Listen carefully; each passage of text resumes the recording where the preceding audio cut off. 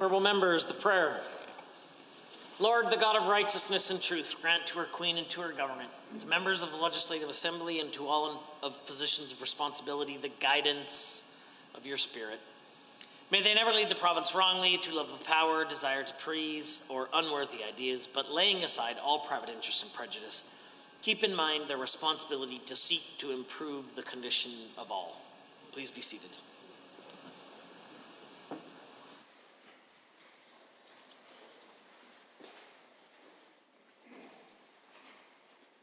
Introduction of visitors, introduction of guests, ministerial statements, member statements.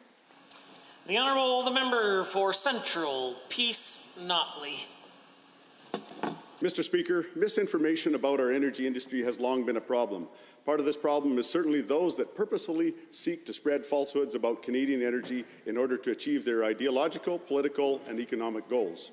However, equally problematic is the lack of information and education that many members of the public in Canada and around the world have access to. People need the correct information to make informed decisions on our energy industry, and we need to get that information to them. We've seen many instances in the past where celebrities try to use their profile to promote their political agendas, where just a little bit of correct information would have been helpful to them, including the classic where Leonardo DiCaprio, who while filming here in Alberta, suggested a Chinook was climate change. As I'm sure many members of this House are aware, last week Hollywood celebrity and political activist Jane Fonda went to the construction site of the Line 3 pipeline in Minnesota to protest the construction of the project. From what she said about our industry, she clearly does not have the full information on the benefits it provides to Canadians, Americans, and the entire world. She claimed that she was engaging in this protest on behalf of Indigenous people. Well, Mr. Speaker, Stephen Buffalo, President and CEO of the Indian Resource Council of Canada, has his own message to Ms. Fonda.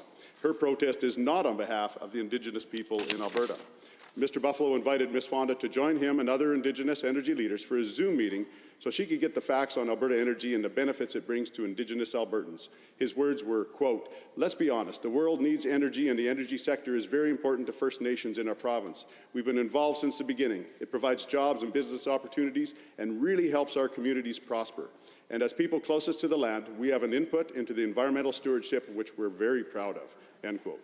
Mr. Speaker, these words are powerful and they tell the truth about our energy sector.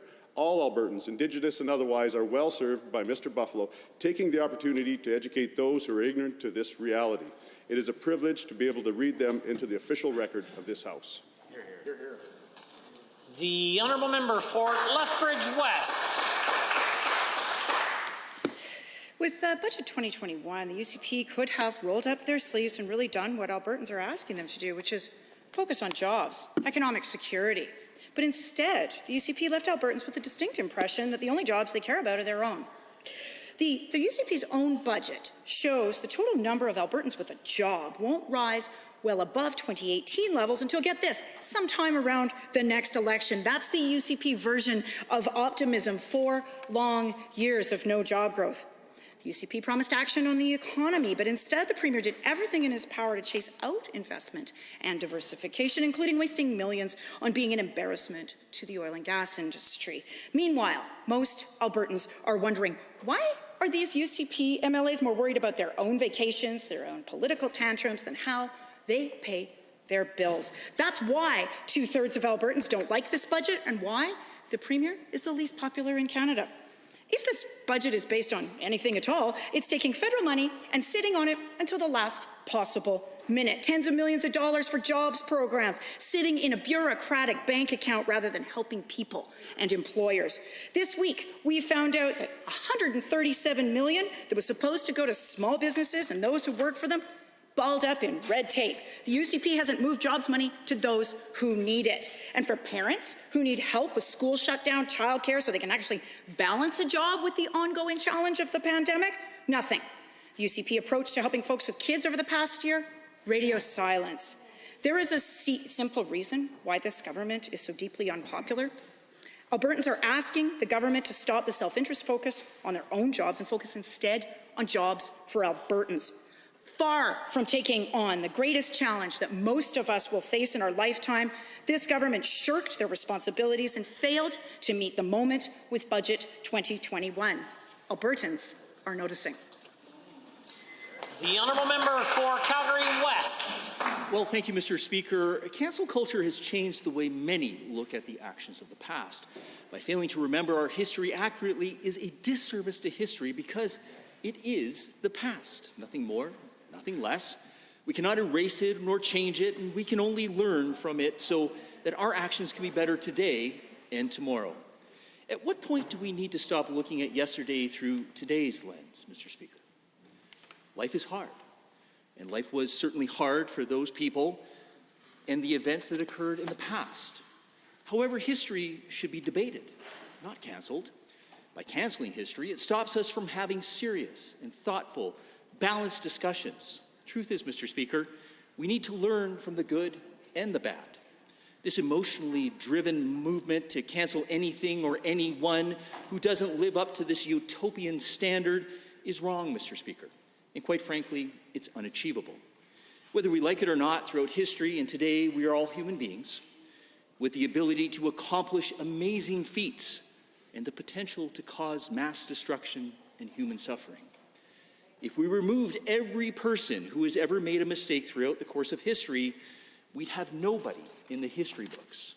In fact, Mr. Speaker, I would argue that we would have nobody in this assembly if we all had to be held to this unachievable standard. So they say, Mr. Speaker, that history repeats itself.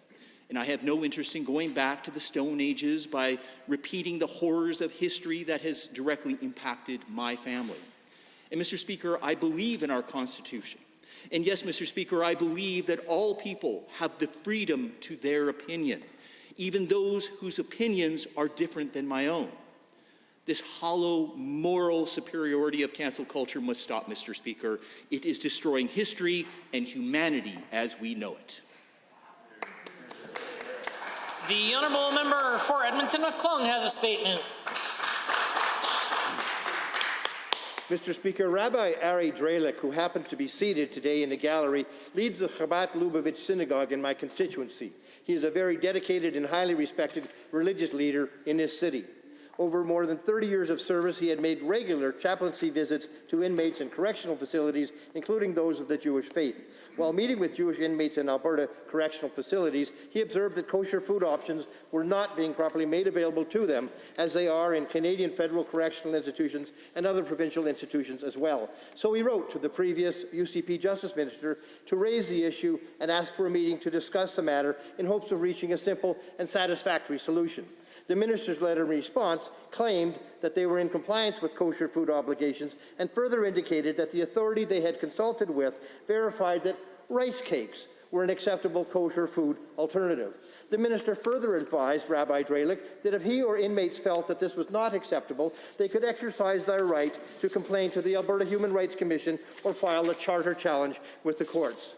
Rabbi Dralik wrote back to the current Minister of Justice once again to ask for a short meeting to properly explain how the provision of kosher food was not in religious compliance and hoped to obtain a quick and simple resolution to what he considered to be a breach of charter-protected religious rights. Once again, in response, the current Minister of Justice directed Rabbi Dralik to the previous minister's claim that his ministry was in compliance with kosher requirements and recommended he begin a very expensive and multi-year legal effort through a Human Rights Commission complaint or a charter rights court challenge. For a government that prides itself on red tape reduction and good relations with our volunteer sector, this is a very counterproductive and disrespectful position for the minister to take in response to a very dignified and simple request. He simply asked, "May I have a short meeting to make my case? This can be solved without cost." Minister, please meet with Rabbi Dralik. The honourable member for Grand Prairie. Thank you, Mr. Speaker. It's my pleasure to rise in the Assembly this afternoon and share some good news. That's right, Mr. Speaker, some good news. Mr. Speaker, I know this past year has been challenging, and I hear regularly from my constituents that they are looking for some good news, for some things to celebrate. I'm inspired by the wisdom of my late grandfather, Leo Wood, who was always an encouragement to those around him in his steady calm, no matter what challenge came his way, Mr. Speaker. His generation lived through so much adversity, and I believe the resilience he demonstrated was a direct benefit of the lessons he learned through his challenging days, including surviving the Great Depression and World War II. He could always see beyond the challenge before him. To start, Mr. Speaker, I'd like to highlight my good friend, Tenille Townes. Tenille is nominated for her first Juno Award in the category of Country Album of the Year. Tenille is a singer-songwriter, you guessed it, born in Grand Prairie, Alberta, who has achieved numerous successes and continues to be recognized for her incredible talent and her philanthropic commitments. It's notable that possibly for the first time ever, 3 of the 5 nominees for the award this year are from Alberta. Lindsay L. from Calgary, Mackenzie Porter from Medicine Hat, and my personal favorite, Tenille Townes from Grand Prairie. And I have more good news, Mr. Speaker. I recently had the pleasure of attending a meeting with Darren Foley, a teacher from Grand Prairie and the founder of the 3D Children's Charity. Through his charity, Mr. Foley has raised over $1 million since 1999. Students from 3 school districts participate in hockey and soccer tournaments, which raise money to support their peers who are dealing with serious medical conditions, such as MS, muscular dystrophy, and cancer. This funding provides support for travel and medical equipment to these students and their families. Mr. Speaker, I want to thank these 2 tremendous Albertans for inspiring me in a time of COVID and for giving Grand Prairie 2 more reasons to be proud of our community. Thank you, Mr. Speaker. The honourable member for Calgary-Buffalo has a statement to make. Thank you, Mr. Speaker. This is a difficult time in our province. The oil price collapse and pandemic have left many people struggling to make ends meet. Yet these crises have not led to a significant drop in rental rates on the private market, and many Albertans have seen their rents rise enormously. While provinces such as British Columbia have a rent freeze in place until the end of 2021, this government has done as little as possible for renters in Alberta. Last spring, Alberta's eviction ban and rent freeze lasted just 1 month and 4 days, from March 27th to April 30th, 2020. I know the UCP government is a little hazy on this subject, so let me be clear. The COVID-19 pandemic did not end on April 30th. It's not over today. Mr. Speaker, the truth is this government does not have the best interests of renters at heart. As soon as the eviction ban was lifted, an MLA on their own benches was trying to put one of his tenants out on the street. And unfortunately, this is just not a case of one bad apple. Since the moment they came into office, the UCP government has targeted renters for huge cuts to help pay for their $4.7 billion corporate handout. In Budget 2019, the UCP cut funding for rental assistance by 24%. Budget 2020 did not allocate any new capital funding for affordable housing. Mr. Speaker, my riding of Calgary-Buffalo has the highest percentage of renters in the province, and my constituents are worried about their future.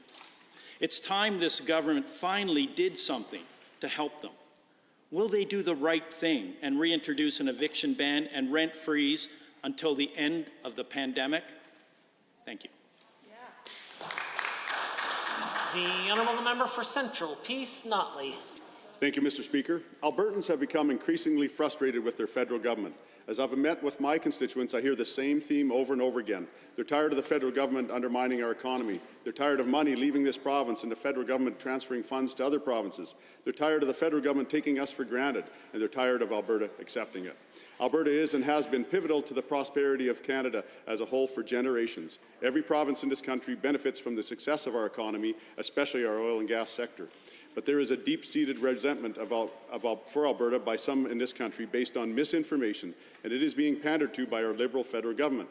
Today, we are on the eve of the federal court's decision on whether the federal government can impose a carbon tax on the provinces. We hope the Supreme Court makes the right decision because we know this is an overreach.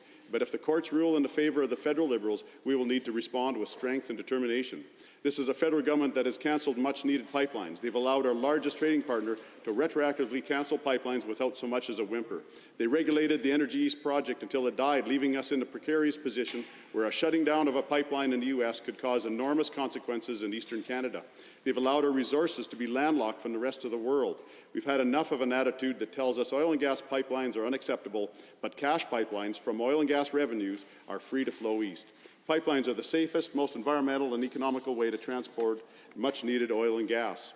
We have to realize that we will never be offered a fair deal without demanding it. What a fair deal looks like is up to Albertans, but we know from the experience of other provinces that we can assert our place far more effectively by at least considering ideas like a provincial pension plan, a provincial police force, opting out of federal programs in exchange for full compensation, triggering a referendum on equalization negotiations, the collection of our own taxes, playing a larger role in international relations, and more.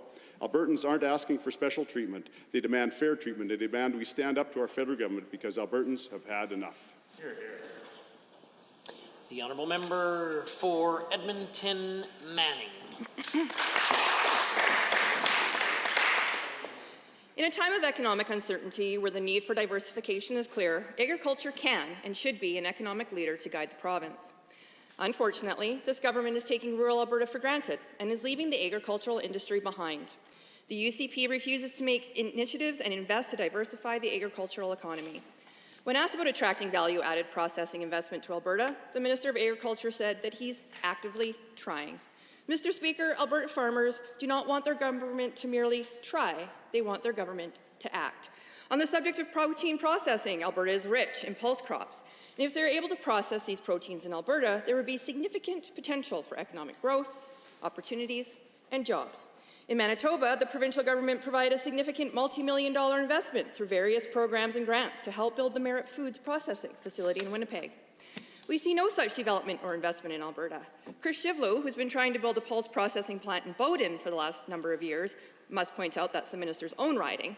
The economic opportunity in pulse processing is clear. Strategic and targeted investment by the government could generate millions of dollars in return and help create thousands of jobs. Yet the UCP refuses to act. The UCP would rather prioritize spending millions on a failed war room, all the while ignoring 11 agricultural producers for the call for investment in agri-stability.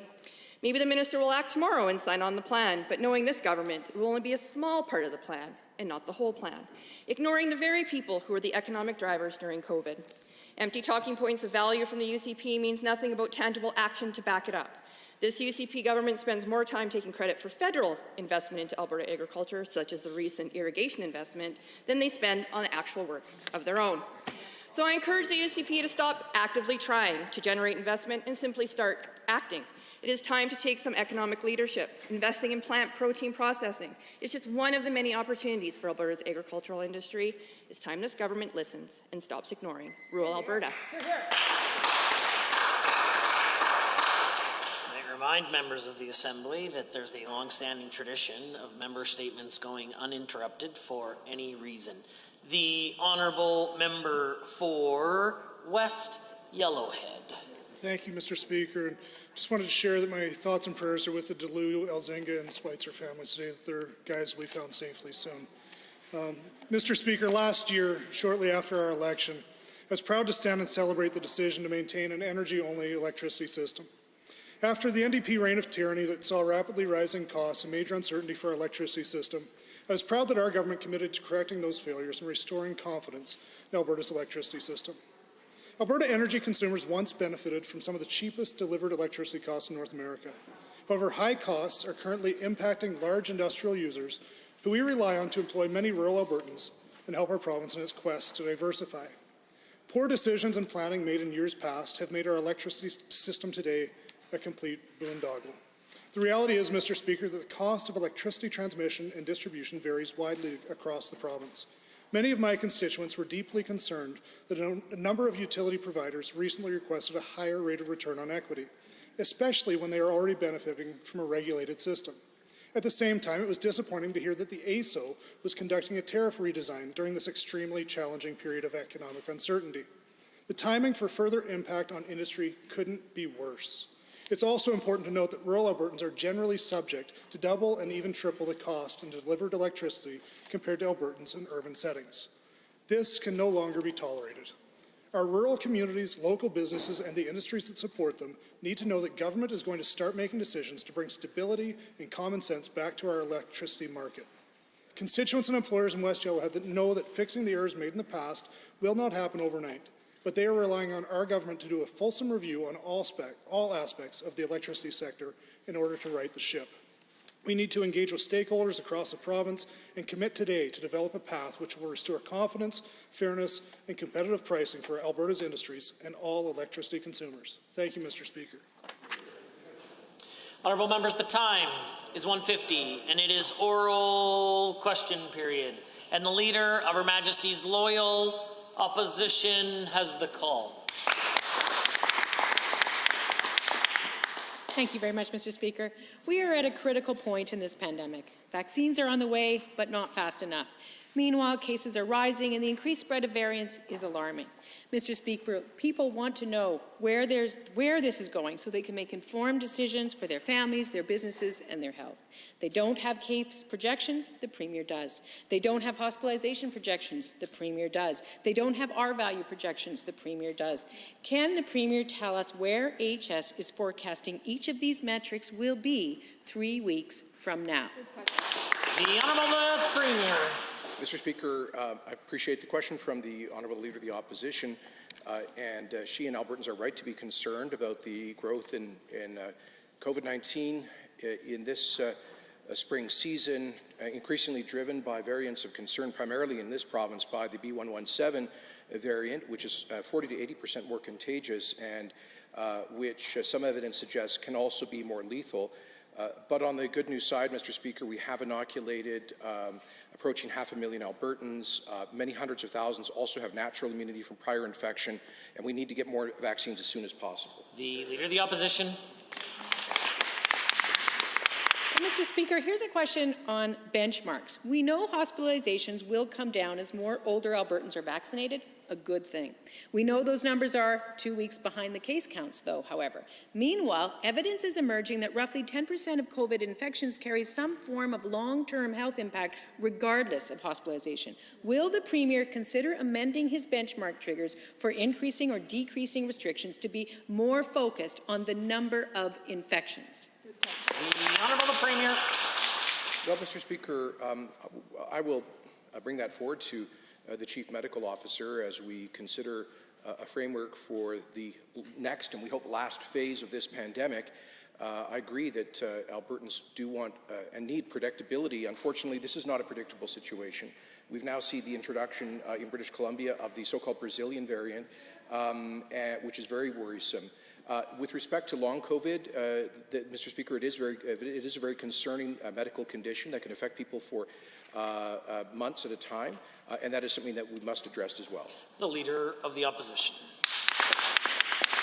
Well, Mr. Speaker, Saskatchewan is once again closing bars and restaurants out of caution. Ontario, while ignoring doctors' calls to do the same, is at least moving restaurant workers up in the priority line for vaccination. Meanwhile, back here, our CMO says safety protocols in some Alberta restaurants are inadequate to prevent viral spread from even a single person. So in the event that the province has to reimpose restrictions in bars and restaurants, will the Premier commit today to using a portion of his COVID contingency fund to support those businesses and their workers? The Premier. Mr. Speaker, the last thing that any of us want to see, at least on this side of the House, are additional restrictions that would destroy people's livelihoods, their ability to care for their families, and create other negative social consequences, mental health and other challenges.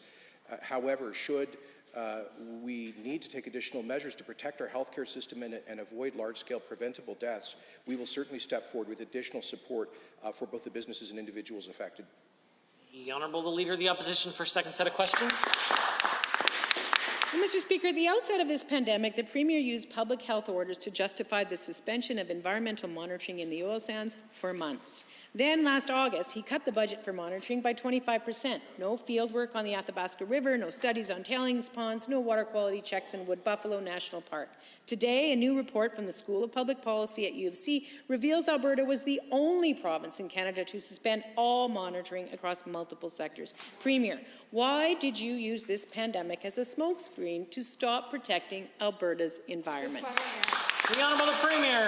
Mr. Speaker, I did no such thing, neither did this government. In fact, the relief provided by the Alberta Energy Regulator with respect to delaying reporting requirements at the height of the pandemic a year ago represented about 2 to 5% of all regulatory monitoring. The Leader of the Opposition just said it was all environmental regulations. According to the AER, it's 2 to 5%. And this was because, Mr. Speaker, to comply with COVID regulations, they couldn't take teams out in helicopters and send people out in trucks. In groups. There were practical challenges, but all of that monitoring is still required. The Leader of the Opposition. Well, Mr. Speaker, other provinces also have major industries and also had reporting requirements that couldn't be met because of COVID. What did that mean for their environmental rule changes? Well, Quebec made 13 changes, Newfoundland 13 changes, BC 12, Saskatchewan 16, Ontario 9. But in Alberta, 54 changes. Premier, why did you feel the need to act so aggressively to undermine Alberta's environmental protections? The Honourable the Premier. Mr. Speaker, no regulations were suspended. No rules were changed. We simply allowed, in the case of the Independent Alberta Energy Regulator, greater flexibility in reporting timelines because of the impact of the pandemic. In terms of the comparison between Alberta and other provinces, the Leader of the Opposition should know that Alberta has far more regulatory requirements and reporting requirements because of other provinces, in part because we have far more heavy industry that is subject to environmental regulation. Leader of the Opposition. Well, Mr. Speaker, yesterday the Premier's Washington envoy told the Edmonton Chamber of Commerce that we can ramp up trade and investment with the U.S. by promoting Alberta's environmental record. He said it may be challenging, but Americans need to be reminded of the positive steps Alberta has taken. Mr. Speaker, it seems like one hand really doesn't know what the other is doing. Premier, tell us exactly how does leading the country in cancelling environmental protections help promote Alberta's environmental record in Washington? The Honourable the Premier. Mr. Speaker, the rules of this place quite suitably do not allow me to accuse a member of deliberately misleading the House, but I sometimes have to wonder whether there is willful ignorance on the part of members. Like the member knows perfectly well, there is no question, she knows perfectly well that no environmental protections were cancelled, repealed, or suspended. Some reporting timelines were adjusted at the height of a pandemic, which was the responsible thing to do in a province with the most robust environmental regulations in Canada. The Leader of the Opposition for a third set of questions.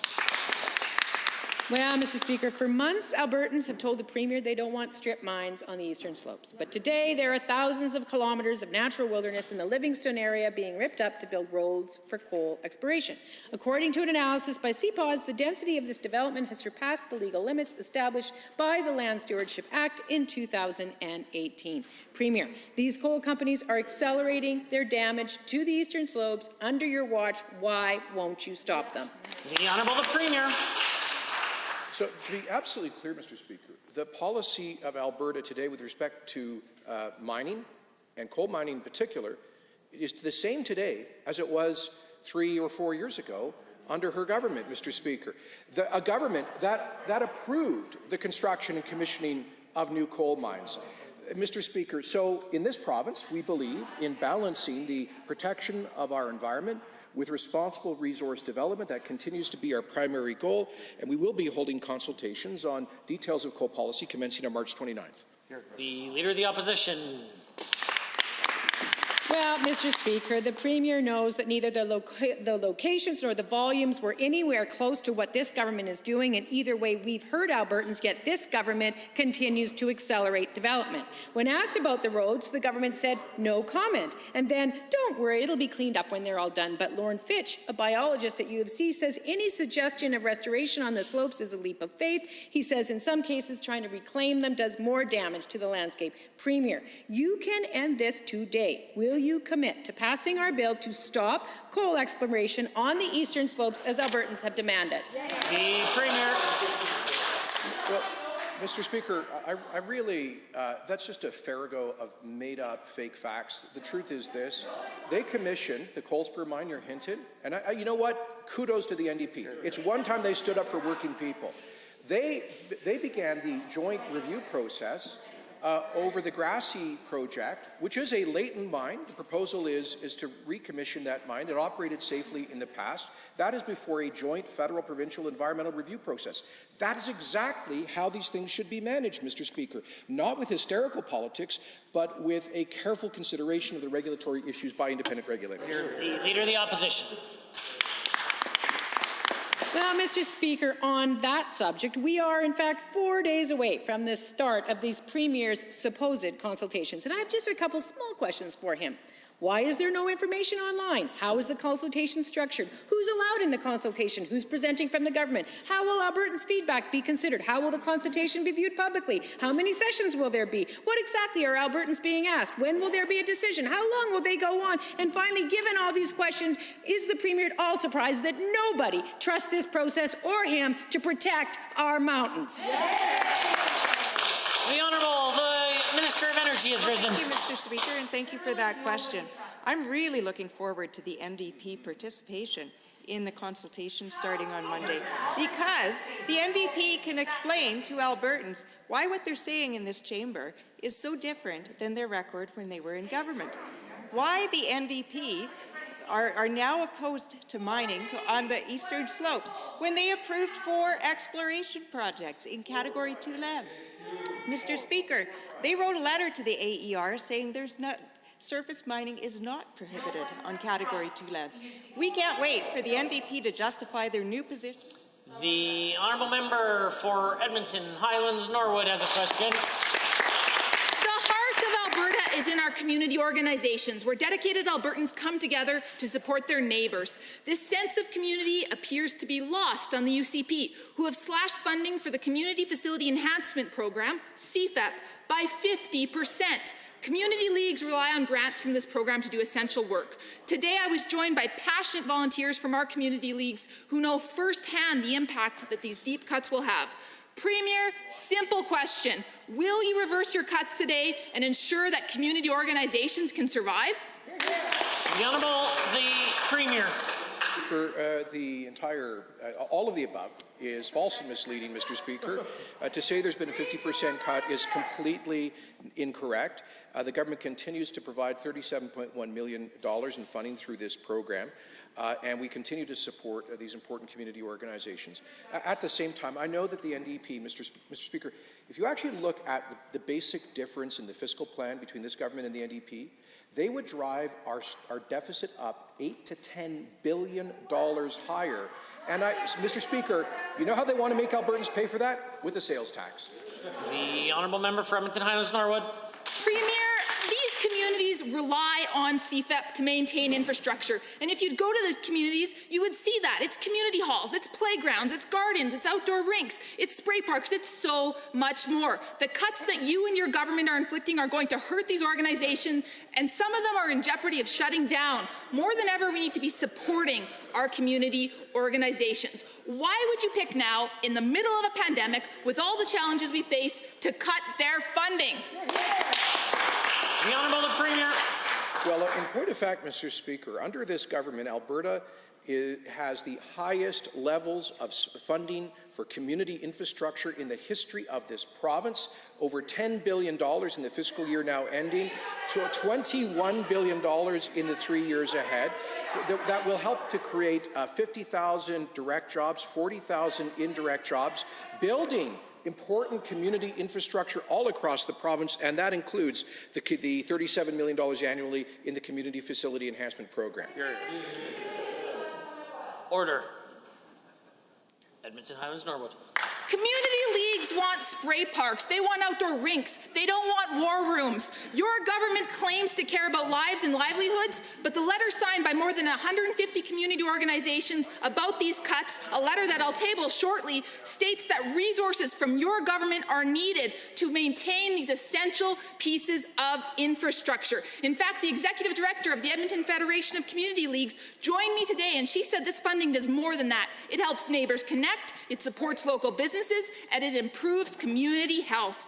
At a time when you should be investing in communities, why are you attacking them? Order. I have provided caution on a number of occasions to members of the opposition when using the first person in questions.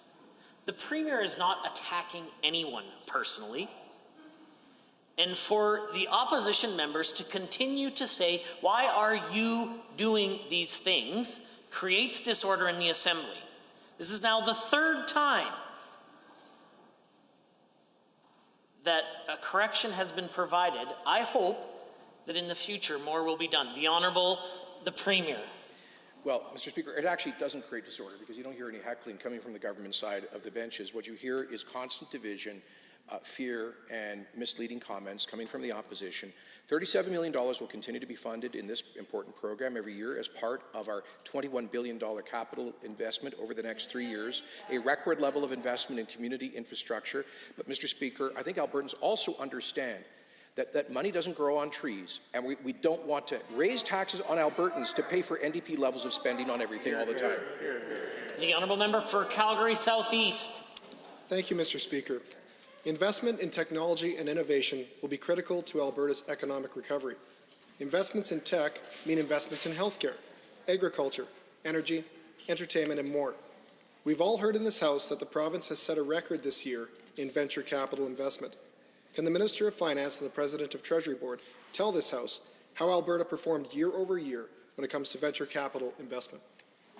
The Honourable the Minister of Finance. Well, thank you, Mr. Speaker, and thank you to the member for the question. The member's right. 2020 was a precedent-setting year for venture capital investment in the province of Alberta. Alberta's tech sector reported $445 million in venture capital investment in 2020, Mr. Speaker. That was a 100% increase from 2019, and despite a decrease across Canada overall, Alberta not only increased its venture capital attraction, Mr. Speaker, it doubled it. Member for Calgary Southeast. Thank you, Mr. Speaker, and thank you to the Minister. It is great to hear that Alberta is seeing record levels of investment in technology. Technology is a key component of economic diversification and will play a critical role in our economic recovery. We continue to hear more and more success stories of varying size coming out of a number of Alberta's tech subsectors. Can the Minister tell the House about some of the biggest success stories in Alberta's tech sector last year? The Honourable the Minister of Finance, President, Treasury Board. Well, thank you, Mr. Speaker, and to the member for the question. There were so many success stories, Mr. Speaker, there's no doubt I will leave some out, but we saw a variety of large venture capital deals in Alberta through 2020. Some of the biggest were Calgary-based Neo Financial, who raised $50 million in funding. Also in Calgary, Cement raised $73 million. The largest deal last year was from Edmonton-based Jobber, who raised $76 million last year. Mr. Speaker, the tech sector is alive and growing in the province of Alberta. The Honourable Member. Thank you, Mr. Speaker, and thank you to the Minister. Investment is one thing. It is another thing to see investment translate into jobs. Jobs are what Albertans need. After years of economic mismanagement and stagnation under the previous anti-jobs government, and more recently with a global pandemic, financial and commodity crash, Albertans are looking for signs of hope and optimism. What can the Minister tell us about job growth in the tech sector? The Honourable the Minister of Finance. Well, thank you, Mr. Speaker. I want to say this. Albertans are looking for optimism, and today we got a report from Desjardins, who are now projecting Alberta to lead the national economy with 7.8% GDP growth in 2021 and job growth of 4.7%, Mr. Speaker. Yes, we have seen significant job growth in the tech sector, and Mr. Speaker, we're expecting mCloud and Infosys to commit to bring hundreds of jobs, high-paying tech jobs, to the province of Alberta in 2021. The Honourable Member for Edmonton Glenora has a question. It's really disappointing, and it brings back feelings of the 1990s when we weren't investing in infrastructure as a province. That was CBE trustee Julie Herdlicka speaking about this government's historic decision not to invest in the students of Calgary. No new schools, no modernizations, no renovations or upgrades for the largest board serving the largest number of students in Alberta.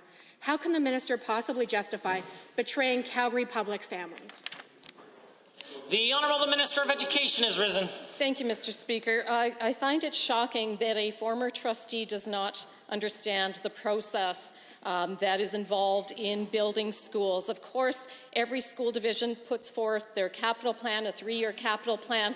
They itemize whether they have a first, second, third request, and the member opposite should know that Calgary Catholic's first request was what indeed they did receive. And Calgary Public did receive a number of schools in previous budgets, and I'm happy to itemize those as well.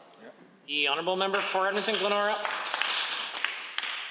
Given that CBE trustee Trina Herdman said, quote, "These are not things that are just nice to have or filling schools with bells and whistles," and given that the Minister of Education has time and time again failed to put children first by leveling deep cuts to education and with no care about the impacts that those have on families, and given that the Education Minister has written off Calgary public students by giving them nothing for infrastructure and cutting learning supports, does the minister get how this historic slap in the face to Calgary public students hurts them and Calgary's potential? They're not asking for the moon, they're asking for schools.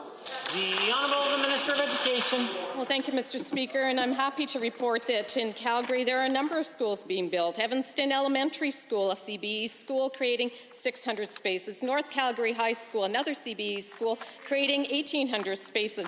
Auburn Bay Middle School, creating 900 spaces. Auburn Bay Elementary, both again CBE schools, creating 450 spaces. Mr. Speaker, I had the pleasure of speaking with Marilyn Dennis, who is the board chair for CBE, just this morning on another matter. She didn't raise the issues that the member opposite is raising to me. The Honourable Member.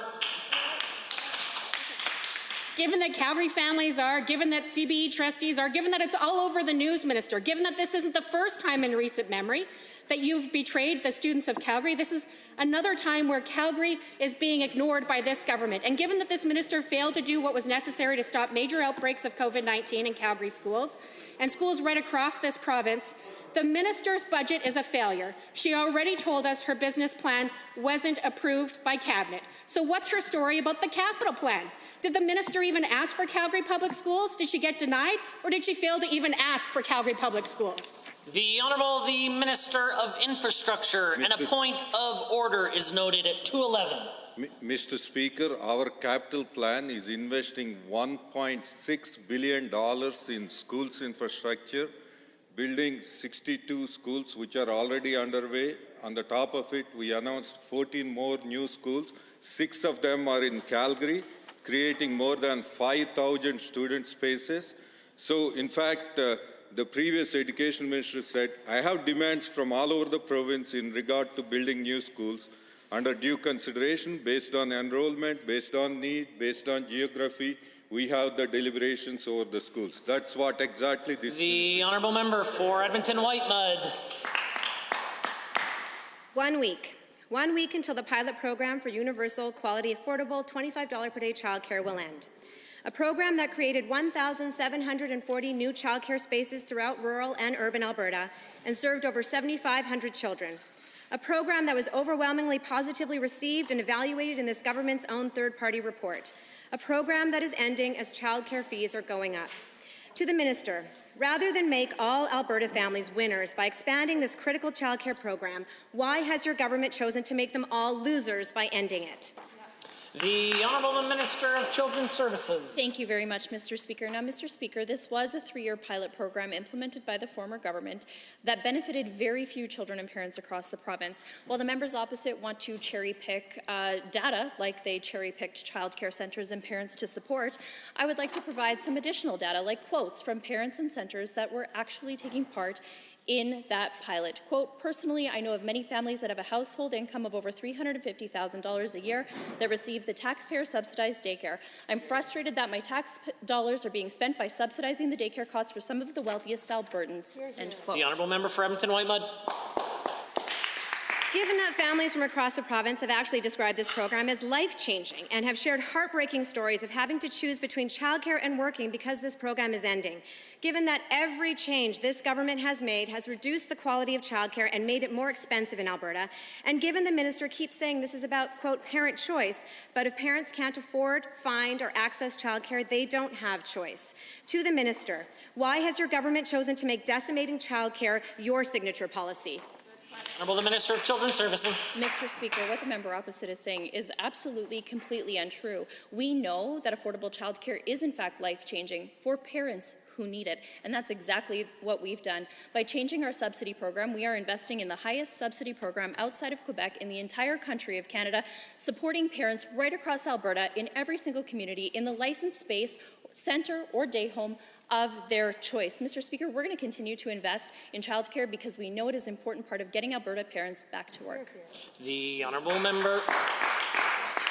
Well, given that childcare fees have risen above the cost of increase in subsidies, and given that reducing access to quality, affordable early learning will have long-lasting impacts on the outcomes for young children and will set back our economic recovery, given that lack of access to childcare is and always has been one of the greatest barriers to women's full participation in the workforce and is something women have been fighting for decades in this country, to the minister, does the minister, as a woman in politics, really want her legacy to be ending the first real progress we've made in this province towards universal, affordable, quality childcare? This is your last chance, Minister. On behalf of working parents in Alberta, will you reverse your decision to end this program?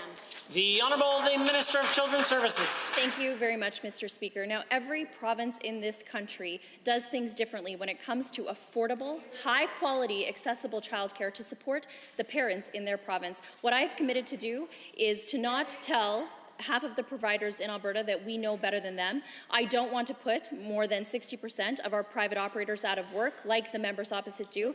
Mr. Speaker, that's because we know that operators and early childhood educators and Alberta parents, they know best, Mr. Speaker. We're going to continue to invest in affordable, high-quality childcare right across this province in the way that supports parents' needs. The Honourable Member for Edmonton McClung. Mr. Speaker, Rabbi Ari Dralik has joined this assembly today in hopes of convincing the Minister of Justice to do the right thing. The rabbi became aware months ago that the kosher food options provided to inmates at federal correctional facilities and those in other provinces are not offered in Alberta. He wrote the minister about this issue on multiple occasions and has received nothing helpful back. To the minister, will you commit today to immediately assessing kosher food options available in these correctional facilities and make changes to bring Alberta in line with other provinces and federal inmates? The Honourable the Minister, the Government House Leader. Thank you, Mr. Speaker. We appreciate the question. The opposition was heckling so loud I actually couldn't hear it today, Mr. Speaker, which actually shows why the opposition should spend some time actually crafting their questions instead of focusing on yelling so loud that the government can't hear the question. They probably get better answers, Mr. Speaker. So how about we start with that? The honourable member for Edmonton McClung. Thank you, Mr. Speaker. Always happy to bring forward the concerns of constituencies.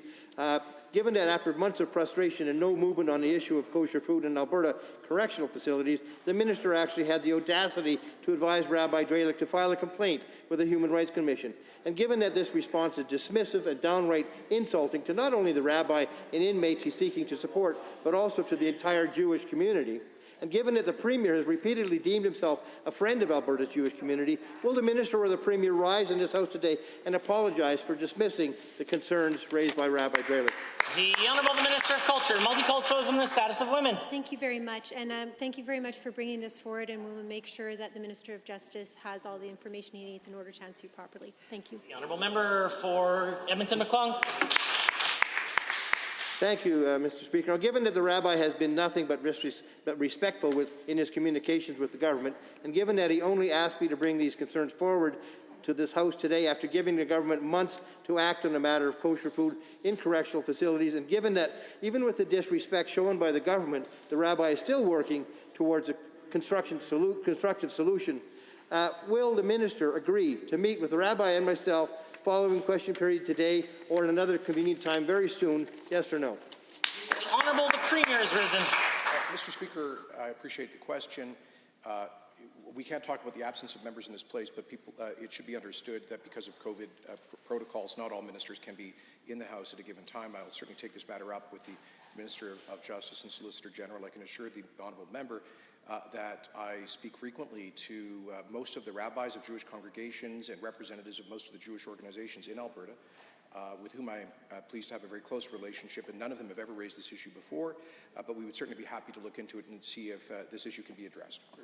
The Honourable Member for Edmonton Riverview. This UCP government left hundreds of Albertans to die alone by cancelling an overdose prevention app developed by AHS back in June.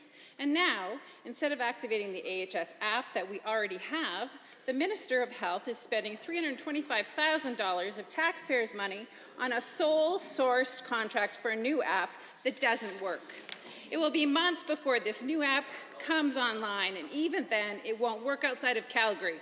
Minister, more than 3 Albertans die of preventable overdoses every single day. Why won't you activate the AHS app immediately? The Honourable the Minister of Children's Services. Mr. Speaker, while the members opposite continue to focus on the negative, this is a positive story, Mr. Speaker. This app is far safer than the one that the members opposite are talking about. Mr. Speaker, our action includes testing this app in Calgary this summer, where rates of overdoses in suburban areas are high, before we expand this program to the rest of the province. Mr. Speaker, when it comes to the proponent, Aware 360 has had a relationship with the government for 14 years, including technology for lone worker safety technology. They have the skills, they have the experience, and we are proud to partner with this Alberta company. The Honourable Member for Edmonton Riverview. Given that Aware 360, the company that got this massive government contract without having to bid for it, is a client of Nick Koolsbergen, the Premier's former Chief of Staff, and given he is the lobbyist who gave skyrocketing car insurance bills to Albertans and Hawaiian getaways to UCP insiders, why was the Minister of Health so indifferent to the hundreds of Albertans dying of preventable overdoses until the Premier's best buddy came looking for some easy money? The Honourable Member for Children's Services. Mr. Speaker, as I've already made very clear, Aware 360, this proponent, has had a relationship with government of Alberta for 14 years. That relationship, as I've said, included technology for lone worker safety and has transferable aspects to this app. They have the skills, they have the experience. We're proud to partner with this Alberta company. This is a good news story, and we are stepping up with solutions to support folks who need it. The Honourable Member for Edmonton Riverview. Given that $325,000 is only the down payment on an app that doesn't work, and where 360 is going to keep sending bills to taxpayers to operate it when it finally starts working, and given that the minister and his staff have refused to answer exactly how much this giveaway to the Premier's friends will cost taxpayers, to the minister, does it sit right with your moral compass to help the Premier's buddies get rich off Albertans' misery? And why won't you activate the AHS overdose prevention app today? The Honourable the Premier. Mr. Speaker, you know, I was in opposition for many years. I asked a lot of tough questions, but that kind of defamatory, that's an abuse of the privilege of this place, Mr. Speaker. Those allegations are disgusting. I've never heard of this company. I have no idea what she is talking about. She just alleged that I am somehow involved in a corrupt relationship with an organization I have never heard about on a contract I have zero awareness over. Mr. Speaker, typical of the NDP, they always overreach. Shame on them. The order. The Honourable Member for Edmonton Manning. Thank you, Mr. Speaker. All levels of the food supply chain have been essential to ensure Albertans are fed. COVID-19 has disrupted the supply chain. Farmers have needed to feed livestock longer, which has caused disruptions throughout, including for cattle haulers. This transportation of livestock is critically important to ensuring Albertans are fed, but companies like Riverstone Transport did not qualify for the critical workers benefit. To the Minister, how is this acceptable? Why is the government not supporting the Alberta beef industry, the supply chain, and the impacts from COVID? The Honourable the Minister of Labour and Immigration. Thank you, Mr. Speaker. Mr. Speaker, we appreciate the work that everyone has done during the COVID-19 pandemic. Mr. Speaker, more than 80% of the workforce continue to work and were deemed as essential services. In developing the critical worker benefit, we focused on those who are doing critical roles in the delivery of frontline services in healthcare, social services, and education, and including those who are supporting our food production and supply chains, as well as our healthcare supply chains. Mr. Speaker, we thank everyone who do the work, including those, including farmers and others in the agriculture sector, and we focused on these critical workers. Edmonton Manning. Well, thank you, Mr. Speaker. Given that the minister just said it was for the agricultural supply chain, and given that Riverstone Transports believed they were eligible for the critical worker benefit, because they are part of the driving sector that transports food, but they were told that the government only considers cattle to be food after it's processed. And given that all hauling and transporting of cattle is evidently a part of the supply chain, they should be treated as such. Again, to the minister, does this government not understand how the agricultural supply chain in this province works at all? How can people who transport cattle not be considered an essential part of the supply chain? The Honourable Minister of Finance.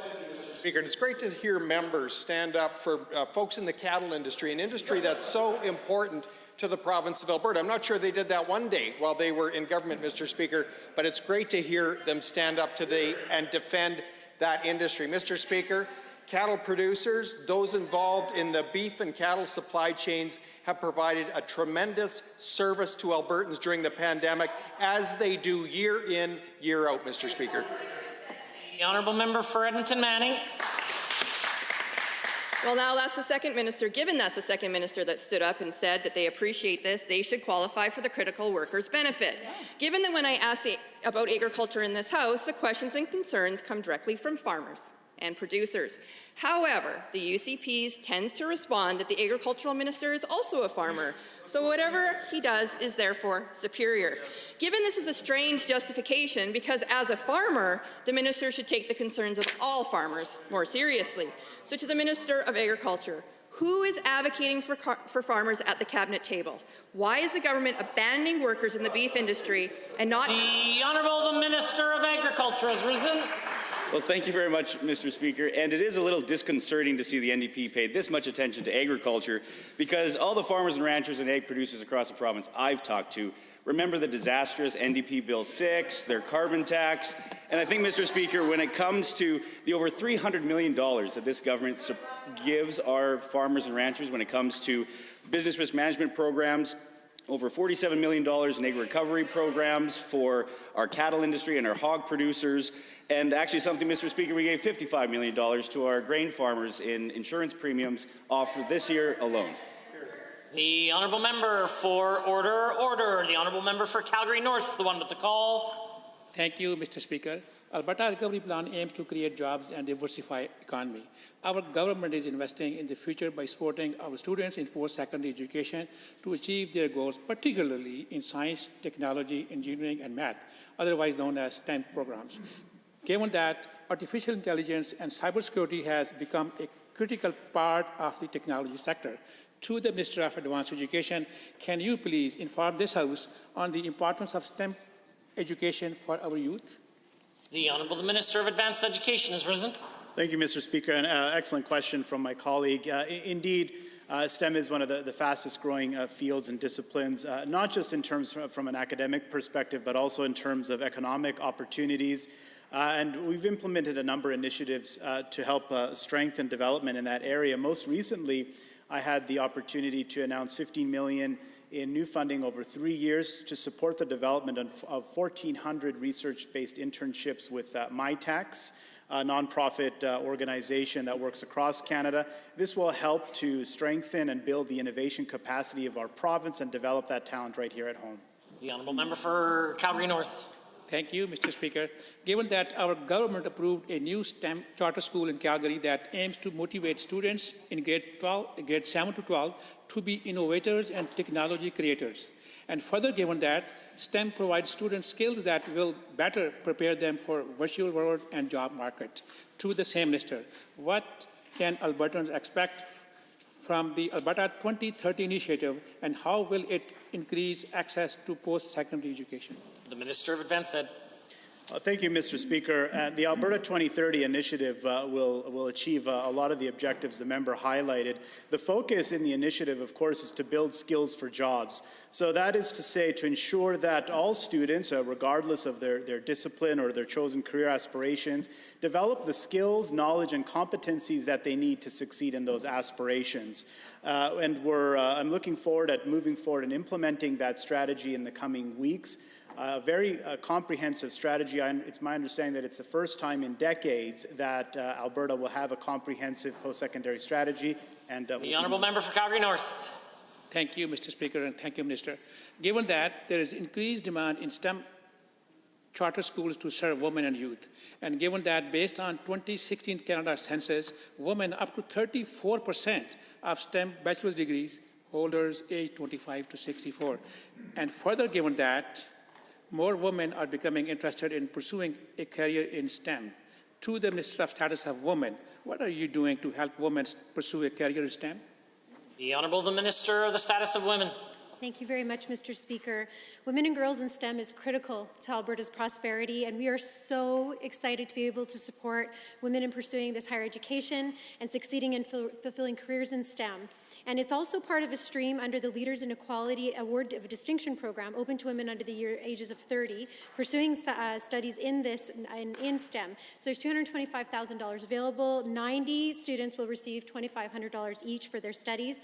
This funding is going to support those who are working to reduce gender discrimination in their communities and who are pursuing careers in in underrepresented jobs. The Honourable Member for Lethbridge West.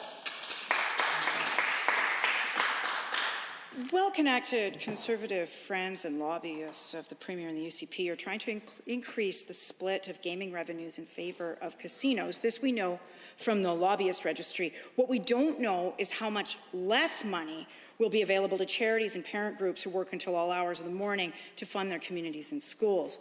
So, in estimates, the Minister of Finance appear to rule out increases to the government's share of casino proceeds.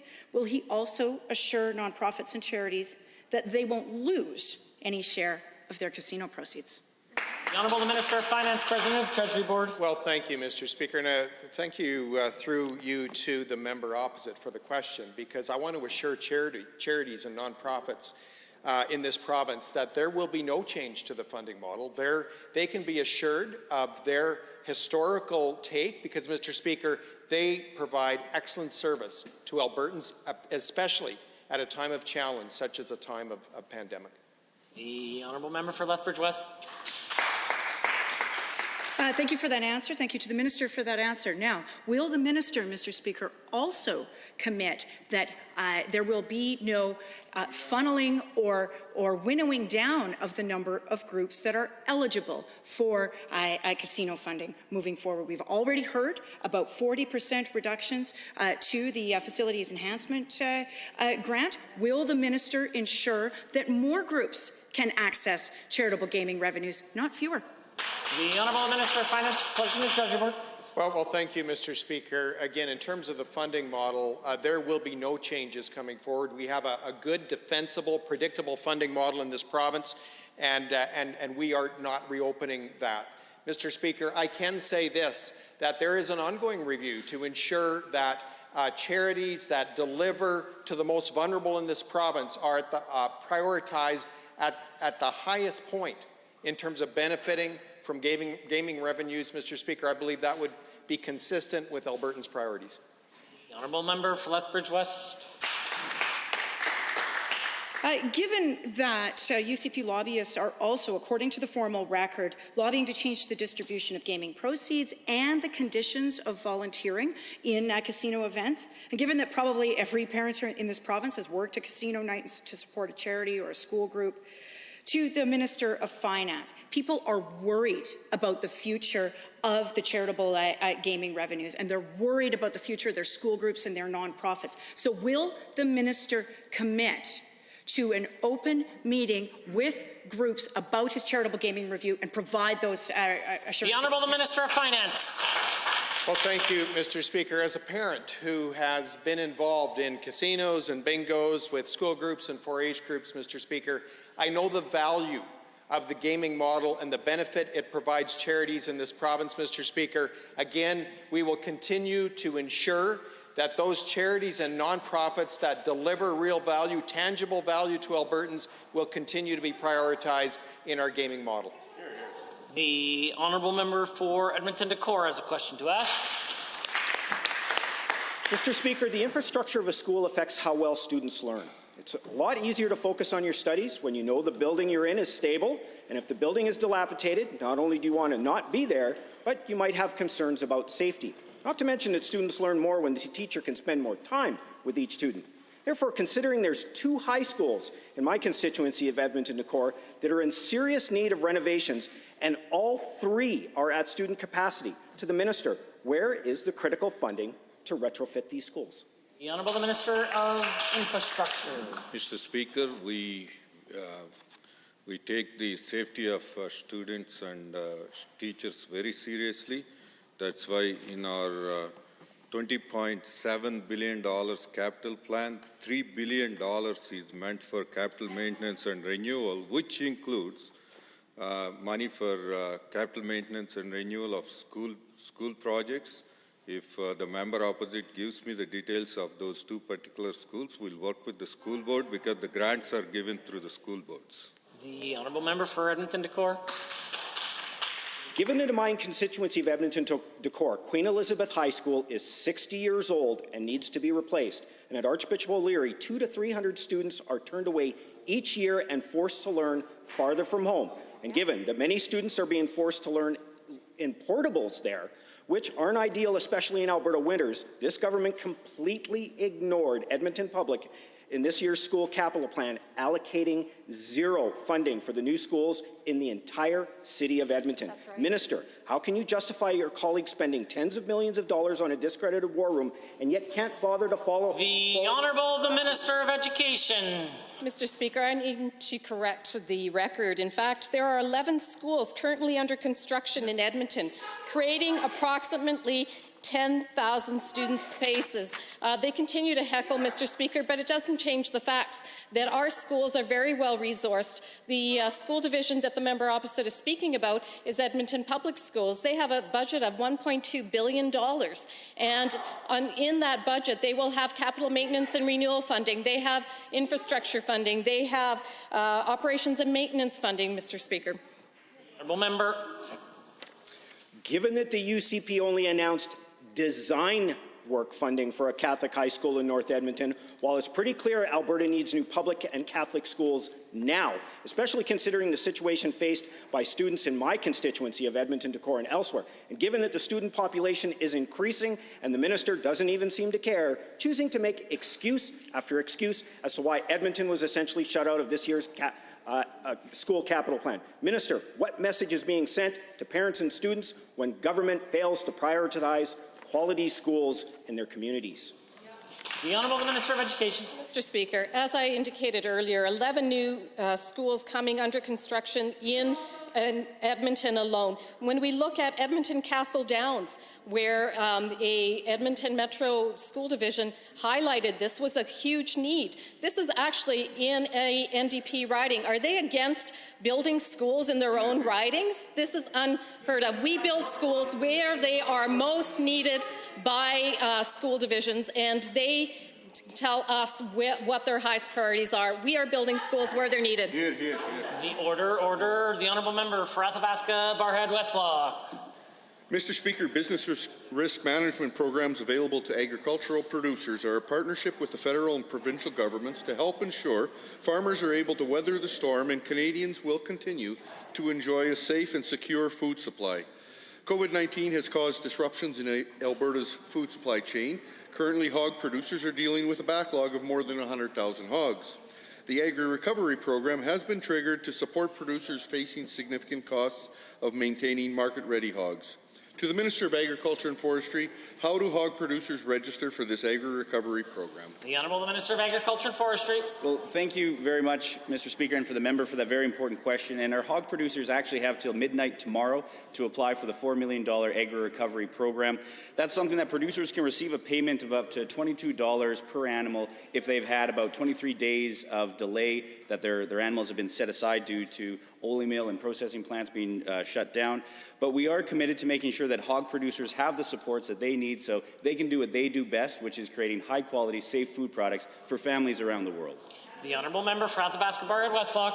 Given that agri-stability is to provide producers with a whole farm risk management tool, and given the federal government has proposed a change to agri-stability, while this government states these proposed changes are a short-term approach that won't address the bigger issue of providing a more effective and equitable risk management program. Given that the government has announced its commitment to look for a replacement for agri-stability, to the Minister, what progress has been made on an alternative and how will this impact existing producers? The Minister of Agriculture. Thank you very much, Mr. Speaker. And the member's right, agri-stability is a flawed program. Only about 3.6% of farmers actually receive a benefit from it. So we owe it to the 96.4% of farmers, ranchers, and producers across the province to get it right.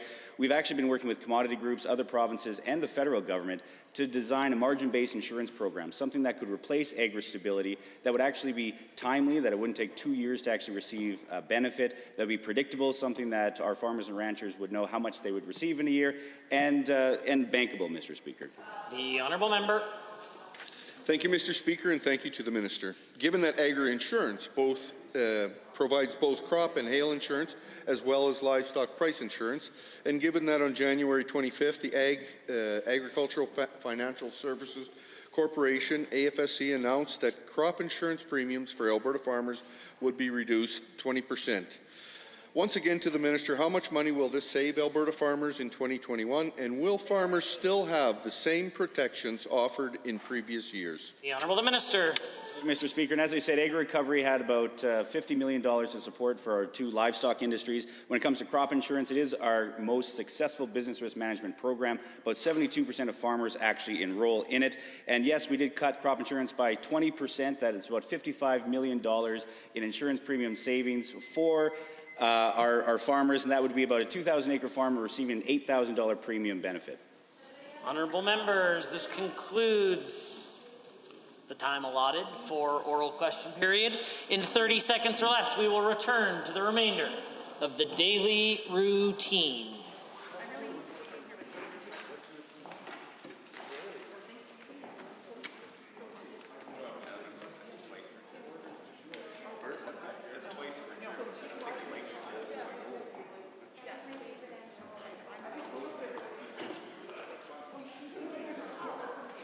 Do I get to respond? Are you going to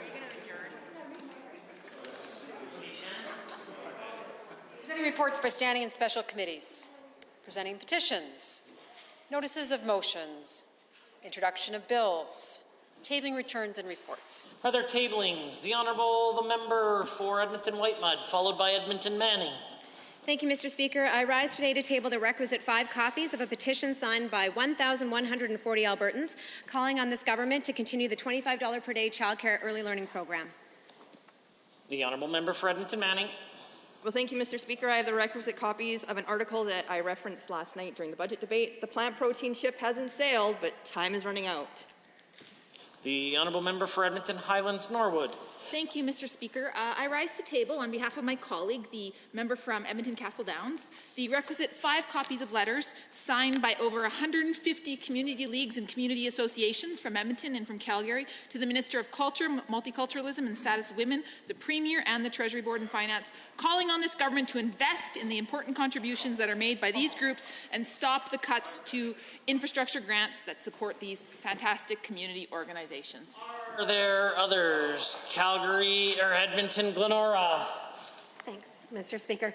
I have the requisite number of copies of 2 newspaper articles. I referred to quotes from these earlier today in my questions. The first is not asking for the Moon CBE trustees worry that what lack of capital funding means for future, and the second is CBE pushes wish list amid no capital funding and $173 million in deferred maintenance. Any other tablings? The Honourable Member for Edmonton Ellerslie has a tabling.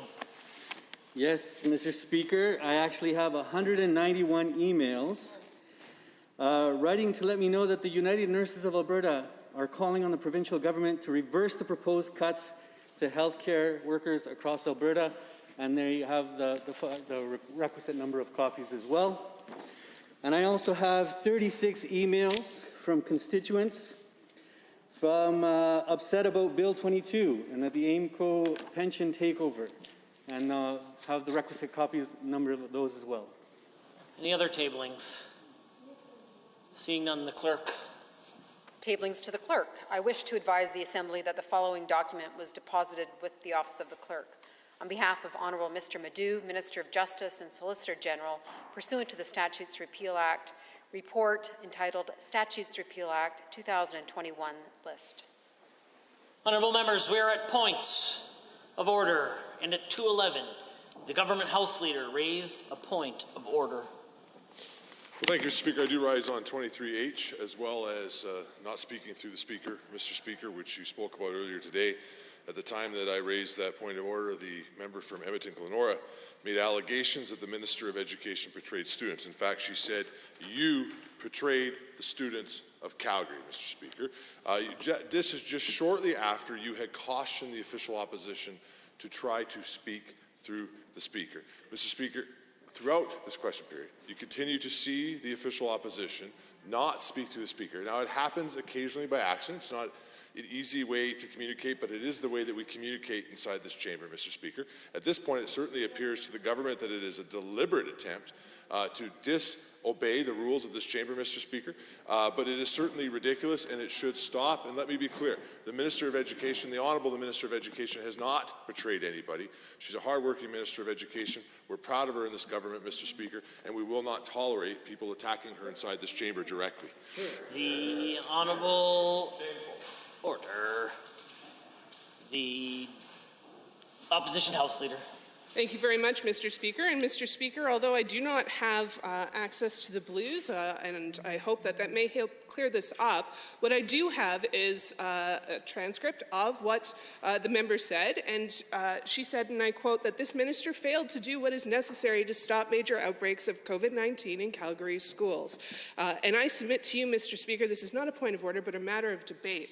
As members of this official opposition caucus put forward 15 recommendations to better keep schools safe. This is a major point of debate between our caucus and the government caucus.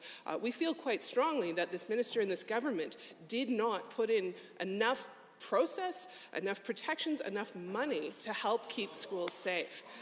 And so I submit to you, based off of the information I have in front of me, this is not a point of order, but a continuation of debate. Thank you for both of your submissions. I would like to provide some additional comments with respect to the point of order as has been raised by the Honourable Government House Leader. I do have the benefit of the blues, and at 2:10, the Honourable Member for Edmonton Glenora said the following: given that Calgary families are, given that CBE trustees are, given that it's all over the news, Minister, given that this is the first time in recent memory that you've betrayed the students of Calgary, this is another time where Calgary is being ignored by this government. And then she goes on. A point of order is then called, and the Honourable Member concludes her remarks. I agree with the Honourable Government House Leader's position that on occasion, members inside the Assembly will say that you, or why did he, or otherwise, in the heat of battle, if you will, slip up. I have provided a number of clarifications around this issue over the past number of days, and so that's why I'm a little bit frustrated today. But I would like to point you to page 610 of the House of Commons Procedures and Practice. Any member participating in debate, whether during a sitting of the House or a committee of the whole, must address the chair, not the House, a particular minister or member, the galleries, the television audience, or any other entity. And this perhaps is the most important piece of the puzzle for today. Since one of the basic principles of procedure in the House is that the proceedings be conducted in a respectful manner, members are less apt to engage in heated exchanges and personal attacks when their comments are directed to the chair rather than to another member. Again, I am willing to accept that from time to time, and perhaps in this case, the member specifically was speaking to the member and her concerns, and perhaps it wasn't intentional to not speak through the chair. But I think that we have seen in other cases over the past couple of days that perhaps the usage was more intentional, which is why I have intervened. I encourage all members of the Assembly, you can say what you would like to say, it just needs to be said in the correct manner. I do not consider this a point of order. I consider the matter dealt with and concluded, but caution should be noted.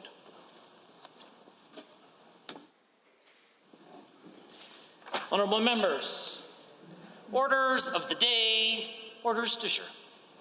Government motions. Motion number 65, Honourable Mr. Nixon. Government House Leader. Thank you, Mr. Speaker. I rise to move Government Motion 65, which is on the order paper in my name, as follows. Be it resolved that pursuant to Standing Order 4.1, for the duration of the 2021 spring sitting of the second session of the 30th Legislature, the Assembly shall meet on Monday, Tuesday, and Wednesday evening for consideration of government business, unless the Government House Leader or a member of the Executive Council on the Government House Leader's behalf advises the Assembly that there shall be no evening sitting by providing notice during notices of motion in the daily routine or at any time no later than 6:00 p.m. on the sitting day on which the evening sitting will be cancelled. Self-explanatory. Honourable members, this is a non-debatable motion pursuant to Standing Order 4.1. Having heard the motion as proposed by the Honourable Government House Leader, all those in favour of the motion, please say aye. Aye. Any opposed, please say no. In my opinion, the ayes have it. That motion is carried and so ordered.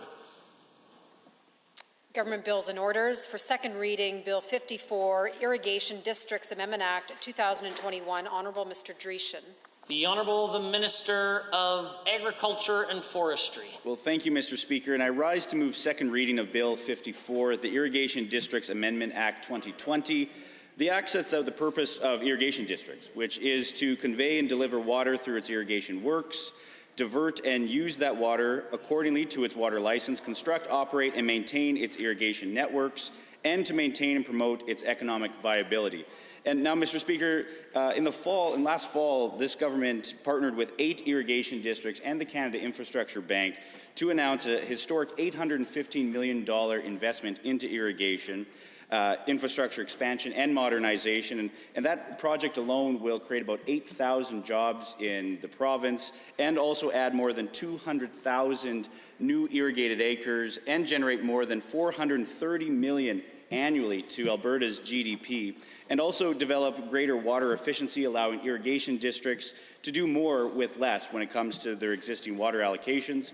And also, together with these 8 irrigation districts, account for a combined 1.4 million acres of irrigated land in the province, 7,376 kilometers of irrigation conveyance, 41 reservoirs with storage capacity, and just over 1.1 million cubic meters of water. Just to put that into perspective, Mr. Speaker, that's over 48,000 Olympic-sized swimming pools. Now, Alberta's government provided a grant of $244.5 million directly to this project. The Canada Infrastructure Bank provided a loan of $407.5 million, and the 8 irrigation districts themselves directly invested $163 million for that total investment of $815. Now, to modernize irrigation infrastructure and increase provincial water storage capacity. And breaking that down even more, Mr. Speaker, $520 million of that deal was to develop 2 new off-stream reservoirs and to expand 2 more. $295 million was to modernize 56 rehabilitation projects. And for the record, I'd like to actually share out the current water allocation, and just again would like to remind the House that water allocation is not being changed, it is just being utilized even more efficiently. So the irrigation district of the Bow River is 490,000 cubic meters, Eastern Irrigation District 761,000, Western 190.5 thousand. Antina is 9,000 cubic meters, Levitt is 12,000, Lethbridge North 334,000, 450, McGrath is 34,000, Mountain View 8,000, Raymond 81,000, St. Mary River 722,000, Tabor 158,000, United Irrigation District 65,988 cubic meters, and Ross Creek is 3,000 cubic meters. So again, Mr. Speaker, I know throughout the debate there'll be lots of angst from the opposition saying that we are changing water allocation, but I just wanted to read that into the record, that these existing water allocations for these irrigation districts will remain the same. So this investment ultimately isn't just about growing specialty crops or achieving higher yields for our farmers and ranchers, but it is also about setting our agriculture sector up for generations of growth by attracting value-added food processing investment. Now, the irrigation industry contributes about $3.6 billion annually to Alberta's GDP. The irrigation industry also provides for some 56,000 jobs and around $2.4 billion in annual labor income for Albertans. Investments in irrigation infrastructure see a return of nearly 300% to, again, drive Alberta's agriculture sector. Irrigation will also play a critical role as we look to attract more value-added processing here in the province. Investors are looking for a jurisdiction that can provide a stable supply of crops, whether it's potatoes, sugar beets, canola, pulses, and so much more, Mr. Speaker. But we have already seen a number of investments roll into this province just even over this last year. We set an investment attraction target of $1.4 billion. Of that $1.4 billion, we've already seen $527 million of new value-add investment into agriculture, something that my department has been working with over 100 different companies, 100 different leads to try to attract value-added investment into the province. And of that $1.4 billion investment attraction goal, we've actually set a jobs target of 2,000 net new jobs. And we've actually almost got half of that, Mr. Speaker, at 981 jobs, coupled with that $527 million investment into value-added processing in the agriculture space. And obviously, Mr. Speaker, these jobs, it's a wide variety of value-added processing, everything from canola processing, plant protein, grain processing, ag tech, emerging sectors like hemp, and biocomposites. But there is a reason that job creators are picking to Alberta as a place to invest. We have one of the lowest corporate tax rates in North America. We've made it our mission to get out of the way of job creators by cutting red tape by a third. And you might say that other jurisdictions are taking a similar approach, but I believe that our province has something that other places around the world don't, and that's our farmers, ranchers, and producers here in the province. Because they are world leaders that produce high-quality, safe food products. And again, it's because of our history as well as our clean air, our clean land, and our clean water, something that we can actually sell, and we do sell, as we export around the world as an Alberta brand. But this is our message to all the job creators out there that are looking to a place to invest. We want them to invest here in Alberta. which leads me to one of the proposed changes in Bill 54. Now, right now, it is not clear what actually constitutes a commercial activity under the Act. It is intended to mean anything outside a district's purpose. So this means that if a district wants to engage in a commercial activity, say a hydroelectric generation, that would require an investment above its annual charges to irrigators, and that would mean that you must conduct a plebiscite. So by clarifying that the irrigation expansion and modernization investments, that the $815 million investment and future investments is not a commercial activity, these amendments in Bill 54 would allow the industry to borrow funds for large-scale projects, again, like the $815 million historic investment that I mentioned earlier. So these amendments clarify what irrigation districts already knew to be true, which is that the enhancement of irrigation works and projects are acceptable. But this clarification reinforces that understanding, and it also sets our irrigation districts up for future expansion projects. Now, expanding irrigated acres is just one way that our government is making sure that our farmers and ranchers continue to drive our province's economy. But now, Mr. Speaker, we have also taken steps to modernize specific parts in the Act in regards to irrigation districts' governance. This amendment gives irrigation districts the option to develop term limits for their board. So each irrigation district can decide for themselves if they would like to implement term limits. The ability to set term limits would ensure irrigation districts are unable to set term limits if they pass a bylaw requesting them to do so. So irrigation is obviously a vital part of Alberta's economy and will be well into our future as it boosts our economic recovery. And Alberta's government is investing in our agriculture industry to grow the sector, to expand primary agriculture production, and support a diversified value-added processing industry. Now, these amendments would provide assurance for irrigation districts, getting shovels into the ground sooner and creating jobs for Albertans at a time when they need it most. And they will allow the districts to do more with what they already have, using water more efficiently within their water allocations. So there's no doubt, Mr. Speaker, that Alberta's farmers are stewards of the land. They are the true environmentalists. They make their living off the environment, unlike a lot of left-wing environmentalists that just make a lot of money off of rhetoric. That is why I am so proud to bring this piece of legislation forward to empower the industry that keeps Alberta moving forward, and obviously the best place to invest in the world when it comes to agriculture. And with that, Mr. Speaker, I move to adjourn debate. Thank you. Thank you, Honourable Minister. Having heard the motion by the Honourable Minister of Agriculture and Forestry to adjourn debate, does the Assembly agree with the motion? All those in favour, please say aye. Aye. Any opposed, please say no. That is carried.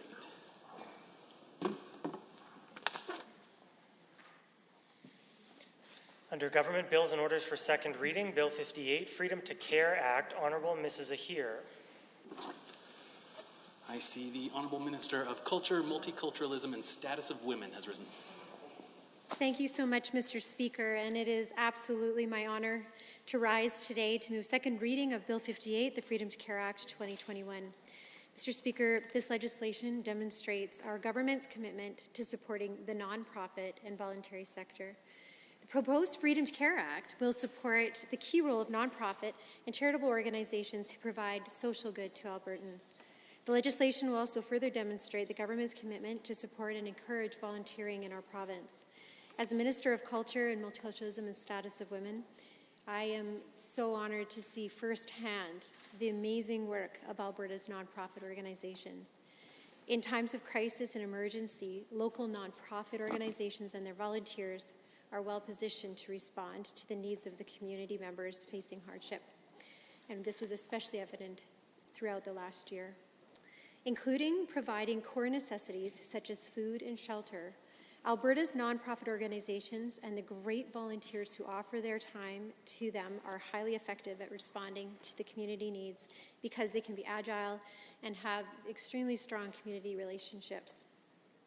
Like commercial organizations, legislation and regulation govern the activities of nonprofit and charitable organizations.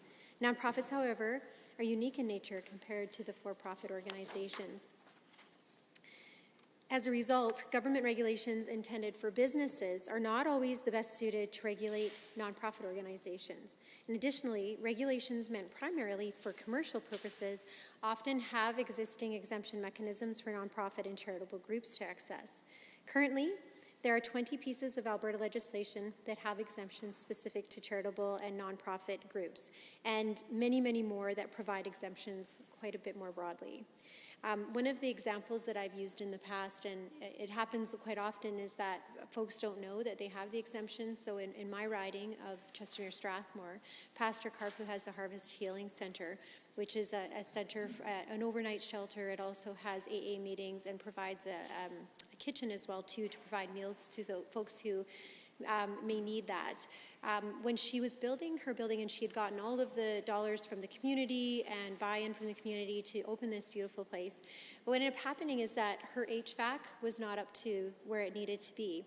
And what she could have done was gone to the municipal government there, so in Strathmore, and received a variance in order to be able to help her, to be able to at least move forward with some of the work that was going on in that building while they were getting the HVAC done. Unfortunately, she didn't know that that exemption existed, and neither did the municipality, because if they had applied for that exemption, most likely she would have been able to receive it, especially given the incredible amount of good she does there. And so as a process of finding out about that, it's what triggered a large part of how we've come to the understanding of what needs to happen. And like I've said in the past, many exemptions exist, but it's like anything. If you don't know the exemption is there and you don't know how to access it, it's very difficult to actually get that work done. And for example, the Public Health Care Act contains regulation exemptions, mechanisms for nonprofit organizations with regards to food donations.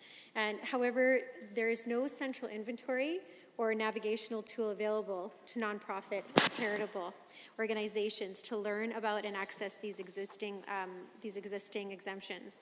As well, there's no mechanism to grant one-time reasonable exemptions to nonprofits if needed to support them in providing programs and services to the benefit of the community.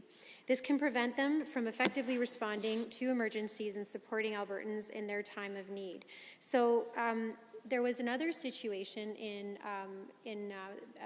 one of our members' ridings that during the cold snap, when it was around minus 45, that they were inviting homeless folks into the church to try and help them out.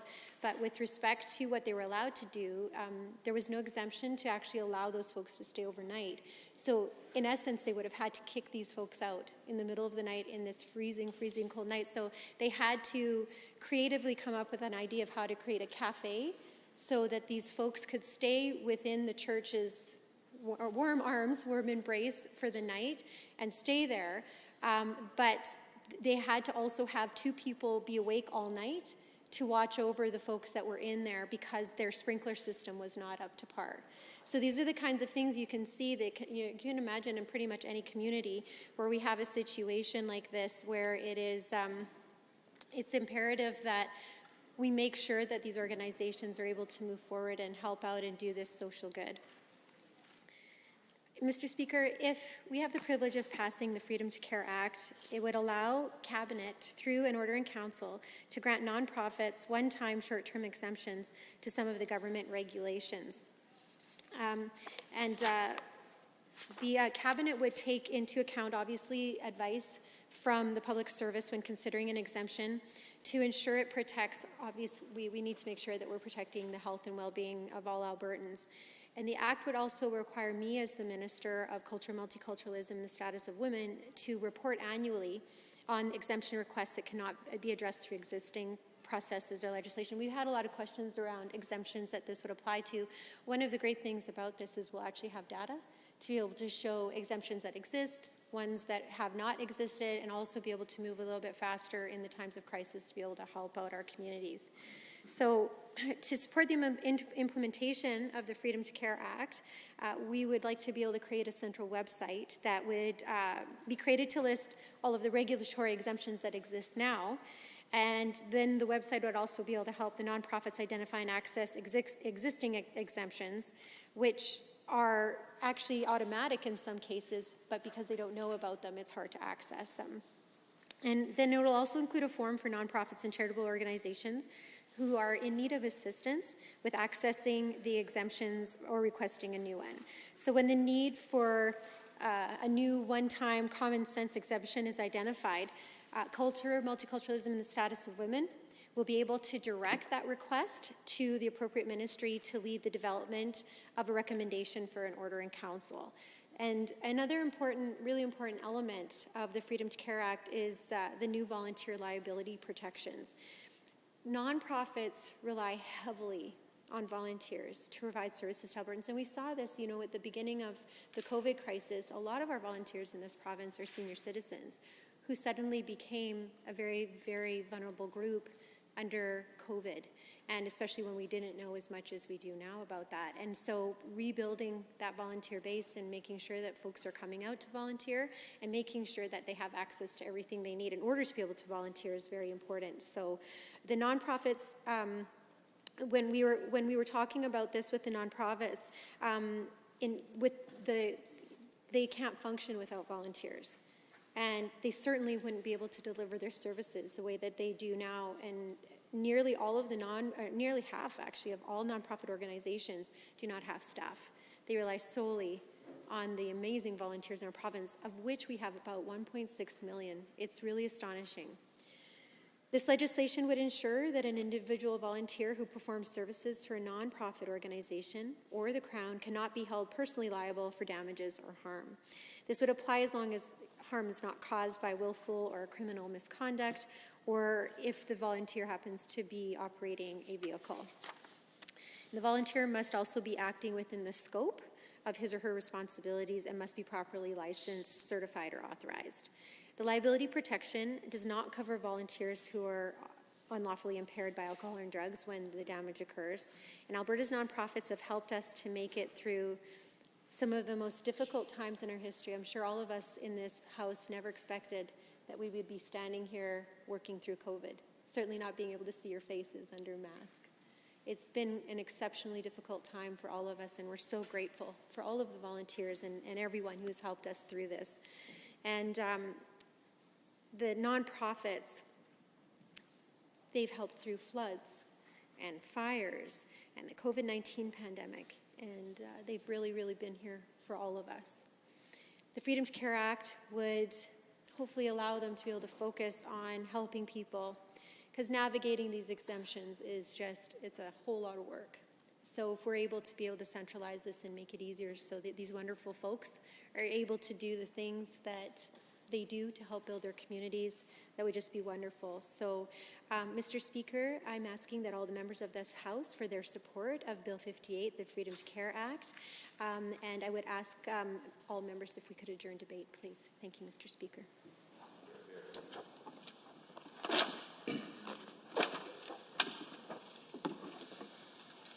Thank you, Honourable Minister. Having heard the motion by the Honourable Minister of Culture, Multiculturalism, and Status of Women, all those in favor of the motion, please say aye.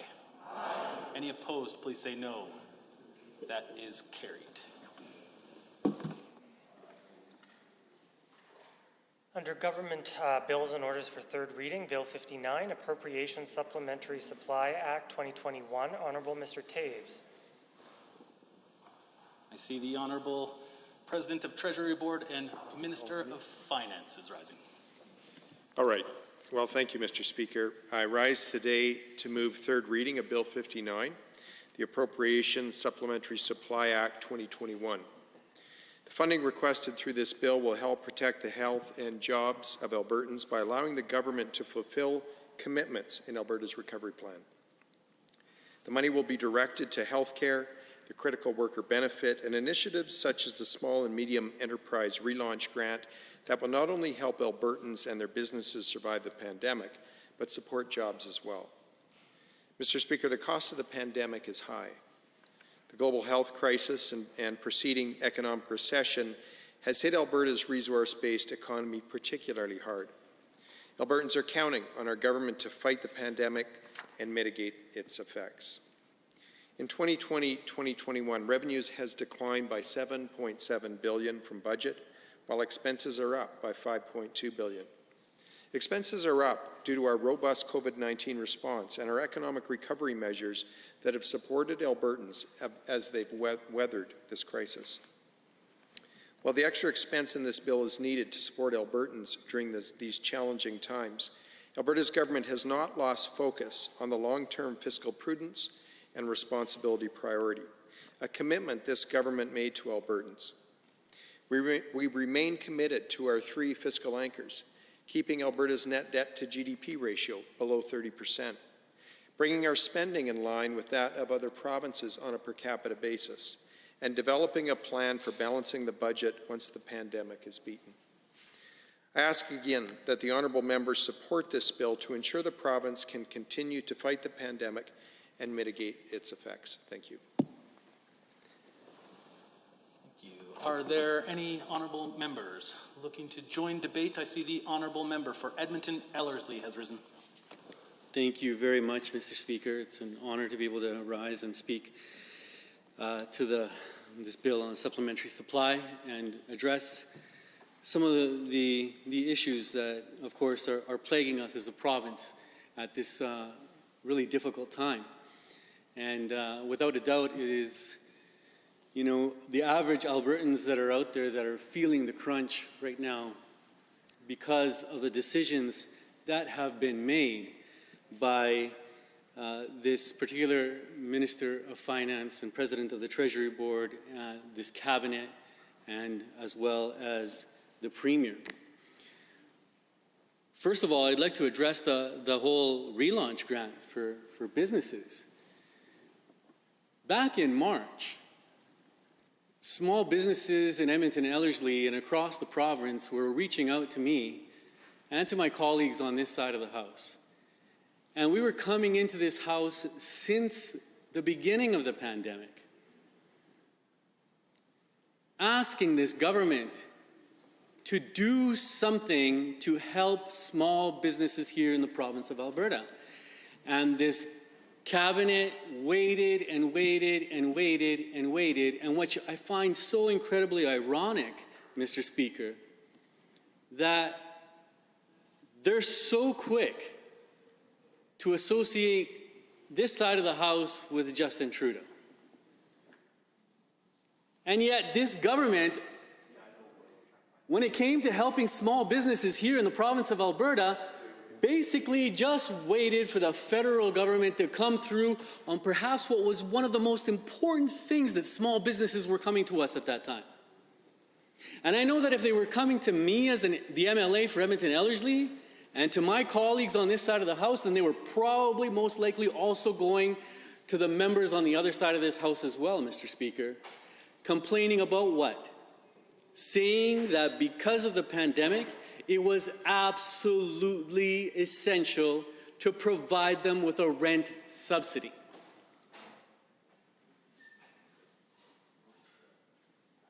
Yet nothing was done by this government. I believe it was 9 months that small businesses here in the province of Alberta had to wait for this government to actually step up and actually do something. And then when they finally did, they provided this $5,000 relaunch grant. We had to keep pressuring them again. This is not enough. Small business owners here in the province of Alberta are saying that this is not enough. And yes, then with pressure from this side of the House, as well as pressure from small business owners all across the province, they decided to lift the relaunch grant a little bit more. They reduced the percentage of revenue lost.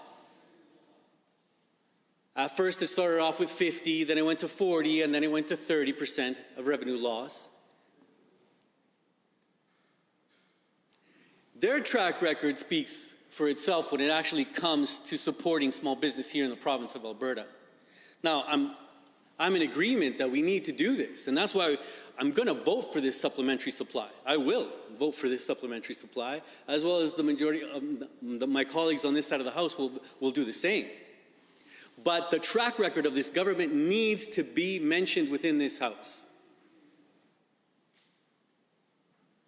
that they could have done more. And when they could have been doing more to help small businesses here in the province of Alberta, they left it up to Trudeau and this federal government to actually step in and actually help the small business owners of Alberta. They failed to take responsibility for actually helping small business here in the province of Alberta. For the first 9-10 months of the pandemic,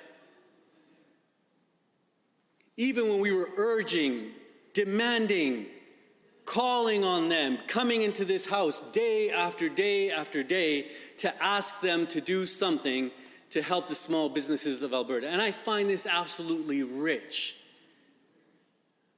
Because when they go out to the public with their stale talking points, they like to present themselves as the saviors of small business here in the province of Alberta. That they're the ones that are the best when it comes to the economy.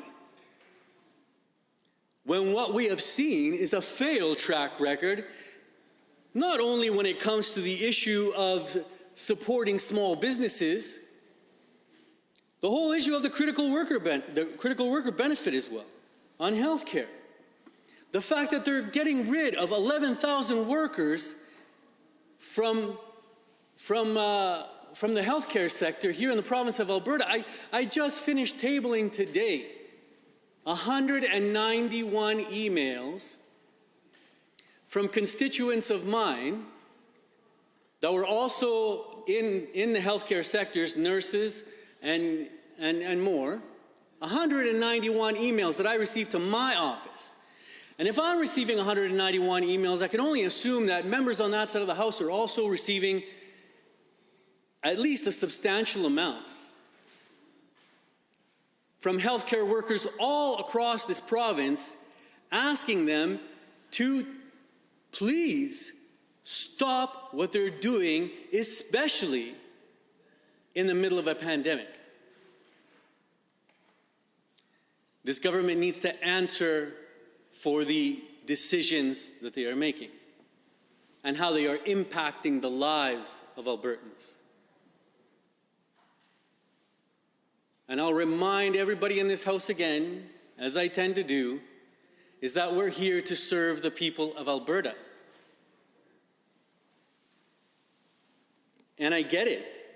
I get it. These members on the other side of the House, although they accuse us of being ideological, are following their own ideological principles and their approach to the economy when it comes to what they believe is actually going to be best for the province of Alberta.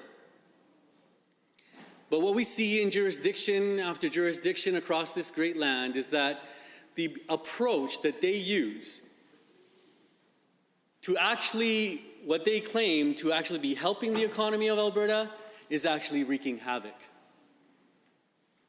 And they've done that through decision after decision when it comes to a number of issues. And they're doing this right in the middle of a pandemic when Albertans need us most.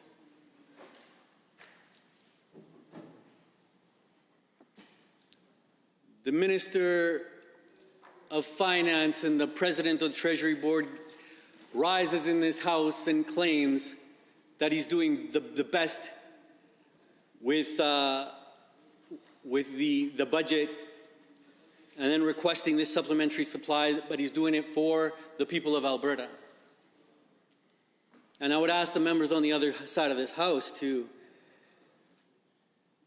really consider what it is that they're doing when it comes to supporting Albertans through this pandemic. It's sad. It's really sad. And I'll tell you, Mr. Speaker, there was a great coffee shop in Edmonton, Ellerslie. A great, great coffee shop. It was called the Good Earth Cafe. I used to go there almost on a daily basis to get a good cup of joe. And I'd often, without even planning it, run into constituents there. It was a great coffee shop.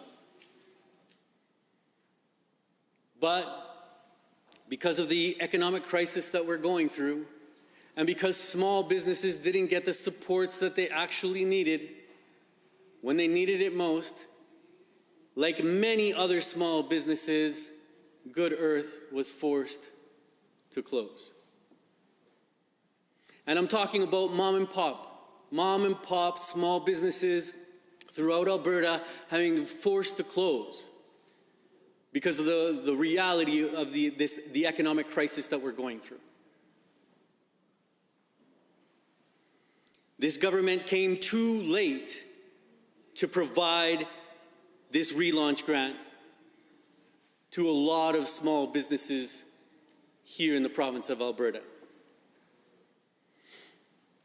And then when they even provided the relaunch grant, it wasn't the stipulations that they put on actually being able to apply for the relaunch grant didn't allow for businesses that hadn't been in business for more than a year to actually apply for the grant.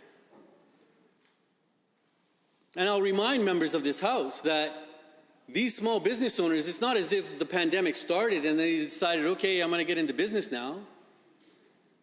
As I'm sure many members on the other side of the House who have run businesses, they realize that they need to apply for licenses. They need to, if they're going to have a shop in a local retail space in a strip mall, they have to prepare it. They have to go through renovations. They have to get the space ready. All these things these people were doing before their business actually launched and started functioning and providing service and products to the people of their constituency or within the constituency and to the people who live in the area.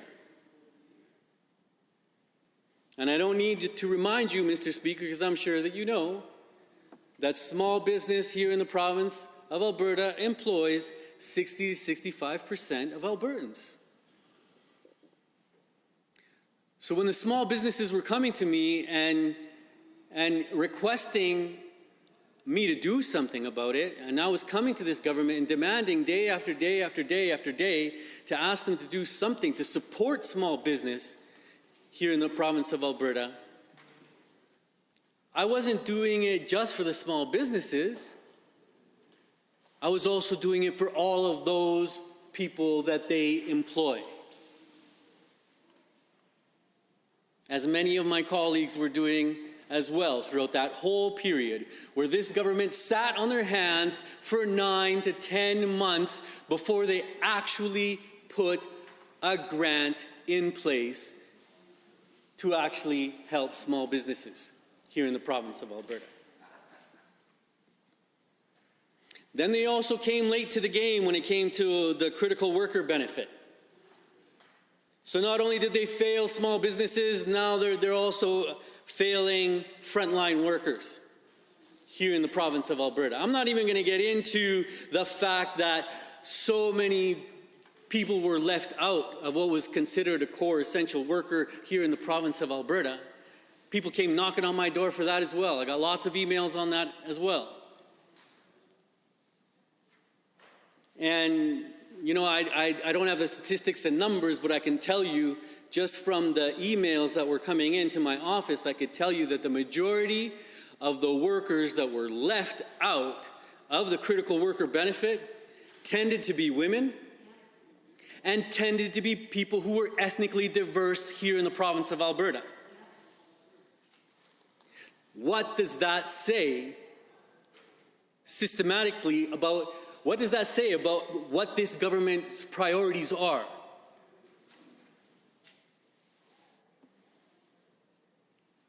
Now, these are the questions that I wish members on the other side would actually get up in this House and speak to, because those are real concerns of real Albertans. Ones that are suffering through this pandemic, and they need our help. But yet members on the other side are silent. And they're not addressing, like, I get it. Every government needs to make decisions. But I can tell you what I'm criticizing right now, Mr. Speaker, is the fact that they came late to the game. They came late to the game when it came to supporting small businesses. They came late to the game when it came to supporting critical frontline workers here in the province. And it's like one thing after another.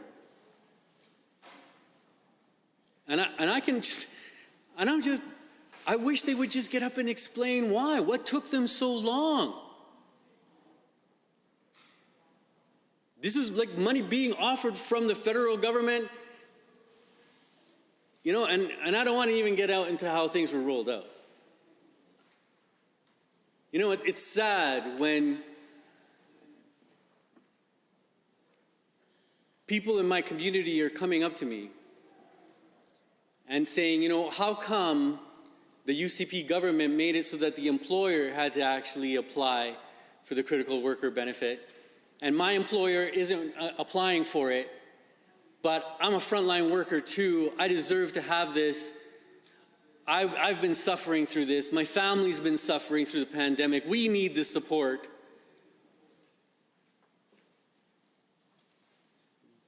In my personal opinion, Mr. Speaker, that was one of the worst decisions that they could have made. And you know, if this government had been paying attention to issues surrounding the Alberta Immigrant Nominee Program, they would know that it's an issue when the employer has the power over the worker when it actually comes to applying for certain things. What tends to happen is that workers' voices are left out. Now, I'm not here to ask this government to make Alberta into some kind of workers' paradise, you know, like they like to claim. They like to get up in this house and accuse me of being so incredibly radical. I'm just asking this government that everybody have a voice.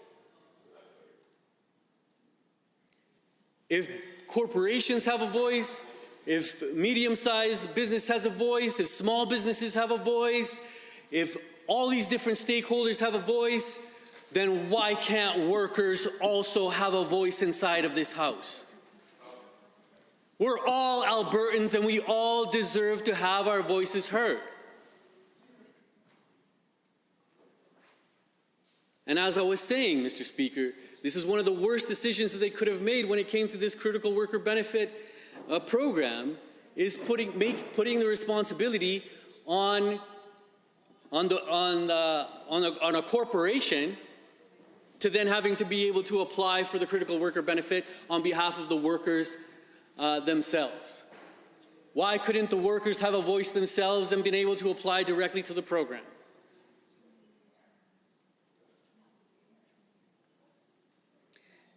These are the things that continue to plague me because, and I'll remind you, Mr. Speaker, again, that these are actual people, emails that are coming into my office, people that are actually contacting me.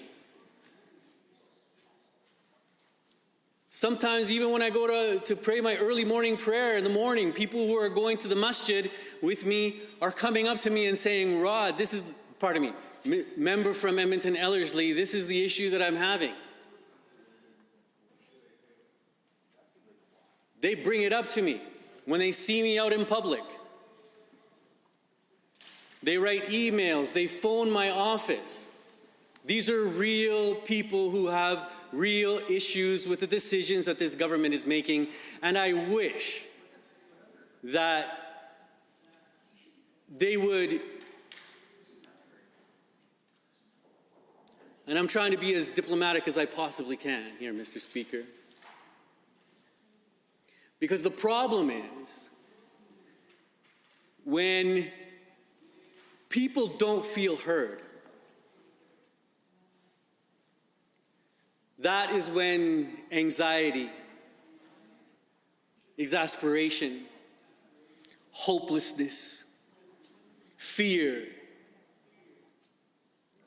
they set into the human psyche. And we all know that Albertans are going through a very difficult time right now. There's a lot of issues when it comes to mental health. Members on the other side of the House are also talking about it. And I'll be honest, I'm hearing a lot about it too in the community, people contacting me as well.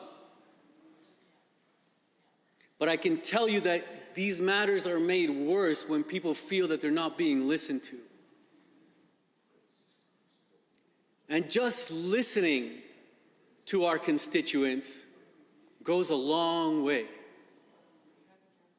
And that was one of the first things that I learned when I got elected back in 2015. When I would invite people to, okay, you have an issue, come and talk to me. Come and talk to me. Come to my office. Let's chat about these things. People that had problems with AISH, people who had problems with income support, just come to my office, let's talk about it. And I would try to do my best to help out these people.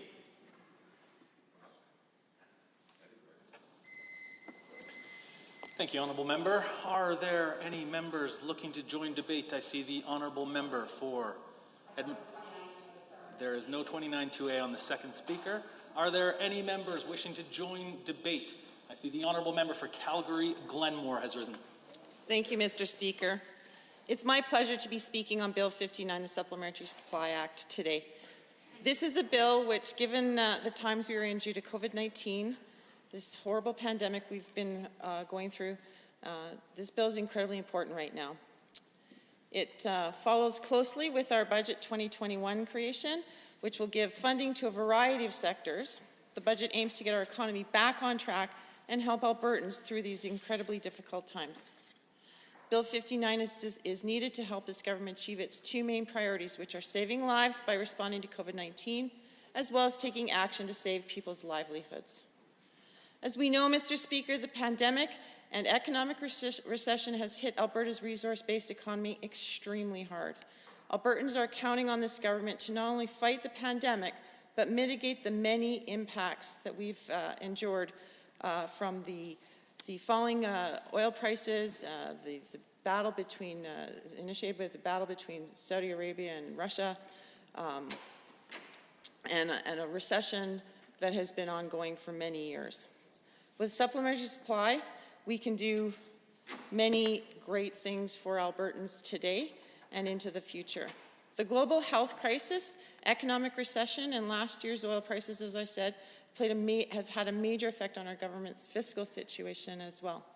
In 2020-21, revenue declined by $7.7 billion from budget, while expenses were up by $5.2 billion, mainly due to the COVID-19 response and economic recovery measures that were designed to help Albertans weather this current crisis. Mr. Speaker, this government is committed to keeping Alberta's net debt to GDP ratio below 30%, which will bring our spending in line with other provinces, while also developing a plan for balancing the budget once the pandemic is behind us. This bill requests a total of $1.3 billion in expense, along with $750 million in capital investment, which will mainly be used for the COVID-19 response and Alberta's recovery plan. Mr. Speaker, there's no denying that this pandemic has had a major impact on our economy, being the greatest economic recession that we have seen since the Great Depression. However, I will say the province has made some small gains over these last few months, and as a result, the projected year-end deficit has actually decreased. When we came into office, we made a promise to Albertans to balance the budget during our first term, and we had set out a plan for this in our first budget, and it was beginning to work. It actually was. Alberta was on a path to economic recovery until we were hit with both the, as I mentioned, the COVID-19 pandemic and the global oil price crash. Mr. Speaker, due to these unprecedented times, our goal of balancing the budget is being adjusted. However, we remain committed to maintaining fiscal discipline and balancing the budget once we have a better sense of what the future holds regarding COVID-19, as many things still remain unclear. Despite these tough times, our provincial deficit remains relatively low compared to most other provinces throughout Canada. We were and continue to be fortunate that borrowing in 2020-21 has been at extremely low interest rates. We can't be guaranteed that it will stay that way, but at least for now, that has been a blessing. Mr. Speaker, we need to do what we can to boost the many sectors that have been impacted as a result of COVID-19, and the Supplementary Supply Act is a huge part of this. This act will provide the funding that goes towards health, children's services, education, and labor and immigration. With these investments into capital projects, Albertans will be provided many more job opportunities in the near future. We know how many have lost their jobs over the last year, but slowly, employment opportunities are beginning to pick back up. With the added supplementary funding for these capital projects, as I mentioned, this government will be able to continue creating employment opportunities for Albertans. On top of this, the supplementary estimates also include significant funds going towards childcare grants. This funding comes from a 2019-2020 federal bilateral agreement payment and is going to be redistributed to childcare providers who can utilize these funds in the current year. While childcare is just one of the many areas receiving funding in this act, I believe it is one that will resonate with all Albertans, as it is extremely important. The act will help lighten the load for many Alberta parents. Mr. Speaker, I'm incredibly honored to have had the opportunity to speak to support this act. I believe it will be incredibly beneficial for all Albertans as we continue to weather the storm that COVID-19 has presented for us, as well as the recession and the oil price crash. And with that, I thank you, Mr. Speaker. Thank you, honourable members. 29-2A is available. Should anybody wish to make quick questions or comments? Seeing none, are there any members wishing to join debate? I see the honourable member for Calgary-Buffalo has risen. Thank you, Mr. Speaker. I won't speak long. Of course, supplementary supply is here, and when we were government, we did that on occasion as well, Mr. Speaker, to address the needs of Albertans. And while the previous speaker from Calgary-Glenmore identified this as supplementary supply to get the economy back on track, nothing could be further from the truth. The government is essentially throwing Albertans' money away. For years, they have put bad debts down on reducing corporate taxes. That is not paid off, Mr. Speaker. They have lost $4.7 billion and counting with regard to the fiscal plan we're in, and over the course of their government, course of their 4 years, they have calculated that at $4.7 billion. That money would have been tremendously helpful to this province. They've also thrown money away with regard to KXL. $1.3 billion, I think, is the latest estimate. And when I look down the list of the schedule here of the 7 ministries and total them up, lo and behold, Mr. Speaker, had they not wasted $1.3 billion, perhaps more, on a bet for Donald Trump to stay in the White House, we would have had that $1.3 billion and no need for a supplementary supply, because it totals up to $1.3 billion, Mr. Speaker. Albertans need help now, and what they get from this government is investments in things that haven't paid off for this province. You know, this government likes to point to projections and forecasts from banks and the Conference Board and places like that, and those are just projections, Mr. Speaker. That does not mean money is in the bank. That does not mean it's a sure thing. Just as a previous speaker said, you know, the economy has been sideswiped. Well, that could very much happen with these projections and forecasts, Mr. Speaker. That is not something you can bet on. And it's not a path to economic recovery. What is a path to economic recovery, Mr. Speaker, is investing in Albertans. And my colleague from Edmonton, Ellerslie, talked about how small and medium-sized businesses are drivers of the economy, and they've been missing out and bereft from the investments that the government has so far put towards them. We have seen a jobs plan that has not returned jobs to this province in significant numbers. We have seen Albertans asking for assistance so that they can get through this pandemic, this third wave that was predictable, and we should not be entering, but we are as a result, again, Mr. Speaker, of the inactions of the government. But there is an expense here in health, an area that's tremendously important, that we need to see significant investments in. But what we got from this government was a prolonged fight with the very frontline health heroes that we depend on to keep us well. So, Mr. Speaker, I and my colleagues here think that the actions of this government have hurt this province. Ultimately, we are a lesser province as a result of the government and their actions. The supplementary supply is needed because in part there is federal monies that's coming that benefits all of us. But again, you'll hear the government talk about how the federal government's not a partner, not a support, not anything to help us through. But Albertans no different, Mr. Speaker. Albertans know that there has been significant federal dollars in significant supports for workers who have been unfortunately affected by the downturn in our economy or the shutdown of parts of our economy as a result of this. So, Mr. Speaker, I don't want to belabor my portion of saying that Bill 59, I think, could have been paid off by not investing in a bad bet like KXL. We know that we need a boost in this province, it's true. We need to protect each other through this pandemic. We need to see vaccines roll out so that we can get back to a stage where we open up the economy in greater ways that are safe for all of us. And Mr. Speaker, we'll continue on this side to point out the shortcomings of the government with regard to the actions that they take on behalf of all Albertans, and we'll try and prove those as we go forward, Mr. Speaker. Thank you. Honourable Member 29-2A is available. Should anyone wish to have any questions or comments? Seeing none. Are there any members wishing to join debate? I see the Honourable Member for Edmonton, Mel Woods, has risen. Thank you very much, Mr. Speaker, and I'm pleased to rise to get the opportunity to speak briefly to Bill 59, which is the supplementary supply bill.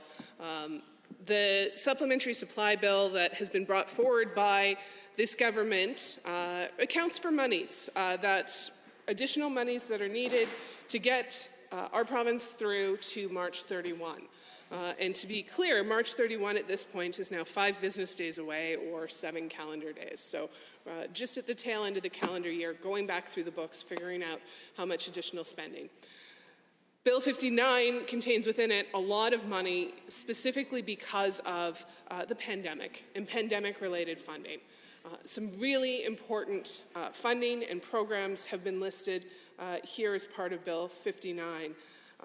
And a lot of ideas, a lot of programs that in theory should be good news, and that in theory I would have been very, very happy to support. Unfortunately, the way this government has rolled some of these out is incredibly problematic. And my colleagues have spoken to some of the concerns already in their initial debate. Issues with the small and medium enterprise grant and how long it took before that grant was released, as well as the fact that during estimates process, the $137 million that had not yet gone out the door, incredibly concerning when we know it is businesses that are closing now. Very similarly, though, and I want to spend most of my time speaking about the labor and immigration portion of the supplementary supply estimates, we see here additional funds coming from the federal government to support 2 incredibly important programs. The first is the Critical Worker Benefit Program, and the second is the Alberta Jobs Now program, which colleagues of mine have coined the Alberta Jobs Maybe Later program, because although we are voting on supplementary supply and allocating money, this is a program that has not been announced. This is a program that Albertans desperately need because of what we've seen here in Alberta during the pandemic, which is an incredible loss of jobs, which is certainly, I believe Alberta is one of the jurisdictions in Canada with the biggest economic and job losses over the past year. We have the second highest unemployment rate. We're expected to have the slowest recovery in the country. So an Alberta Jobs Now program should be good news. We should be able to celebrate this. Unfortunately, it is as yet unannounced. And I'm particularly concerned because we are voting in Bill 59 for $62 million. $62 million to be spent before March 31. Now, I hate to repeat myself too much in a short speech, Mr. Speaker, but I will remind you that I just said this program has not been announced. So Alberta Jobs Now is supposed to get $62 million out the door for March 31. The minister hasn't announced it. We don't know who it's intended for. We don't know how many jobs it will create. We don't know how it will be delivered. And we certainly know that the government cannot get $62 million out the door and creating jobs in 5 business days. A program they haven't announced. I certainly hope that the government is working on designing it, but we haven't seen that yet either. To be very clear, this money is coming from the federal government. $185 million was announced on December 18th, specifically to quickly get jobs for Albertans, something we desperately need. It was designed to use existing job training programs through the labor market development agreements. Interestingly, on that day, on December 18th, only the federal government put out a news release about this new influx of money and the importance work that it was going to do getting people back to work. So what I see is a government that has not announced a program or seemingly designed one, that doesn't appear to be doing what the federal government encouraged, which is get this out through the programs you have and work. We have great job training programs here in Alberta. Training for work, incredibly successful. There are all sorts of contracts and agreements already made with job trainers because the Ministry of Labor, one of the things it does is help connect people back to the job market, particularly people who are close to reconnecting. Everything from job fairs to resume help to retraining programs. There's so many existing supports that this money could have been used to ramp up and get out the door quickly. Instead, we see $62 million intended to be spent before March 31, which is 5 business days from now, on a program that hasn't been announced. I will also note that the federal government, in the original program design, wanted 80% of the money to be spent in this fiscal year. Again, in the next 5 business days.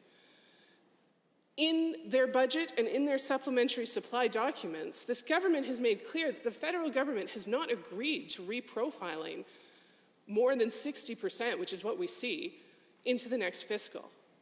So instead of $62 million, we're actually supposed to be spending more than $100 million in this fiscal. The federal government hasn't given Alberta permission, and yet we're voting on this supplementary supply and on this budget. Albertans need jobs. Instead, there's been delays.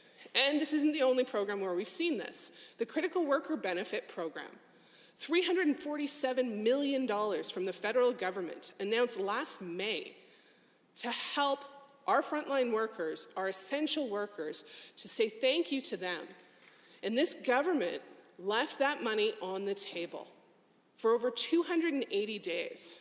And let me tell you, when I asked about this program repeatedly through the House, I honestly got the impression that they weren't even going to use it. The Minister of Finance would stand up and talk about respect for taxpayers, as if putting in 25% was too much to ask Albertans, as if they wouldn't spend 1 to get 4. Now, they have. I'm pleased to do that.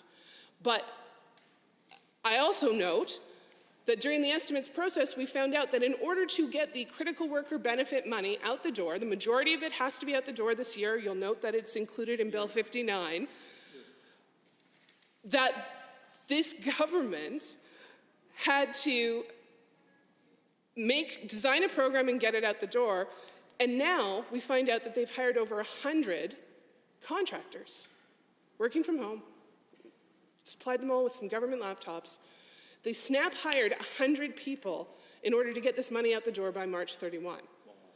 Now, I can only imagine that that's not how a business would do it. Snap hire 100 people because the deadline has come up and you've waited too long to launch your program?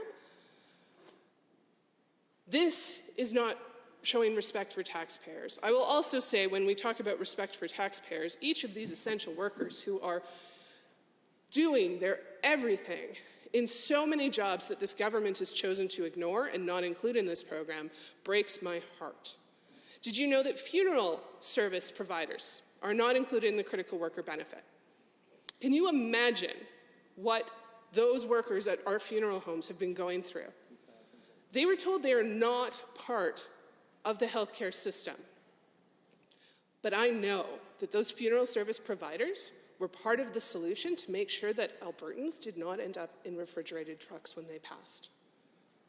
They were directly part of trying to help and manage this pandemic and respond to it, and they've been excluded from this benefit. Liquor store and cannabis retail employees were told that they were essential and they needed to stay open, but they don't qualify. I've talked to how many workers who work in the same space dealing with the same customers, but they don't qualify because they work in the hardware section, or they work at the Canada Post Office inside the Shoppers, and there's a distinction between the different workers. Or how about this one? The nurses and frontline healthcare professionals who work at Canadian Blood Services do not qualify. After all nurses were told that they would be part of this program and thanked, how is Canadian Blood Services not part of our healthcare continuum during a pandemic? This was a place that was kept open, that kept making sure that the blood and plasma we need for our hospitals was available. And the workers who worked in that medical setting, drawing blood from strangers, cannot qualify for the critical worker benefit. So not only did this program take 287 days to launch, when it did, it caused more pain, frustration, and hurt than it did a thank you. Other provinces developed situations where they had hourly top-ups instead of a $1,200 check, hourly top-ups that allowed them to include part-time workers, that allowed them to include people who worked less than 300 hours. I got an email from somebody who had worked 99.25 hours for a single employer and 100 hours for another employer. 15 minutes short. Somebody who was working on that front line, helping our healthcare system, and doesn't qualify because of these arbitrary rules. So the supplementary supply should have included spending to support Alberta's workers with programming that we can be proud of. Instead, we have the critical worker benefit program that has made people angry and feel attacked. We have the Alberta Jobs Now program that isn't even announced. And I hope that when the minister announces this program, that it is a great program and that it will work to get Albertans back to work. But from what I've seen out of this minister and this government, I am skeptical. Getting $347 million from the federal government for critical worker benefit, getting $185 million from the federal government for Alberta Jobs Now, these should be good news stories. Instead, we're seeing concern, we're seeing confusion, and we're seeing certainly a lot of Albertans who feel very, very concerned about this. So as I look at Bill 59, when I look at what our province has gone through over the last year, I want to take a moment to say thank you to all of the essential workers who were critical and who did work through this pandemic. I want to say thank you to everyone, whether you were driving Uber, you were a healthcare worker, you were a teacher working in an under-resourced school during a pandemic, whether you worked at university campuses cleaning things, whether you worked in the hospitals doing laundry. So many people were part of us getting through this pandemic, and we're not through yet. We're still working on that. But each of those workers deserved a thank you, and they didn't deserve a hastily planned program that was delayed by over 280 days, that seemed to have arbitrary cutoffs, that has caused so much hurt and confusion. I didn't even mention on the critical worker benefits side, disability workers. There's some bizarre exclusions where workers doing the same work, depending on how their work is coded, some are included and some are not. And childcare workers. The list goes on. And I want to thank my colleagues because they have been fielding these concerns from workers in their various critic portfolios. Because our offices are hearing from a lot of them, and I can only imagine that the government MLA's offices are getting a lot of calls about this program and their concerns over the program design. When it comes to Alberta Jobs Now, I would encourage this government to make sure that the $185 million that the federal government has given to this province, is sending to this province, use it. Get it out the hands to employers, to workers. Let's get creating jobs, because the longer we sit on it, the bigger the financial cost. In fact, we saw with the critical worker benefit, economists agreed with some reasonable financial analysis we did about what it cost our economy that they waited so long to use that money. It impacted our GDP. It impacted our number of jobs. When people have money to spend, it helps the economy. And getting that critical worker benefit money out the door should have been a priority for this government. It was intended for the first wave, and then it got used for the second wave, and it got limited to people who had only worked over 300 hours, rather than including people who work multiple jobs, which I think shows perhaps a disconnect between the people on the front lines who have been keeping our province running and who this government is intent on supporting. Because people working multiple part-time jobs absolutely happens.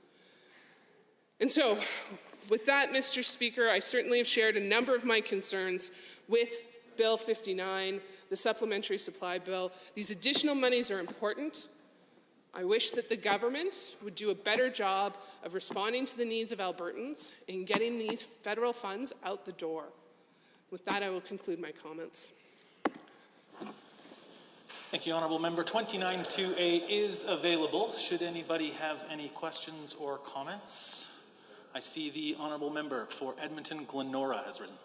Yeah, just very briefly, I want to thank the member for her remarks and say that this reminded me of a conversation I had recently with a constituent who highlighted for me that even within their own workplace, somewhere that I frequent, I buy groceries regularly at Superstore, there were employees that qualified and employees who didn't qualify, working on the same floor, working the same shift side by side, based on how many years of seniority they had and therefore where they were at on the grid. So people working side by side in a grocery store, keeping folks safe, primarily women who started working there in the 1980s, weren't qualified for the worker benefit, but younger folks were able to qualify.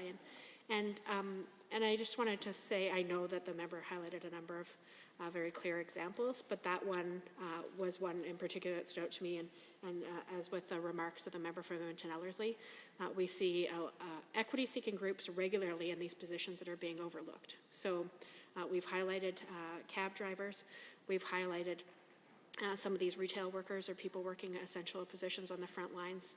Yeah, I want to thank the member for talking about the people who are directly impacted by this decision. And if she had any further remarks about those folks, certainly happy to hear them. She's definitely led us down a thoughtful opportunity to explore this. And lastly, I wanted to say that the contrast to this is how quickly the governing party worked to move to get money from the federal government, from Canadian taxpayers, to pay their staff at the beginning of this. How quickly they moved to make sure that they were taking money from Canadians to pay partisan political staff, but won't, here we are almost a year after they've done that, act to bring about some equity to ensure that folks who are working to keep us all safe during this very difficult time are given the same opportunities to be recognized for their efforts. So thank you for those thank you for giving me an opportunity to share those reflections. Thank you. Thank you very much, Honourable Member. With 2 minutes and 50 seconds remaining, are there any takers? See none. Are there any honourable members looking to join debate on this matter? Seeing none, I am prepared to ask the question. The Honourable President of Treasury Board and Minister of Finance has moved third reading of Bill 59, Appropriation Supplementary Supply Act 2021. Does the Assembly agree to the motion for third reading? All those in favor, please say aye. Aye. Any opposed, please say no. That is carried and so ordered. Bill 59, Appropriation Supplementary Supply Act 2021 is now read a third time. Committee of the Whole.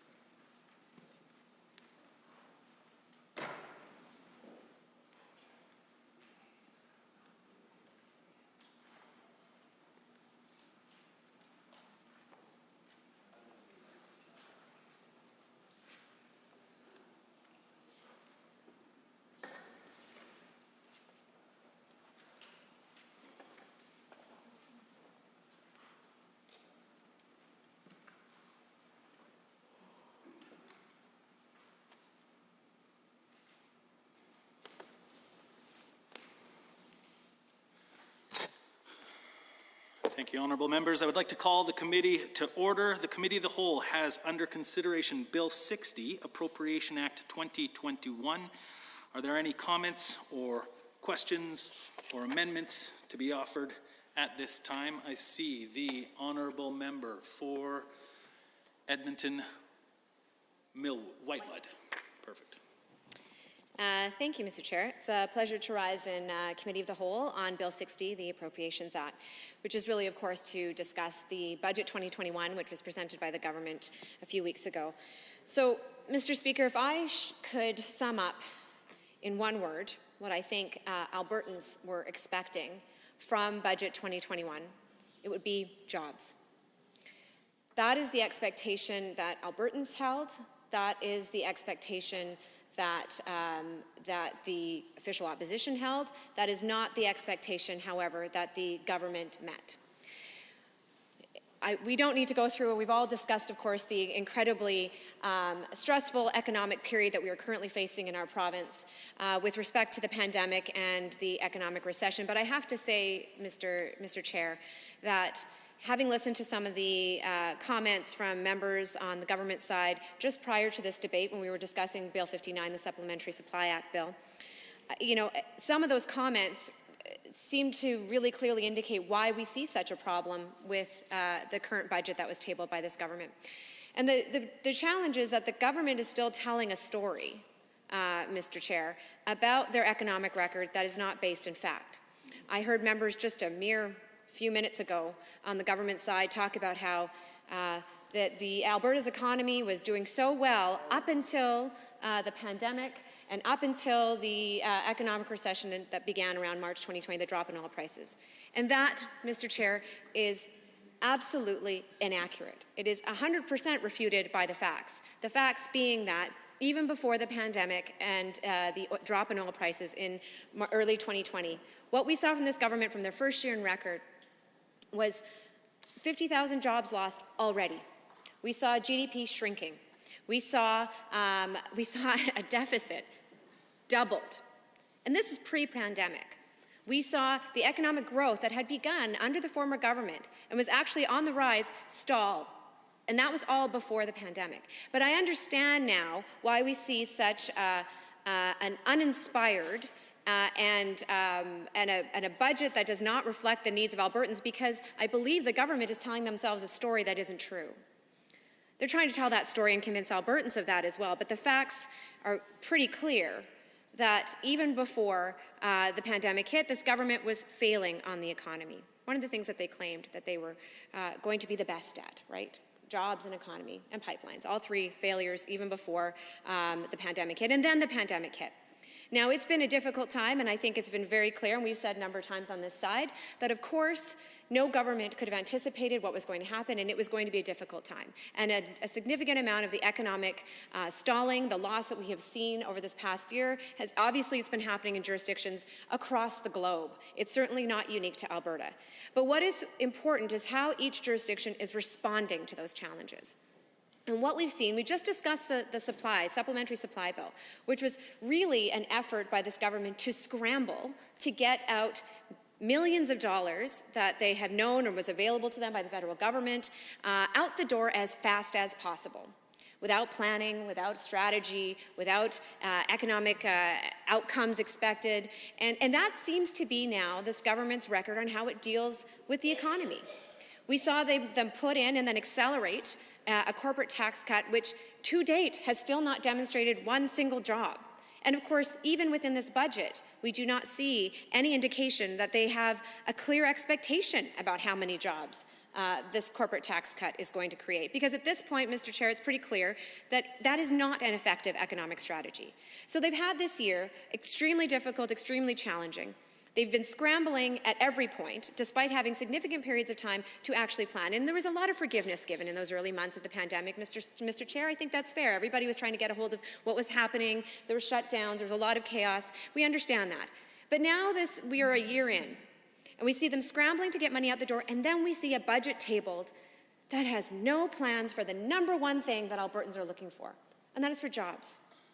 They're continuing to rely on a corporate tax cut, which is not producing anything. They don't even have any projections within this budget as to what jobs are going to be created from it. We see that, of course, there is a capital plan. Of course, that is a very typical response and a necessary response, and I believe the Leader of the Official Opposition said it so well yesterday. She said, of course, investing in infrastructure is important, but it's low-hanging fruit. It is the most obvious thing that a government can do and should do when there is an economic contraction and we need to get people back to work. However, first of all, we have to talk about the fact that this budget lays out a capital plan that includes what we already know is billions of dollars wasted on Keystone XL, and yet they're including that as part of their capital investment plan. So right away, the budget and the dollars are off. But secondly, I have to say, Mr. Chair, when it comes to creating an economic recovery plan that responds to the realities of the economic recession we're in, this misses the mark. Because yes, absolutely, capital infrastructure plans, investing in roads and bridges and getting things built is going to get a number of Albertans back to work. Of course, that's why we do it. However, it's missing the mark that this is a different kind of economic recession that we're facing. And I'm going to use the words that have been coined by Armin Yalnizyan, who is a national economist with the Atkinson Foundation. This is a she-session. And I know that even saying that word probably makes members on the government side cringe a little bit because they don't want to acknowledge, first of all, that there are gendered impacts of this economic recession, and they certainly don't want to recognize that within their economic recovery plan. And the Leader of the Official Opposition yesterday described, and I hope that the members opposite are already familiar with this because economists have been talking about it for a very long time. But the realities of the economic recession that we're seeing right now is that it is a K recession, right? And that is the idea that there are certain people who are already pretty comfortable and doing well off. There are those of us who managed through the pandemic. Okay, we kept our jobs, and I include all of us in this house. We still got paid. We were still able to manage our work, and we'll probably do okay. But that's the upper spoke of the K, the one that's going up. Those people who were okay to begin with, they're going to keep doing okay. But the reality of this recession is the bottom spoke of that K. And that is predominantly women, it's predominantly low-income workers, it's predominantly racialized individuals in work that has been fragile, that can't be done from home, that has to be done. It's frontline work, whether it's frontline healthcare work or it's work that can only be done in person, such as retail work and accommodations and hospitality and all of that. So those individuals, they're going down, and they're going to keep going down. So we don't have an economic recovery plan tabled by this government as part of Budget 2021 that actually responds to the realities. So when we talk about infrastructure, and I have talked about this before in this House, and I will talk about it again, and I will keep talking about it, even though I know the government is not listening. We talk about the importance of building infrastructure. We recognize that roads and bridges and communications infrastructure is important for people to work. If you have to go to work, you have to drive down a road. You have to cross a bridge. You have to go to a building. You work in a building. But we also have to recognize the important other pieces of infrastructure that are necessary for Albertans to work. And that, of course, Mr. Chair, leads me to something that I will keep talking about over and over in this House, and that is childcare. Childcare is the infrastructure required to get working parents back to work, and it has been hit incredibly hard, not just in this country, Mr. Chair, but specifically hard by this government in a year when you could not have been more clear that we need childcare in order for people to work. And any working parent knows that, who experienced the shutdown in the spring. And we've seen that with the shutdown of schools, and not just the shutdown of schools, Mr. Chair, because despite what this government keeps saying, the official opposition was always in support of the idea of keeping schools open safely. That's the key that they would like to ignore. But so what they've done is they reopened schools without putting in a number of safety measures and lots of protocols that we recommended, which would allow students to be spread out and would have been allowed to lower the numbers in classrooms. So what we've seen is an ongoing cycle. And anybody who's a parent of children in school right now or knows parents of children in school has seen it. Quarantines, schools shut down, classrooms shut down, and it's been ongoing. And if you're a working parent trying to do your work without the infrastructure of schools and childcare, you've known how difficult it is. And every economist, every major financial institution, chambers of commerce has been talking about investing in that. And yet, this government has tabled a budget that has not only not made up for the complete damage done to the childcare sector over this past year, self-inflicted, by the way. Some of it was done, of course, by the pandemic, but much of it inflicted by cuts put in place by this government, the end of the $25 per day childcare program. All of those pieces took place. It's incredibly fragile. We've lost 3,000 early childhood educators from the workforce. Many programs are on the verge of closing down, and this government has not invested $1 more in childcare, which is another way of saying, Mr. Chair, that this government has no plans to invest in women's participation in the workforce. Women's participation in the workforce has fallen in this province to the levels not seen since 1984. Are any of us proud of that? Any of us, particularly I look at the women in this House who fought very hard to be where we are today, who did it so we can advocate for issues that matter to all of us, including women, to say that we have employment participation by women at the levels of 1984. I was 7 years old at that time, Mr. Chair. And if I would have thought that I would go through my whole working life to have worked as hard as I have, and I know as many of the members of this House have, just to see that women coming behind me are going to be falling out of the workforce, that is a crisis that this budget should be addressing. And we've laid out concrete suggestions over and over to this government about how they can increase women's workforce participation. And yes, childcare is key to that, but other elements as well. We've talked about women's role in economic recovery. This government's completely ignoring the fact that there are trades and there are work that women need to get into, and a scholarship is not going to cut it.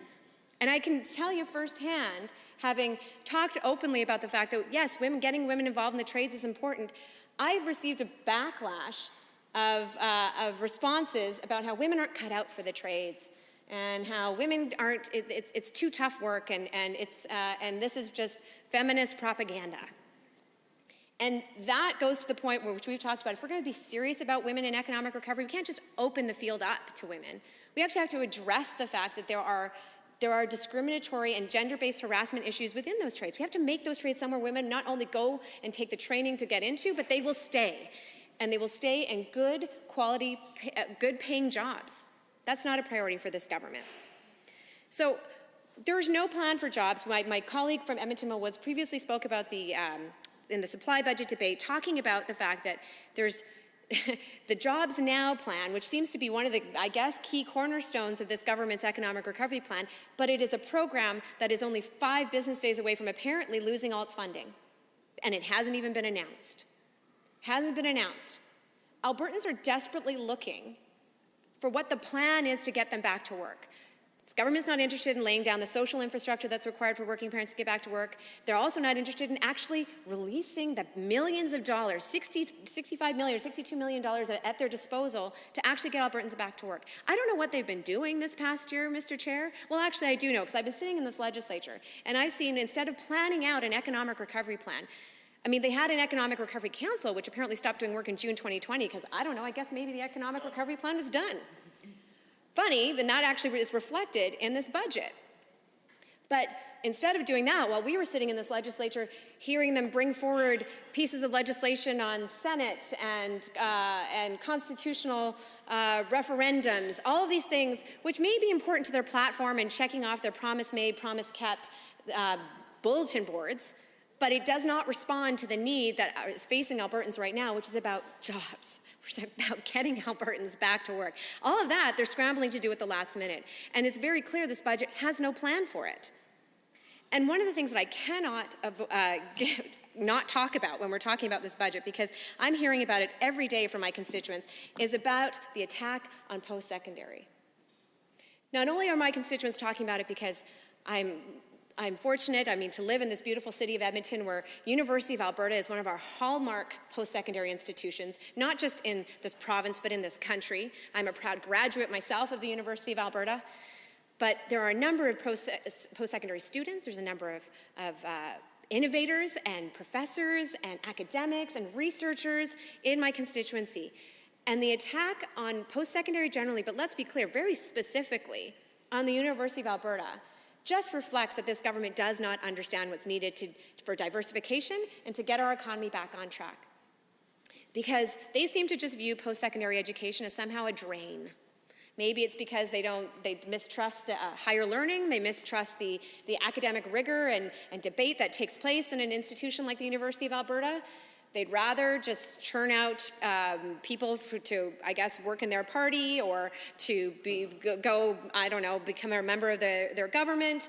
But they're not interested in good, fulsome debate and discussion and academic rigor as those post-secondary institutions provide. But it also shows that they don't understand what's needed to get the economy back on track, which is we need to attract talent and we need to keep talent. Talent is going to be key to our economic recovery. Why? Because we are shifting in this province. There is a shift, and it's not just happening in this province, it's happening globally. To the things that we've relied upon so long for the wealth and prosperity in this province are shifting, and they've been shifting for some time. And under our government, we tried to respond to that and to make some changes. And now this government has taken us back in time. So we're once again having to explain to this government the importance of diversification, which has been a reality for this province for a long time. And now apparently, maybe the light bulbs are starting to go on, but we've wasted 2 years during an incredible economic recession where this government's put their head in the sand. But diversification is going to require innovation, and it's going to require investment in new technologies. We need to attract people here and keep them here. And yet, this government's budget, almost 50% of the cuts to post-secondary are targeted at University of Alberta. The same university responsible for some incredible technologies, incredible advances in medicine in the last few years, which we've all heralded, but this government's heralded in word and then cut it in action. And that is undercutting our future in this province. And I also want to talk about the lessons learned over this past year. I could not believe, like many Albertans, to hear the fiscal update that came out, I believe in November of 2020, which talked about how the public sector delivers no value to our province, especially given the year that we've just experienced. First of all, it's an outrageous statement to begin with, Mr. Chair, but then looking back over the year that we've just experienced, where we have realized firsthand that we cannot function without a strong healthcare system, without a strong education system, with teachers coming forward every day when they're actually on the front lines, but we knew that our economy could not function without schools being open. Our economy cannot function without healthy people, without those frontline workers who are doing the work. And yet this government still had the gall to talk about how there's no value that comes from public sector workers. And to also then put forward a budget that is premised on the very notion, again, of cutting our public services. So that's not only inaccurate when you talk about what public services contribute to our economy, because it's very clear we cannot function without strong public services. But also, two other pieces. One, how does it help our economy to put more Albertans either out of work, reduce their wages, reduce their hours, reduce their economic productivity, which is exactly what this government has in mind when they have tabled this budget. Whether they're firing frontline workers, whether they're going to contract them out to the private sector, whatever they're going to do, they're trying to actually make Albertans earn less and work less. How does that help our economic recovery? Because in my riding, and I'm sure, and I've heard members opposite speak about this, many of the people here, we have a member in our family who's from the private, works in the private sector, one who works in the public sector. Maybe they're all public sector, maybe they're all private sector, but we cannot thrive in this province without a healthy public and private sector. They go together. And so it does not help our economic recovery to put more Albertans out of work. This is not a jobs plan, this is to put more Albertans out of their jobs plan. That's exactly what they're doing with this budget. And I have to speak one more time, when we're talking about economic growth, when we're talking about what we're doing to attract our new people to come and invest in this province, we have to talk about livability. We have to talk about what brings companies and investors here. And it is knowing that there is a strong quality of life, where we're going to want their employees to raise their families, to live here, to want to put down roots here. And what do families look at? When they are looking to follow a new job, they want to know that there will be childcare available for them. They want to know that there's a strong public education system. They want to know that their healthcare system is going to be there if they need them. That's all about quality of life, and that's livability, and that's actually about economic productivity. It's about attracting investors. It's about saying, what kind of province do you want to invest in? So when this government talks about cutting public service sector workers, it puts people out of work. It lessens our ability to invest in the services that are necessary for our economy to function, as we've seen over this last year, and it makes us less attractive for companies to want to be here and to invest in this province. So, Mr. Chair, when I saw this budget, I can't believe how uninspired is not even the word. It is a huge disappointment to Albertans who are desperate right now for a real vision, for a real recovery plan. And what we see is the same old, same old. This government has shown they have one trick only, reducing taxes. Corporate taxes, might I add, because personal income taxes have actually gone up. But corporate taxes, that's it. It did not work in 2019. It did not work last year, and it's not going to work this year. We need a budget, and Albertans deserve a budget with a plan and with a vision, and that is not what this government has given us. So I cannot, in good conscience, on behalf of my constituents, vote in favor of a budget that is not going to put us on a path for strong economic recovery, and unfortunately, that is what this government has given us.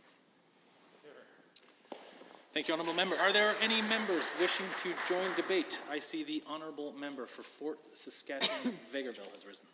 Thank you, Mr. Speaker. I rise today to speak in support of Budget 2021, a budget focusing on protecting lives and livelihoods. Alberta's government tabled this year's budget with focus on public health while fixing the economic crisis that has led to reduced revenue and increased costs. The primary focus on health is because we are experiencing a health crisis with the COVID-19 pandemic. We still need to support our healthcare system due to the strain the pandemic has created. That is why Alberta's government is committing to $23 billion, which is an increase of 4% or over $900 million. Alberta's government has committed to $1.25 billion in additional funding to continue the battle of the COVID-19 pandemic. Alberta's budget also focuses on Alberta's economic recovery.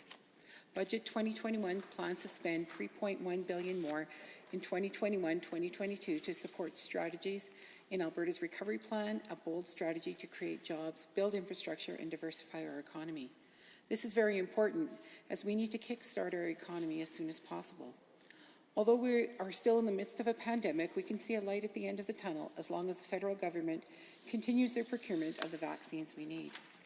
Budget 2021's three-year capital plan will support more than 50,000 direct and 40,000 indirect jobs up to 2024.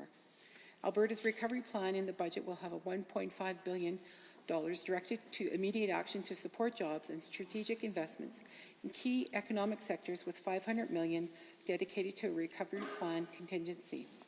I'm glad to see this responsible budget being introduced.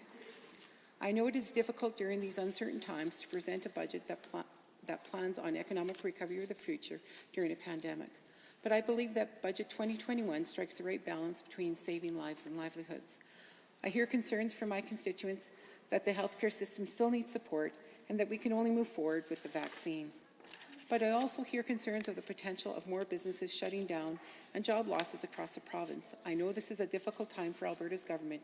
Our elected goal was to balance the budget. Alberta's government is still committed to our ongoing efforts to reduce unnecessary spending by identifying goals to get Alberta's finances back on track. We will take many of the recommendations from the McKinnon panel in 2019. The panel, full of financial expertise, gave our government great advice and recommendations to get our province's budget back on track. I'm very proud of this ongoing commitment that we were elected to do. Alberta needs a fiscally responsible government to ensure that taxes remain low, and Alberta remains the most popular place to raise a family, invest, and create jobs. We also want to ensure that Albertans are getting the most out of their hard-earned money. The first goal is to align Alberta's spending with other comparable provinces. The second goal is to make sure the debt we take on can be paid back by keeping it below 30% of GDP. By the end of this 3-year plan, debt will be less than 20% of the GDP. The third goal is to set a time frame for balancing the budget and repaying debt. This will be done once the pandemic is over and Alberta's government has a clear idea of what the long-term global impacts are. We campaigned on responsible spending, unlike the past government, who spent like money grew on trees. They had no plan to get our economy back on track, and they didn't have a worldwide pandemic hindering the economy. Our government knows that there is hope and a future for Albertans after this pandemic, and we know that we can start building our economic recovery sooner rather than later. If it was up to the members opposite, Alberta would be in a much larger deficit than what we are right now. They would have no plans for reopening our economy and getting Albertans much-needed jobs. In all honesty, we would be in such a strict lockdown that all businesses across the province would be closing. Our government has been doing a great job protecting lives and livelihoods.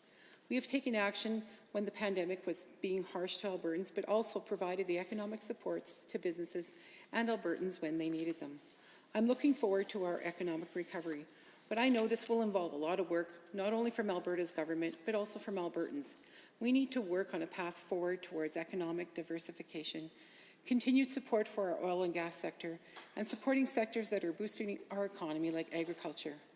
I'm very proud that my constituency of Fort Saskatchewan-Vegreville is involved in all of these key areas. We heavily support oil and gas by being the home of Alberta's industrial heartland. We have economic diversification through our hemp development. My constituency has a vast number of agricultural producers, and I'm happy to have them support our economy.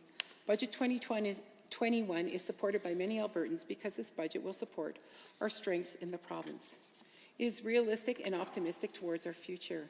And this is why many of us this is what many of us need right now. We need to be able to look forward to a province that supports job creation. My favorite thing about Budget 2021 is the support for our communities while creating jobs. Instead of giving handouts, which resilient Albertans do not want, it gives them the opportunity to work. Much of Alberta's recovery plan involves investing back into our communities by building schools, roads, hospitals, and other infrastructure. It creates shovel-ready jobs, and that's what Albertans have been asking for. Albertans are ready to get back to work, and this budget allows them to do so. I am proud of Alberta's government for introducing such a well-thought-out budget that protects the lives and livelihoods of Albertans. I'm excited for a path forward and can't wait to see my constituents and all Albertans thrive. Thank you, Madam Speaker. Hear, hear. Thank you, Honourable Member. Are there other members? I recognize the member for Calgary, Mountain View. Thank you very much, Madam Chair. I am pleased to rise today and speak to the budget, in part because I think that the budget is probably one of the most fundamental things that a government can do. I think at the end of the day, there is nothing that speaks more strongly to the values of a group of people than what they actually invest in. And 2 years on, I think the thing that is most clear from 2 years under this government is that the UCP have not produced jobs. They have lost jobs. Now, certainly the pandemic has been responsible for some of that, but 50,000 jobs were lost in this province before the pandemic even hit. The member who spoke immediately before me for Fort Saskatchewan-Vegreville even admitted it, that Albertans look forward to a time when they can see job growth. And I think that at this point, Albertans are looking forward to that time in 2023. So I think when I look at this budget, and when I look at the comments on this budget, you know, this government has paid lip service to changing their failed plan. We saw job losses. major job losses before the pandemic. The plan for jobs hasn't created a single job, not one job yet. And yet, it gave away billions of dollars from the provincial treasury. And we see lip service to changing this plan, but then no actual action. So, the government has moved off its former position that ESG factors in investment are simply a passing fad that ought to be ignored. They now claim to understand the importance of those factors. They claim that they are going to work to stop driving investment away, as they have done for 2 years, and start attracting that investment. But at the same moment that they claim that, they give the advertising budget for the ESG Secretariat to the War Room, one of their main components that is driving investment away from this province, that is driving jobs away from this province. So it's all well and good that the government has, changed what they're saying, but they haven't changed what they're doing. They've also shifted from this diversification as a luxury rhetoric that they had going on to we're investing. But they're investing with half as much money. And without acknowledging the harm that they did. They love to talk about what a great year 2019 was for tech. Well, of course 2019 was a great year because we always see job growth follow investment. And the NDP government attracted that investment and we saw job growth follow. Then 2020 was a bad year. Sure, the pandemic had an impact. Absolutely it did. But it wasn't just the pandemic. It was the UCP cutting those diversification programs. In last budget, they tripled down on a failed strategy to give money to those businesses who need it the least. The ones posting profits in excess of $500,000 a year. While they leave small businesses to struggle during the pandemic. Madam Chair, if there's one thing I could say to this government, it would be to quote Dr. Seuss. You have brains in your head, you have feet in your shoes, you can still steer yourself in any direction you choose. And yet, rather than choosing to steer themselves, rather than choosing to steer us, all we get is complaints about how the world is so terribly unfair, how they're not given a fair shake, how it's not their fault that all they've done is lose jobs throughout their entire term. But actually, they're the government. They have all of the tools. They can produce a budget. They can pass their legislation. They have every lever available to them, and they choose not to use them. So, before I continue on the main thrust of my argument, I do want to have one small digression, because I think I had the opportunity to see my friend in justice estimates, and I think I have huge concerns. Huge concerns because the cuts in justice will cause Jordan problems. They will. Cases will get Jordaned out. Digital courts, which was underway in my term, but I can't even take credit for because it was underway before me, which they claim is going to save us. It's not enough to offset that because I've seen those budgets. I've seen them inside, out, and backwards. I've explained them. And I can tell you that those changes are enough to offset population growth.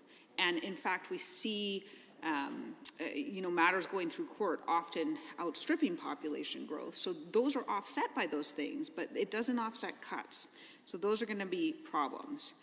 And I think one thing that I do have to say is that one of the worst cuts is to benefits for victims. In 2019, the cost of benefits to victims of crime was in excess of $20 million a year.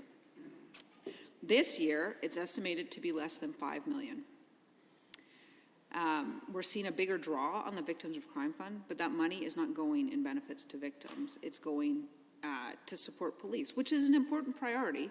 I don't disagree that it's an important priority, but you can't cut the money available to victims by 75%. That's not fair. It's taking from those who can least afford it. Yeah. And what it signals is that this government has no intention of following through on the review that they're doing of victims of crime, because currently they're required to apply within 45 days of the event. for traumatized families who've lost a loved one, for survivors of sexual or domestic assaults, 45 days is not enough. And so that's not who's not getting. That's who's not getting. That's why the budget goes down, is because those people will not be applying and they won't be receiving money. So there's a lot going on in this budget. There's a lot to complain about, but I think it's worth noting that component, because I think it takes from the least able to afford it. So moving on to the energy budget, I think one of the big outcomes of my discussions and estimates was what happened to $19 million, Madam Chair. A little about process. I know the larger world frequently doesn't care about process, but I think it's important, because estimates are the time when the opposition, when community groups, when the public gets a window into the budget. And I sat on the other side of estimates for 4 years. I answered those questions, and never once did I take the position that the opposition didn't have the right to know what we spent money on. Right. Never once did I take the position that the public didn't have the right to know what the government spent their money on. Yeah. And yet, I sat there and listened to the minister say, we're not going to tell you.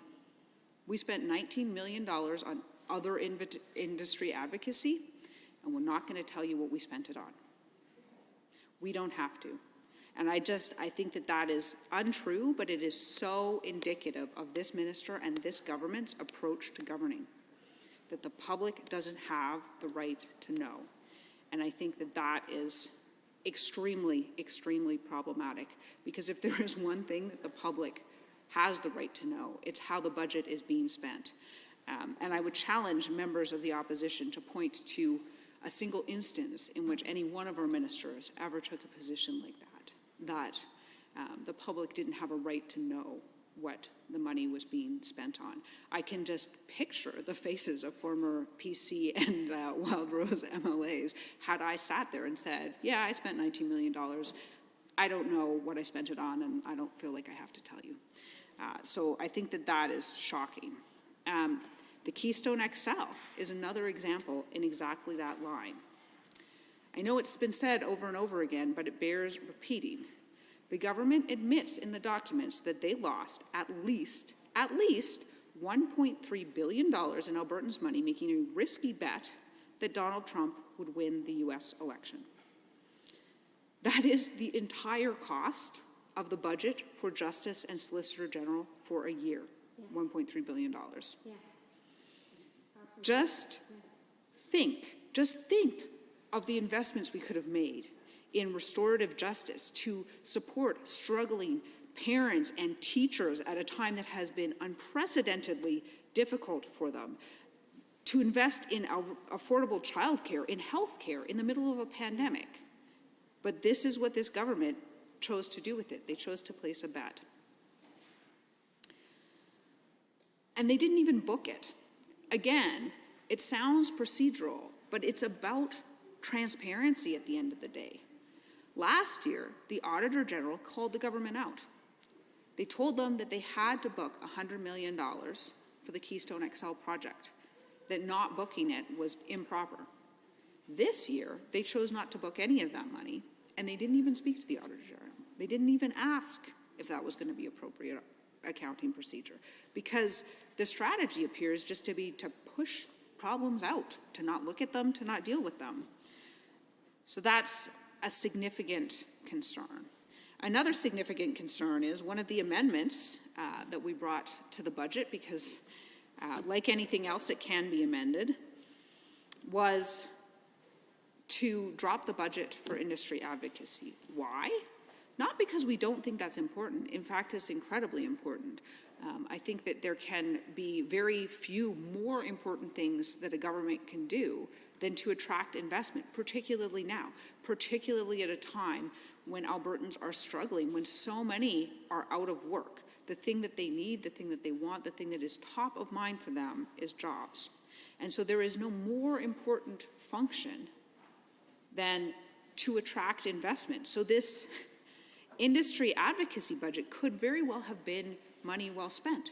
And I'll give you an example. When the NDP was in government, we did spend millions of dollars, $10 million, I believe, advertising into the rest of the country, advertising about the benefits, the safety, the cost benefits of pipelines. And while we were doing that, we measured the impact we had. We did polling on opinion in other provinces outside Alberta about pipelines, and the support was around 40%. And then we did the ad campaign, and then we did polling again, and the support went up to almost 70%. That is an effective campaign. It is an effective way to speak to that moderate middle out there and to get people to change their opinion based on facts. And you know, that moved us ahead. It ensured that the Trans Mountain Pipeline was able to get approved and to start construction, and that is a big deal. It is a big deal for Alberta and for jobs and for our biggest industry. But instead, we see $19 million, almost 2/3 of the advocacy budget, can't be accounted for. We're unable to point to a single metric that's specifically aimed at determining the impact, positive or negative, at any of this advocacy or the war room. It's possible to measure these things. It's possible to measure the impact on investment. It's possible to measure the impact on public opinion. And we're just choosing, this government is choosing not to do it. So we propose to cut this budget to save $27 million next year. We think that $27 million could be used to achieve a significant number of other things, but the government voted that down.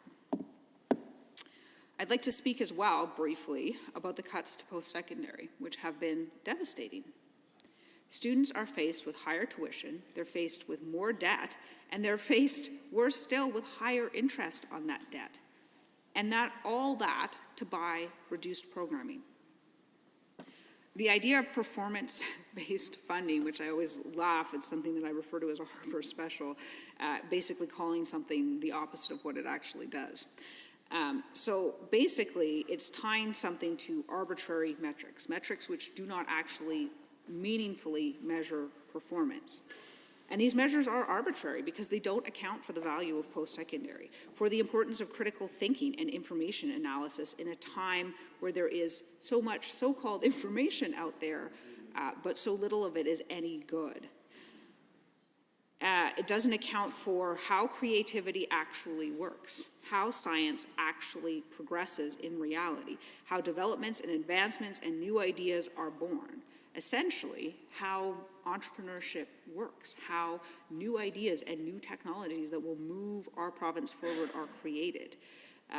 The metrics that are being proposed simply don't measure for those things appropriately. And if you want to create new sectors in an economy, if you want to grow an economy in new and interesting ways, cutting post-secondary is probably one of the worst things you could possibly do. On the topic of jobs, this budget does very little for them. The UCP claim they will advocate effectively for our energy sector. They finally admit that ESG factors are not a passing fad. They hand the advertising budget over to the war room, the organization that's creating the problem in the first place. And what about the critical worker benefit? This was supposed to help workers at the height of the pandemic. This was supposed to be money that went into the pockets of those workers when they needed it most, and at a time when they would have spent it in the local economy, when they would have spent that money to support small business. We know that. We know, study after study has demonstrated that middle and low-income workers given additional money are way more likely to spend it in the local economy, and that's way more likely to cause economic growth. And so at a time when small businesses could have used that support, we didn't get the money out the door, and I think that that is extremely problematic. Ultimately, the program rolled out. It was late. It was confusing. It was difficult to administer. It added red tape to small businesses.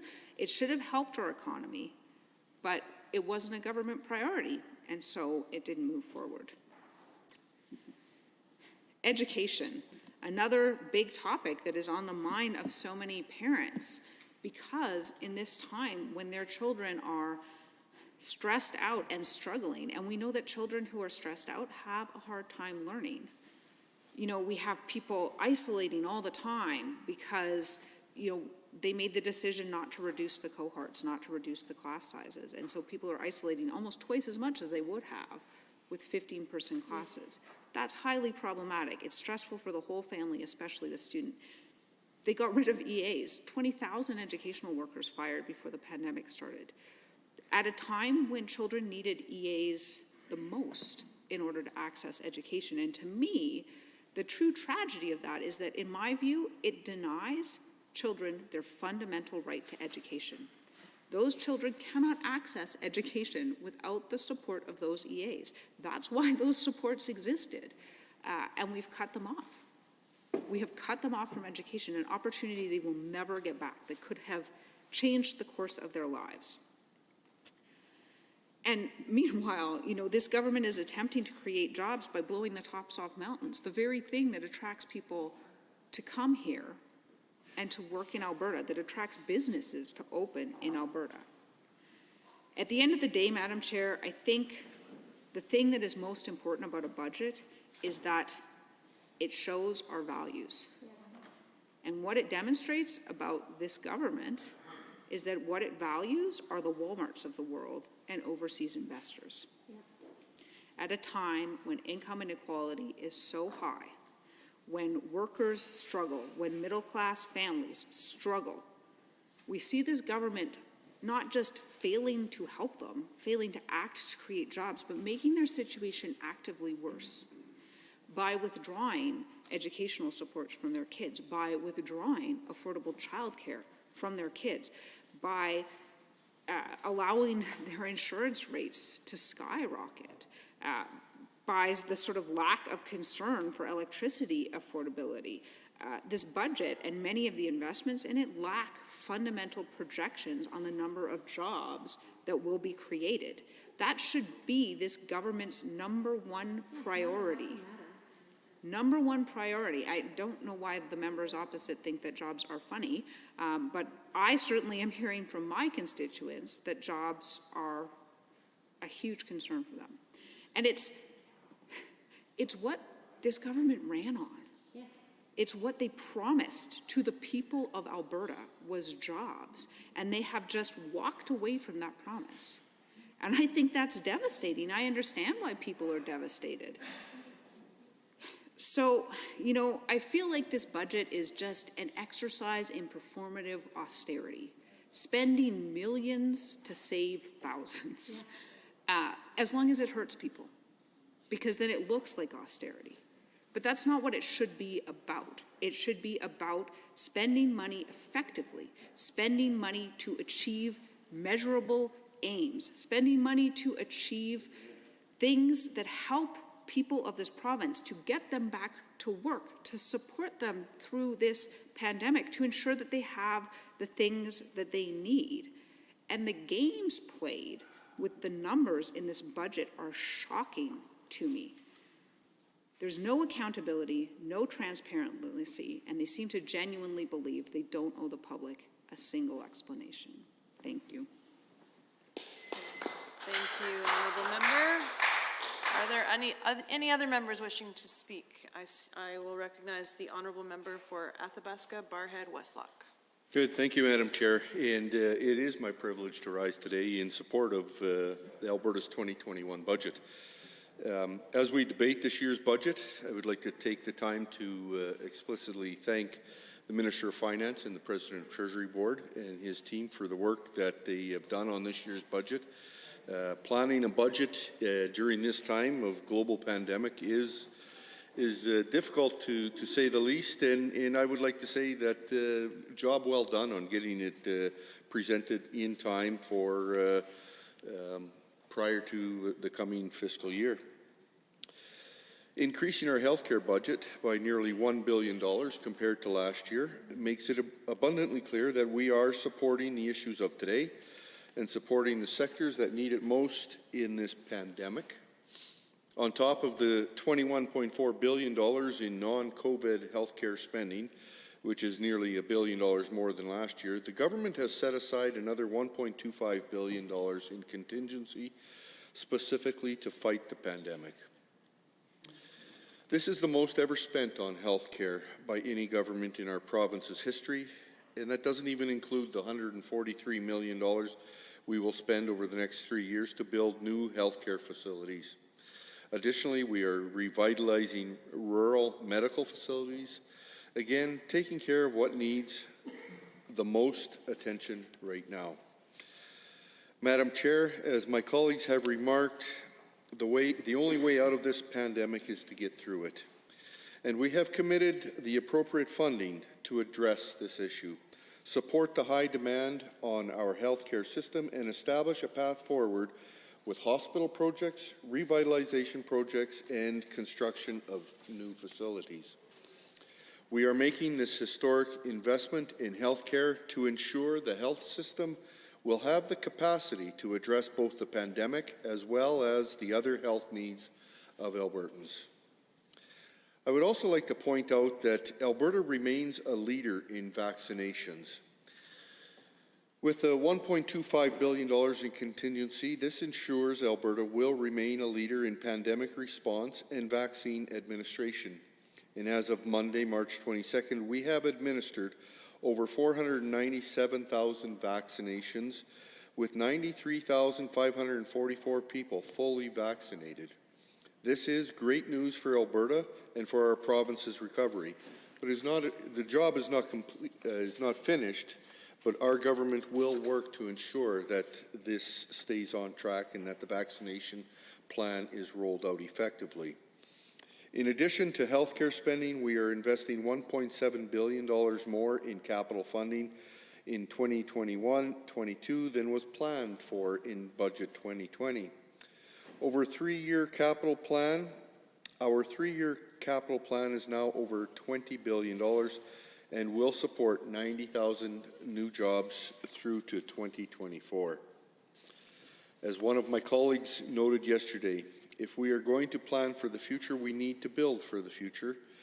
Infrastructure upgrades and investments in agriculture, tourism, and technology will establish a solid foundation for Alberta's future prosperity and will help modernize these sectors. The capital plan honors previous commitments to build and maintain key infrastructure projects and includes additional investment into healthcare facilities, school projects, and transportation networks.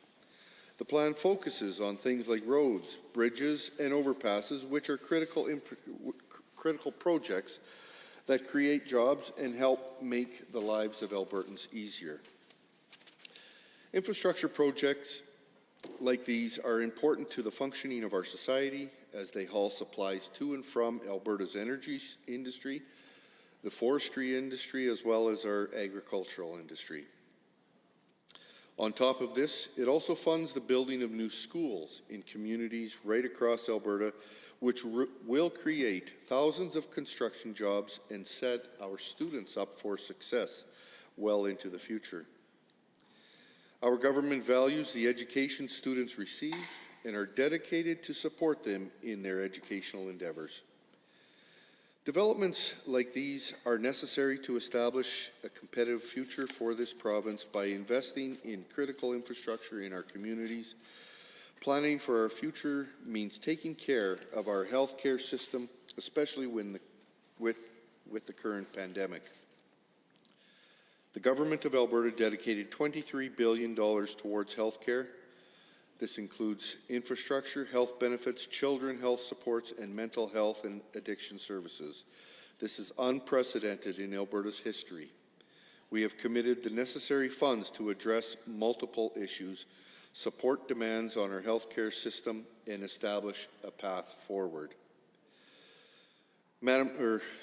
Mr. Chair, the Bank of Montreal, the National Bank,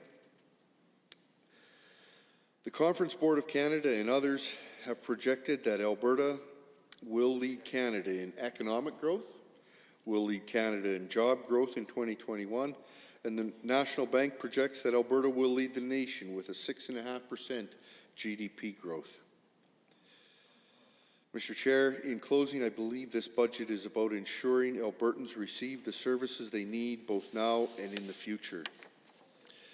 We are anchoring our spending to 3 strong fiscal anchors. Number 1, to keep net debt below 30% of GDP. Number 2, to deliver services more cost effectively by bringing spending in line with other comparator provinces to ensure we get full value for every tax dollar. And number 3, by re-establishing a plan to balance the budget post-pandemic. Mr. Chair, a brighter future is ahead, and I want to thank the Finance Minister for ensuring this budget was prepared in a timely manner. While other governments have failed to put their budgets in place on time, this government has put a plan in place that I will support. Thank you, Mr. Chair. Thank you, Honourable Member. Are there any members wishing to join debate? I see the Honourable Member for Edmonton Rutherford has risen. Thank you, Mr. Chair. I appreciate the opportunity to speak to this budget. It's always good to be up in this House and speaking to the people of Alberta who are watching us and will hear about this debate, particularly at a time where things are so stressful for the citizens of this great province, and their hopes that government will be their partner in moving forward. Unfortunately, I'm sure they already see that those hopes are largely misplaced with this government, and that what we're seeing in this budget is a continuation of the pattern of 2 years of economic incompetence that this government has demonstrated over and over again since the day that they took over in this province. And the complete inability to learn from past experience and to change the direction that they're going in, but rather continuing down this path that demonstrates very little understanding of economics in the modern age and very little understanding of what should happen. We have a government that has found themselves with the highest unemployment that we've seen in this province in recent years, the largest deficit we've seen in many years, the largest debt that we've seen in many years. All the indicators of economic success essentially are indicating that this government has failed to appropriately address the circumstances of the modern era and have been really unable to either read the situation or to design appropriate mechanisms to respond to the situation. This budget is notable by its lack of thoughtfulness, its lack of effort, and its inability to actually achieve an outcome which is consistent with the desires and needs of the citizens of this province. We have a government that has thrown away literally billions of dollars because of their blind ideology and their inability to understand economic processes and how they happen and what the likely outcome is for the ridiculous decisions that they make. They've thrown away over $1 billion on a failed bet on a foreign election, completely wasting money that could have been put, as one of the previous speakers mentioned from Calgary Mountain View, that literally is as much as the full budget for justice in this province. They've just thrown that away. They lost money by canceling rail contracts when private industry was increasing their oil by rail contracts and making tons of money off it. This government got out of an already established contract and lost the opportunity to make some money for the citizens of this province.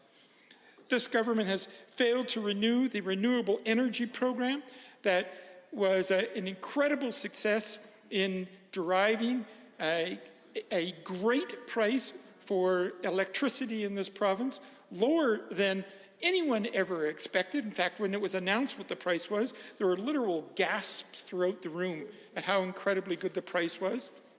And subsequently has been demonstrated to have provided the province of Alberta with a significant amount of money for our budget. So we were making a profit off this program, and this government failed in this budget to reinstitute the renewable energy program. And I also want to point out that that renewable energy program facilitated 3 First Nations communities, one in Treaty 6, one in Treaty 7, and one in Treaty 8, participating in providing electricity for the whole province and providing for the well-being of their own communities.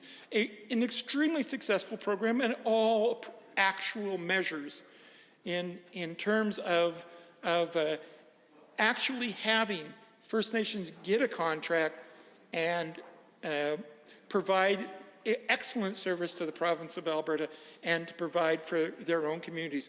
All of that lost because this government actually really doesn't get economics at all. Very disappointing in that. We know that they also gave away billions in dollars in tax deductions to major corporations, many of whom are actual foreign corporations. So money that is leaving not only the province of Alberta, but leaving Canada and creating benefits in other parts of the world, when we could have focused instead on the well-being of Albertans. Now, you might even be a bit supportive of it if you thought this was a philosophical point of view where lowering the costs for corporations would help to provide some kind of outcome. But all the evidence presented in this House, from this side of the House, indicated before they did this, that in fact, these kind of reductions in corporate taxes do not produce benefits, do not produce jobs overall. In fact, we know that primarily corporations take that extra money that they get from not paying reasonable levels of taxes in the province of Alberta, and they simply buy back their own shares to increase their own bottom line and pay more to executives that are earning multi-millions of dollars a year. And that's exactly what we saw. In fact, we also saw one corporation use the money to shut down their headquarters in Calgary and to move out of the province. How's that for economic incompetence this government has demonstrated? So we know that they've done that. If they had coupled that with some understanding of the fact that small businesses actually hire more people in this province and done something to support small businesses, you might have even be tempted to try to understand where they're going with this and try to be supportive when you can. But they didn't do that. They neglected small businesses at the same time. They simply went to a very small group of their corporate friends who provide significant amounts of money into the coffers of this particular government's political party and activities, and they gave them a present thanks to the people of Alberta. They literally did a transfer of money from the average Albertan to major foreign corporations. And who does that benefit? Nobody in Alberta except for a few large corporations and a particular political party. So this is the kind of incompetence that we've seen over time. We've also seen them waste tons of money on a war room, which has done absolutely nothing to help us in this province, even in the area that they ostensibly set up the war room to do the work.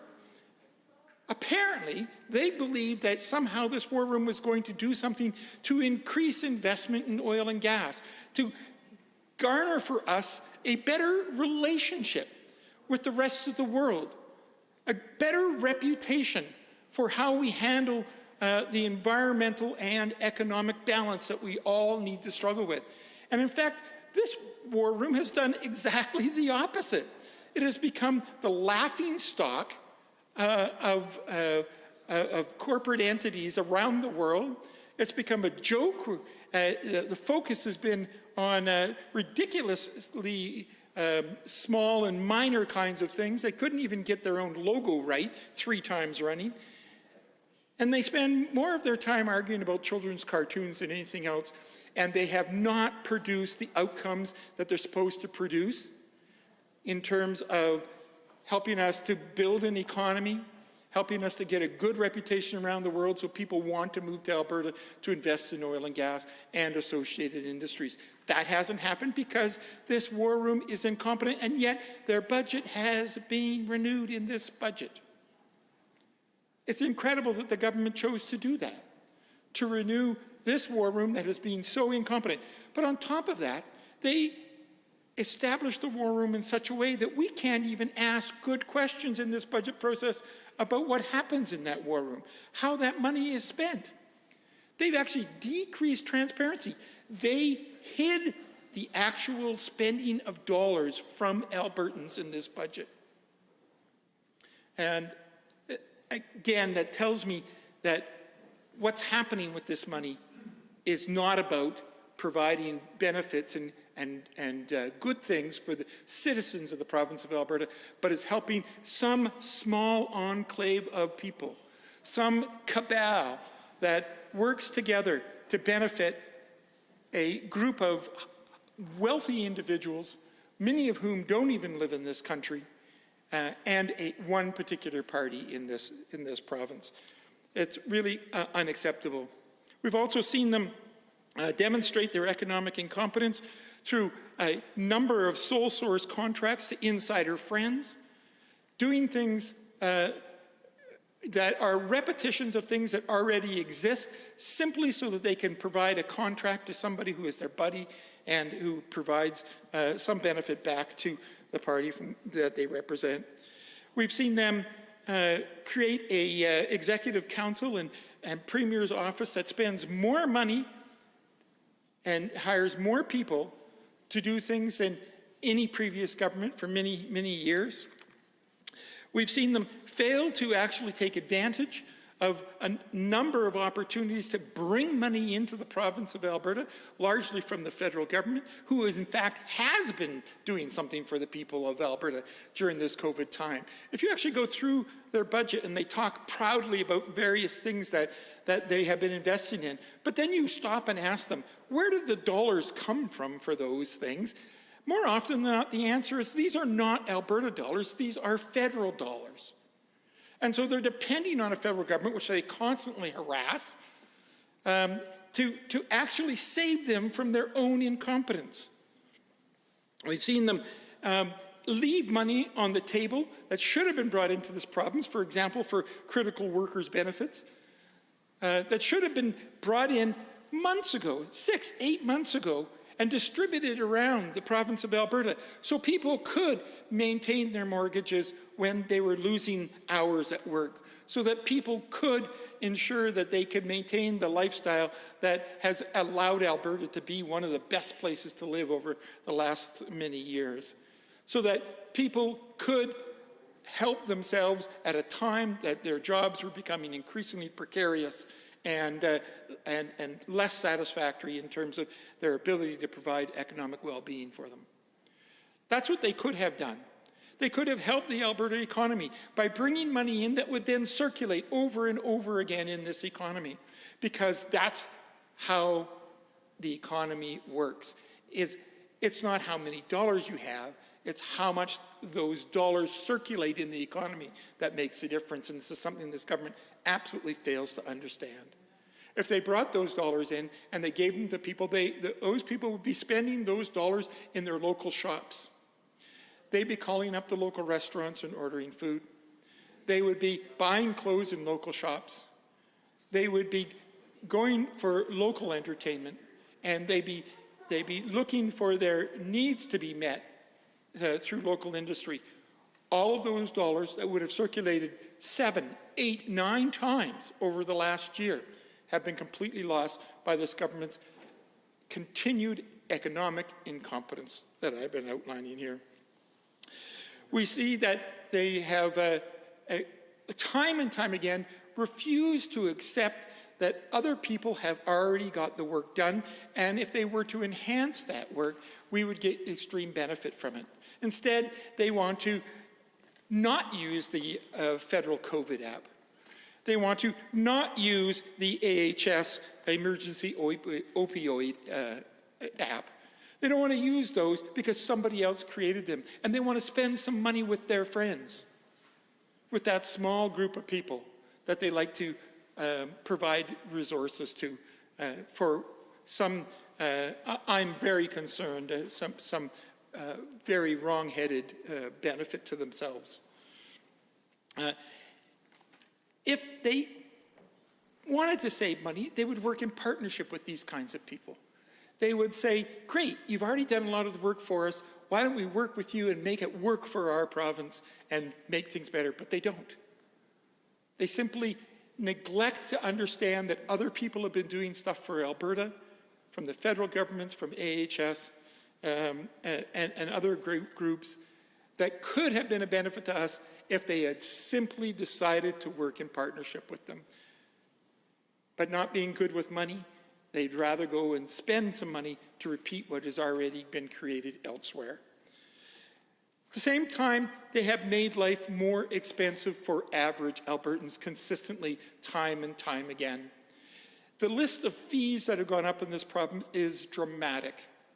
The list of costs to you as an Albertan that you will pay this year is a page long. When we see the kinds of things that are there, your insurance costs will be up this year because they took off the cap. Your electricity costs will be up this year because they took off the cap. Your fees for parks are going up this year. Fees for registrations, fees for licenses are all going up this year. The only thing that is not going up is affordability. That's going down. This government has absolutely no understanding of your budget, as well as they have no understanding of their own budget. They think you have more money for absolutely everything, and they're more than prepared to find ways to make you pay to them. While they decreased corporate taxes, they actually increased your individual taxes. So, I've spent my time talking about a lot of the overall incompetencies of the financial thinking of this government. And I think that's true, but I'm also very disappointed that they didn't use this budget to do something for the people in the province of Alberta that actually reflects the circumstances we're in. We know that this has been a very difficult time for many small businesses and a very difficult time for many employees during the COVID era because of the new precariousness of business and the new precariousness of work. We know that many people have had to shut the doors of their shops, some temporarily and some, unfortunately, permanently. We know that many employees have had to reduce the number of hours that they actually are working, or in some cases have lost their job altogether and have been unemployed for significant levels of times. We know that because the unemployment rate is the highest it has been for many, many years in this province due to the incompetence of this government. And this government could have used this budget to deal with those issues. This government could have said, the issue here is that our homegrown businesses, our small mom and pop shops, our folks that provide employment for a significant number of the citizens of this province could really use a hand up right here, could really use some benefit. And what happened? Did they get the money out the door for the small businesses? No, they didn't. They made a plan and they didn't even follow through with their full plan. They didn't take advantage of all of the possible federal programs that would have helped small businesses either. They have no plan here to deal with the fact that work has become more precarious. They have no plan here to deal with the fact that many people are now working part-time jobs with no benefits, with no pension plans, and no sick leave days. We're in the middle of a pandemic and a significant number of our population have no sick leave days. And they have included nothing in this budget to deal with those realities. The things that are happening to you today, they're not dealing with. They're not saying, let's try to find a way to get us all through this difficult time. They're not dealing with precarious work. And when they do talk about jobs, and I know they like to, talk about it, even though they've done nothing for jobs, as previously pointed out by a member from Calgary Mountain View. They have a ridiculously simplistic view of jobs.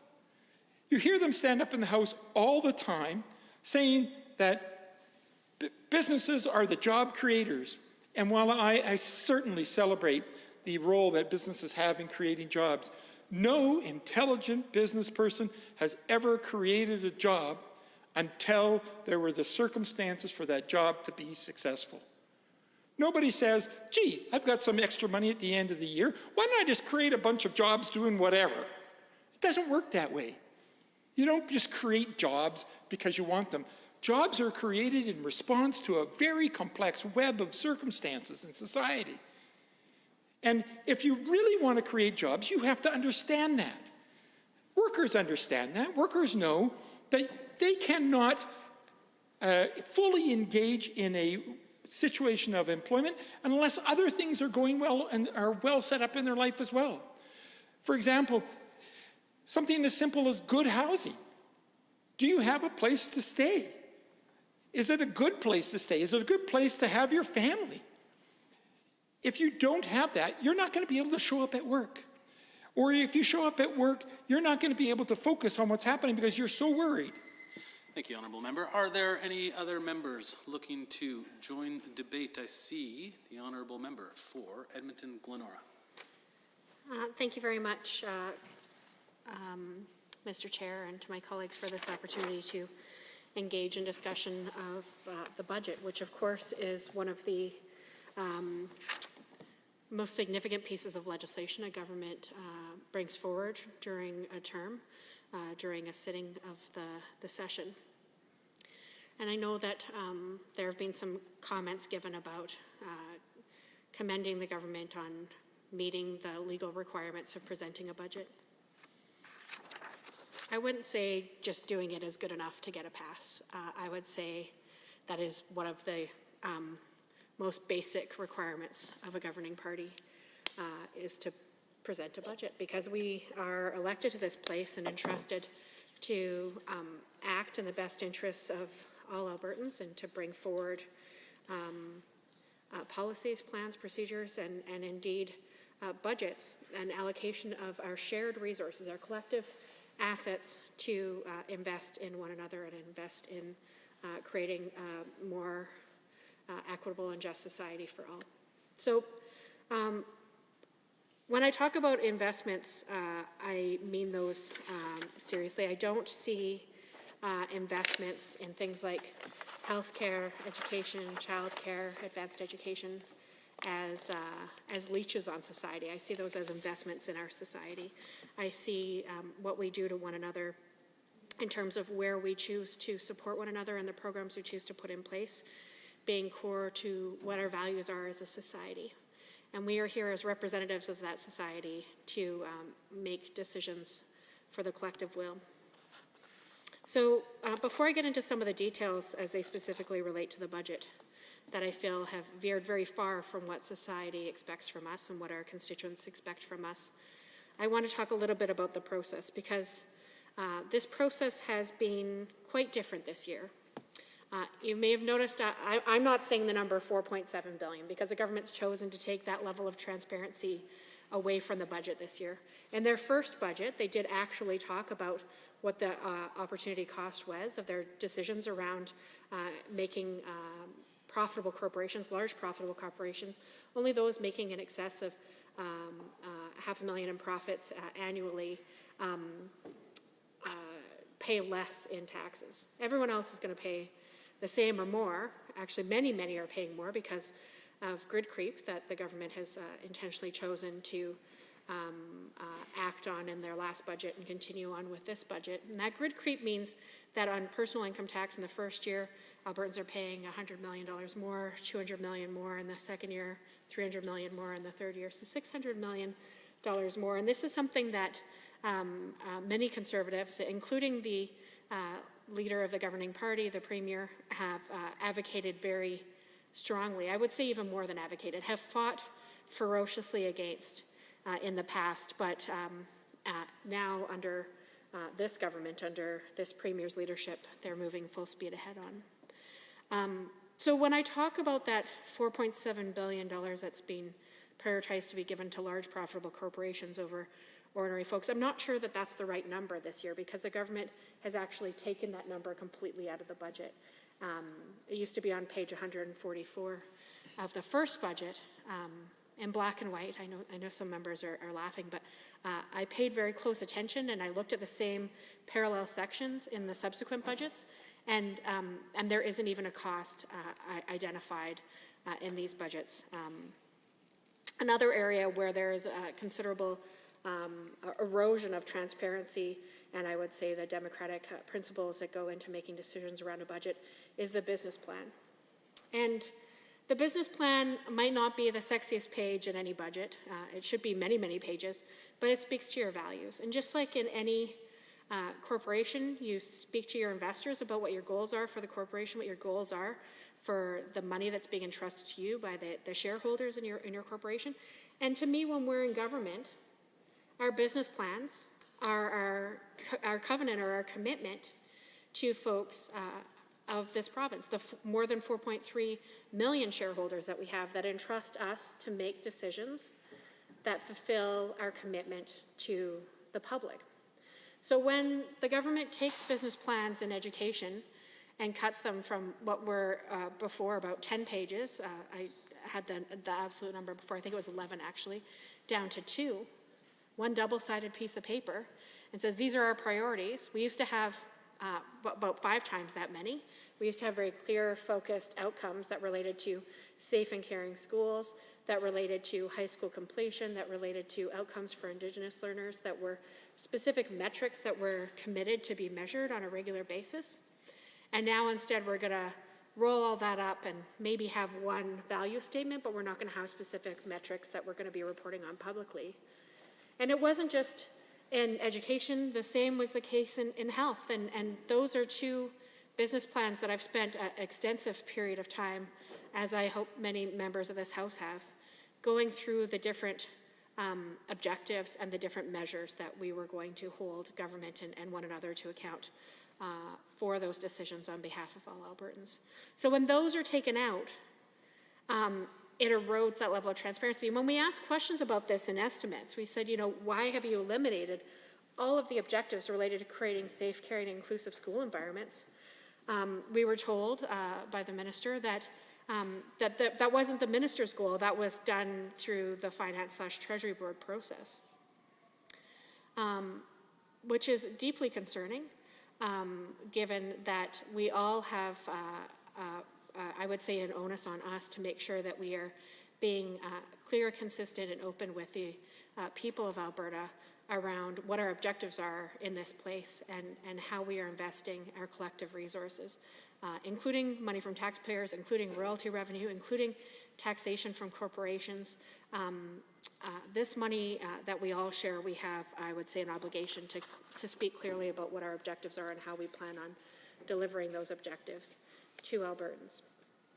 So that is another area of significant erosion of trust and confidence in terms of public sharing of information.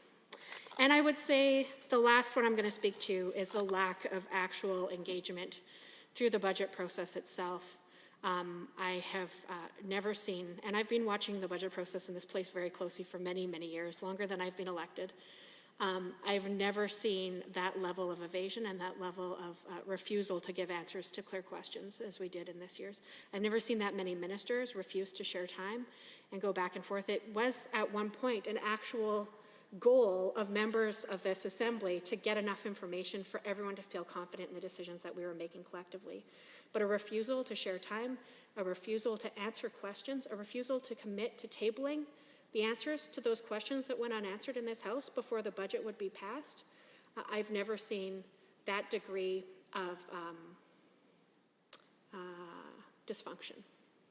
I've never seen that degree of a refusal to be transparent and accountable when it comes to decisions in the budget. For example, Many, many Albertans have been asking me about the money for the rollout of curriculum. Curriculum is a massive undertaking. It was a big piece, I know, that in the Premier's leadership campaign when he was running for leader of the UCP, that he was going to, do this big curriculum overhaul. And the line item where it says in the budget that we'll be funding the curriculum overhaul is less budgeted for this upcoming year than we're actually spending in this current year. So how can we expect that next year, and here we are in what presumably, I want to acknowledge the terrible numbers that we saw today in terms of the growth of the variants that have already sort of sunk in here in Alberta, and original COVID, which is also deeply concerning here in the province of Alberta. At a time where we're seeing numbers on the growth, on a growing trend in those regards, and where parents are trying to anticipate how they're going to meet the needs for their children. Many have reached out to me saying this is the second, third, or fourth time that their children have had to isolate.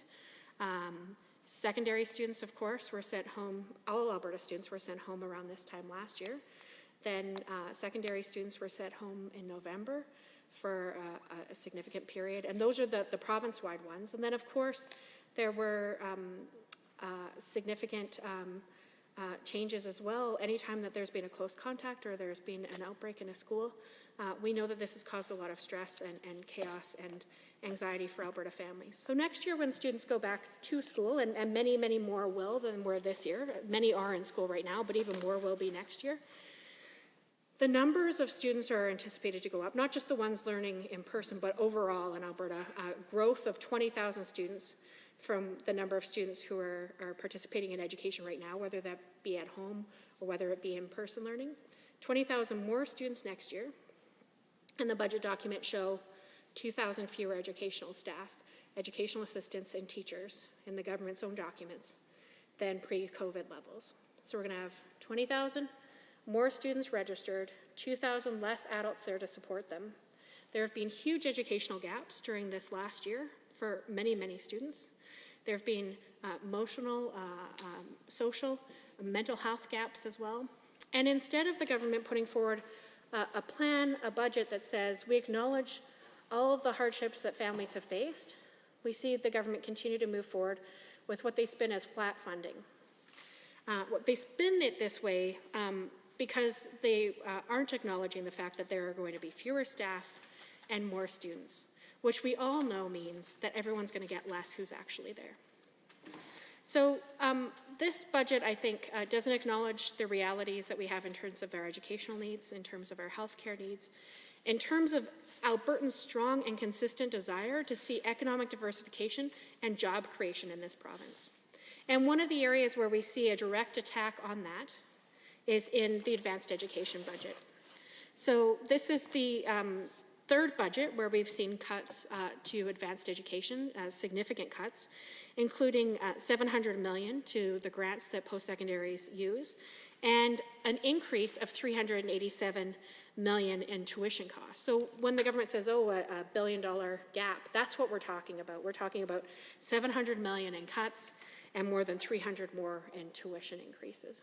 And those tuition increases won't offset the costs of the cuts, obviously, about halfway there.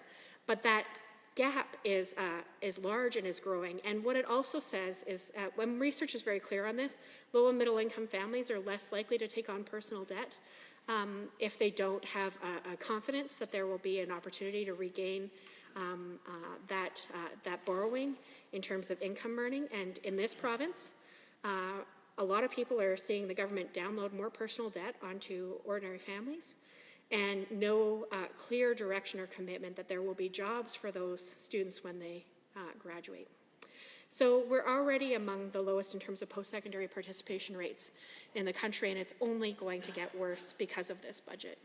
So when you look at the erosion of supports for students in kindergarten through grade 12, the fact that disabled students who relied on that PUF support in the early years saw a huge erosion to that in this last budget, and that is going to continue this year while there are more students who will be registering in school. You also see post-secondary funding and supports being eroded. We don't see the kind of investment in true economic diversification that I think we're proposing as members of the official opposition, and why we're encouraging people to participate in Alberta's future. This is a conversation that has definitely brought in a lot of perspectives, including folks who traditionally engage with us, but also many folks who don't traditionally engage with us, because they care about the future of this province. The government should show that they have a similar level of care. I don't think this budget reflects that. I don't think it reflects it in terms of the decisions and the priorities that are being made. The fact that we continue to see large profitable corporations get huge breaks while ordinary families are expected to see more. The fact that we continue to see the cost of what was highlighted by my colleague, the member for Calgary Mountain View, the at least $1.3 billion that has been lost on a bet that Donald Trump would be re-elected president in the United States, a failed bet. If people were asked to bet their own money, many people wouldn't have taken that risk. But the government chose to bet the people's money on that initiative, knowing full well that there was significant risk tied to that investment, and having made even deeper investments after the election, when it was clear that there was one candidate who won, that it was Joe Biden, and that it wasn't Donald Trump. The government continued to double down on some of those investments in the early days in January, which again was so short-sighted, and I think was a real lack of confidence in the ability of this government. I think a lot of us have a lack of confidence to see this government assess the local, the global, the interjurisdictional changing waters. And I think another significant example of that is the government doubling down on the embarrassment that is the energy war room. And we continue to see that, for example, in this budget, there are no schools being built for Calgary public students, and none for residents within the city of Calgary who are Catholic either. And we could basically fund the top priority for each jurisdiction in their year one ask if we would simply reprioritize the money from the war room to classrooms. It's that clean. It's that simple. And I think that many Calgarians would feel that that would be a better investment in them and their family, and the potential for their city and for our province, as we all have a vested interest in the success of students as we move forward. So those are some of my biggest concerns with this budget. And I, again, want to say that I think if the government was very proud of this, they would be more forthcoming in sharing information about it when it comes to actually debating the estimates process, that they would commit to answering questions that were asked for simple information in writing, and to be able to give that to people before we're being asked to vote on this budget. And they would not have acted in the way they did around the business plans. It is very disrespectful to the more than 4 million Albertans who rely on the government to deliver on its commitments when it comes to making decisions around the resources we have to support one another and the investments we make in our society. So with that, I cede the remainder of my time, Mr. Chair. Thank you, Honourable Member. Are there any other members looking to join debate? I see the Honourable Member for Calgary Mountain View has risen. Thank you very much, Mr. Chair. I'm pleased to rise and make some more comments on the budget. Budget is, it continues to be, for me, one of my, I think it's one of the most important functions of government, and I think it's one of the most important things for me to comment on as a member of this assembly, because the budget, again, is where the government signals its values, and in this case, those values do not align with the values of my constituents.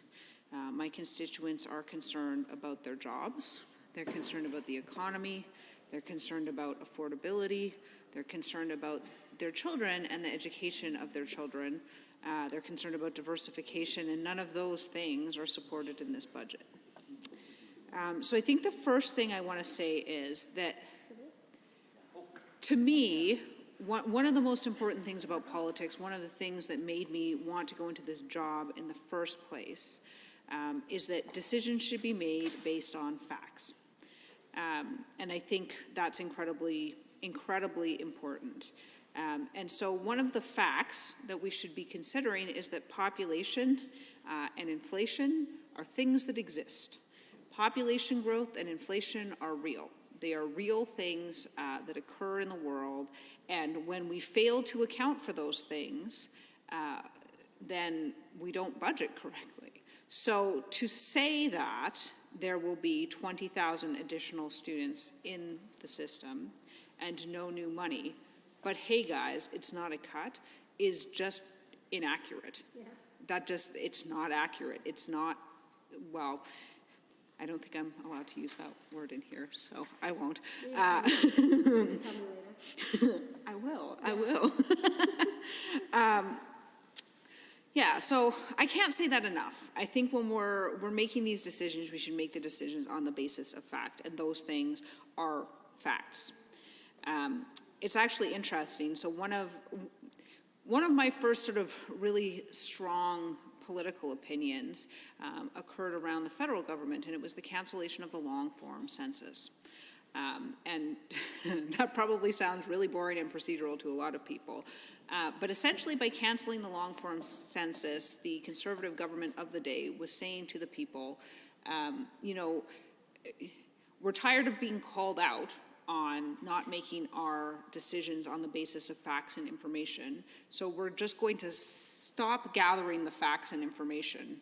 And that way, no one will know what the facts are, no one will know what the information is, and so no one can call us out on the fact that we are making decisions that are contrary to the obvious facts. And I just think that's, I mean, it's certainly a novel approach, but it speaks to values. It speaks to values that consider, you know, political points above what happens to the people you are governing, and I find that incredibly troubling. I think there can be nothing that is more troubling than a government that says we don't want the facts because we don't want to make decisions based on the facts because we're more interested in our own political future than we are in the lives and livelihoods of the people we govern. And so that is one of the things I got into politics to do, was to be concerned with the day-to-day lives and livelihoods of the people that we govern. And those people are concerned about jobs that this government does not seem to be concerned about. I think, you know, there's a number of additional points to be made about the budget. You know, to begin with, I think I must reiterate the at least $1.3 billion bet that this government made on the election of President Trump. Because I seriously doubt that any of the government members bet their own money on that. Yeah. And yet they were more than happy to bet the money of Albertans, despite the fact that it looked incredibly risky at the outset, and the fact that they have resisted with every fiber, with every opportunity, telling Albertans, you know, when they knew things, how those decisions were made, how much we're on the hook for, how much we might still be liable for, does not, to me, speak to a government that is proud of their work. If you're proud of your work, you're eager to show it. You don't try to hide it. You don't refuse to ask questions about it. And I think that's incredibly problematic. And we see in this budget, too, a $2.5 billion slush fund, basically. It's been committed and recommitted and uncommitted by various ministers, you know, saying, oh, this will be invested in jobs, it will be used by the energy ministry, it's going to be used in health, and then the finance minister saying no decisions have been made. So we have no idea what's happening with this money. We have ministers saying they're definitely getting it for projects that they intend to move forward with, and then we have the finance minister saying, oh, I haven't approved anything, so they may or may not be getting it. So, I mean, who knows how many times this government is planning to spend that same money, if they plan to spend it at all, what they plan to spend it on. And one of the reasons I'm concerned about that is because we saw ministers taking the position over and over again that they don't owe Albertans an explanation on how they're spending their money. And I think that's problematic. It's money that should go to the benefit of each and every one of us. And the very least the government can do is to answer questions about where that money went, about what it's being spent on. Now, we may not like the answers. The people of Alberta may not like the answers. It certainly seems that they don't. But at minimum, the government owes those answers. I think as well, one of the things that's most troubling is, we're seeing what my colleague from Edmonton Whitemud described as a sort of K-shaped recovery. That is, those who did well throughout the pandemic, those who are already comparatively affluent, and I include us here in this chamber with that, recovering, and those who were hurt most by the pandemic not recovering. And those people, a lot of those people are young people. And that concerns me a lot, because it means that those young people don't want to stay here in Alberta because they don't see a future for themselves. And that is a huge concern. And we see, income inequality is growing, and I talk a lot about that in this place because I think it is incredibly problematic. I think, it undercuts society, it undercuts democracy. I think this income inequality problem is big. But one of the things that needs to be noted about it is that there is a generational element to it.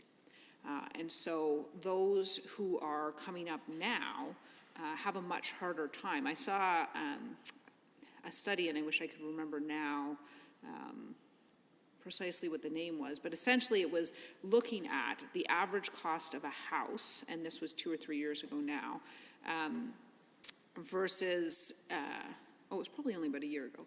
Anyway, it was the average cost of a house versus the average salary of an 18 to 25-year-old.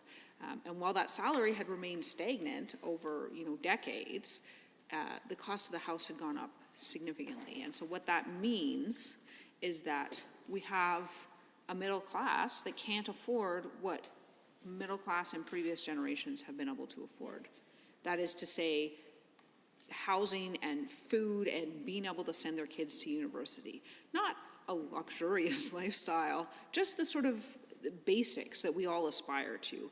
And I think that's problematic. And I think what we see is this government is unconcerned about the fact that that problem is going to get significantly worse as a result of COVID, and seems to be doing nothing to stop that.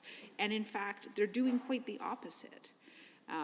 By decreasing taxes on only those companies posting profits in excess of $500,000 a year, while doing very little to support small businesses, they allow additional profits that do not vest in jobs. I think we've seen it fairly clearly. A lot of those companies took that money and left the jurisdiction. We see that profit vesting in overseas investors. So going to those who need it the least, while we lack jobs for middle-class families. And I think, I find it interesting because every time I say something like this, the members of the government call me a socialist. And I just think it's a very peculiar definition of socialism to suggest that middle-class families should be able to survive. Yeah. I mean, that's just a bizarre definition of socialism.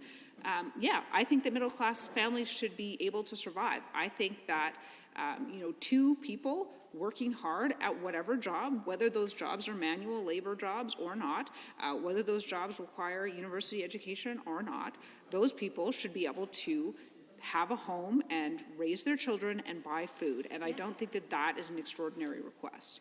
I think that that is the basic thing that we should expect our government to work towards, and that is what I don't see in this budget. If you take that $1.3 billion that this government bet on Trump's reelection, and think about what would have happened if we invested that in small businesses here in the province, to supporting them through the pandemic. Think about what would have happened if we invested that in people in this province. Well, I mean, think about what would have happened if we even, made moves in a timely manner to invest hundreds of millions of dollars coming from the federal government in those people.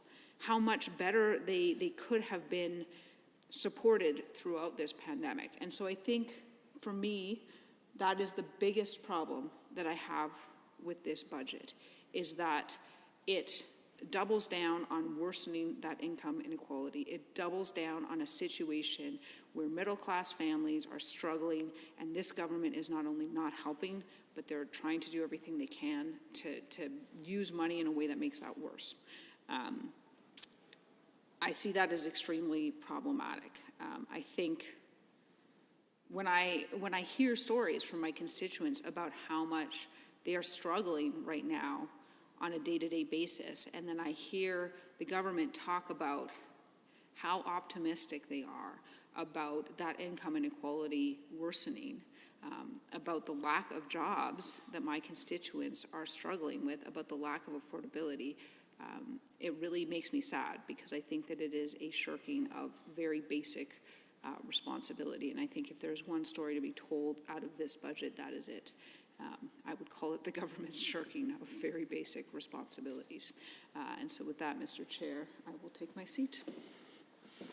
Thank you, Honourable Member. Are there any members wishing to join debate? I see the Honourable Member for Calgary, Buffalo. Thank you very much, Mr. Speaker, and I will speak not very long, because we're coming up to that time at 5:55 where I will say we'll rise and report our progress. But just cue me for that talk. I want to also say that along with my colleagues here, I will not be supporting this budget. I think it's, I'll be voting against it because I think there is in it obviously cuts to healthcare, education, frontline services that can't be supported, Mr. Speaker. There are cuts to post-secondary education in this province that can't be supported, Mr. Speaker. We were, as a government, when we were in government, building a Made in Alberta plan to build an economy where nobody was left behind. But what we see the government doing today and in previous budgets is building an economy where really only those who have the deepest pockets, those who are the richest, advance in our society, like the great amount of money that was given to corporations, and ostensibly under the agreement that government made with corporations is we'll lower your corporate tax from 12 to 8%, and you will invest that money back into Alberta, and you will create jobs, and you will stimulate our economy. My colleague from Edmonton, Rutherford, pointed out that anything but that happened, Mr. Speaker.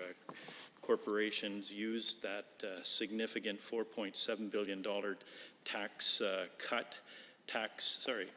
giveaway to line their own pockets, the shareholders' pockets, and Albertans have suffered. I just want to point out, Mr. Speaker, the historical fiscal summary here on page 186 is very telling. The years from 2015-16 all the way up to 2018-19, of course, were the NDP government years. And if you take a look at the surplus and deficit, the deficit for those years started out at $6.4 billion. The next year it went to 10.8 billion in the third year of our tenure, and then down to 6.7. So in those 4 years, Mr. Speaker, I think the total of our 4 years was somewhere around $41 billion of debt drawn down, deficit financing. In the 2 years that are actual and 1 year estimated, the UCP government has racked up $51 billion in deficits. That, of course, goes to our debt, and the net debt, as we heard somebody from the other side say, is it's going to be up to 30%, 30% net debt to GDP. In our 4 years, Mr. Speaker, we never got above 10% net debt to GDP.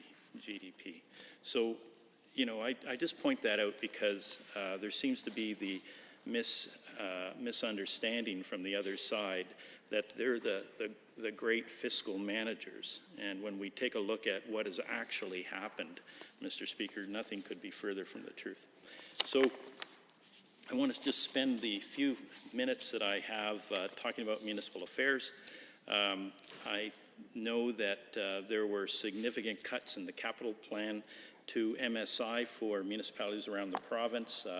That will effectively mean that they can't use those monies to create jobs, to maintain our infrastructure throughout the province, and maintain jobs throughout the province. The deep cuts that the UCP is making to municipal funding goes against what, when we were in government, we looked at the former Bank of Canada Governor David Dodge to help us with our counter-cyclical investment strategy.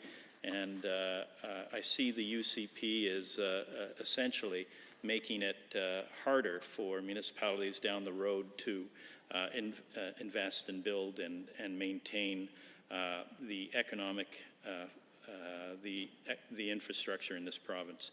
So that's really going against what communities need and what local governments require from a provincial government or an order of government that has other abilities and resources to draw on revenues. Those cuts, of course, will to municipalities will lead to a couple things. It'll lead to eventually steeper property taxes for municipalities, and it is already leading to municipal service level cuts throughout the province. We know that to be true because the downloading that is occurring on municipalities has to have some impact, and it'll have one of those two impacts. And the easiest thing to do at this point in time is for municipalities to reduce their service levels. The UCP government has also continued to download costs for rural policing onto municipalities, and that's at historic levels now. And the impact again will be on municipalities to come up with those funds. We know that changes to the disaster recovery program, it'll now be cost shared, and 10% will be placed on communities. I'm not sure if that's communities that have that disaster or if it'll just be spread out across all municipalities and in terms of charges. That will affect municipalities as well. There will be increases to property taxes for the education requisition starting in 2022, and that is going up to 32% of the total expenditure of education, something we froze and kept lower than 32%, recognizing that municipalities had significant challenges, and those were recessionary years, a couple of them, when we were government, and then they were growth years, and we led the province, we led the country, in economic growth for 2 years running. That's not happening in this province now, and it won't happen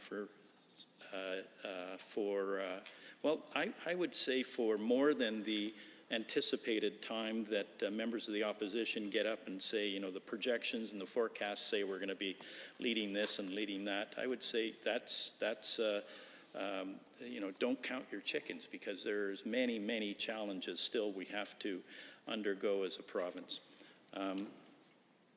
We know that there was, though there repeatedly is statements that there's money in the budget for the Green Line, that economic development engine is not starting anytime soon, Mr. Speaker, because we've got a Minister of Transportation and an interim Minister of Municipal Affairs from Calgary who doesn't seem to have faith in the work that has currently been done and the efforts of both consultants and the City of Calgary to sort that out as we go forward. So, Mr. Speaker, I think that that's a mistake as well.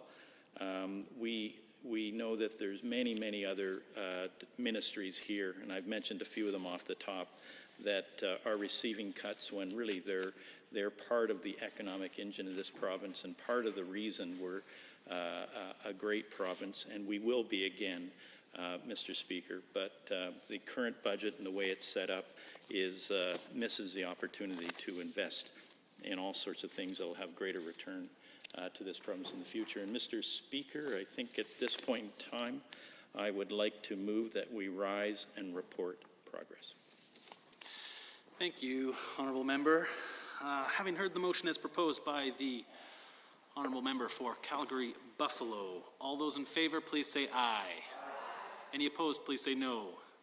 That is carried. We shall now rise and report progress.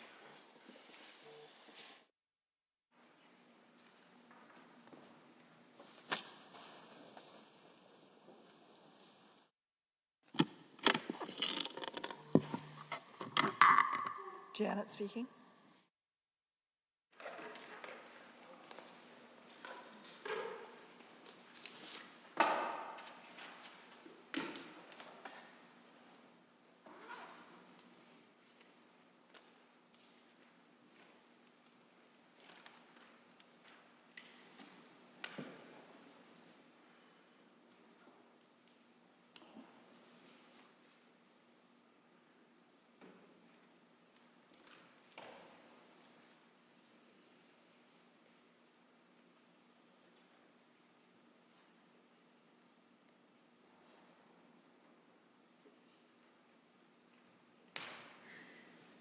Mr. Speaker.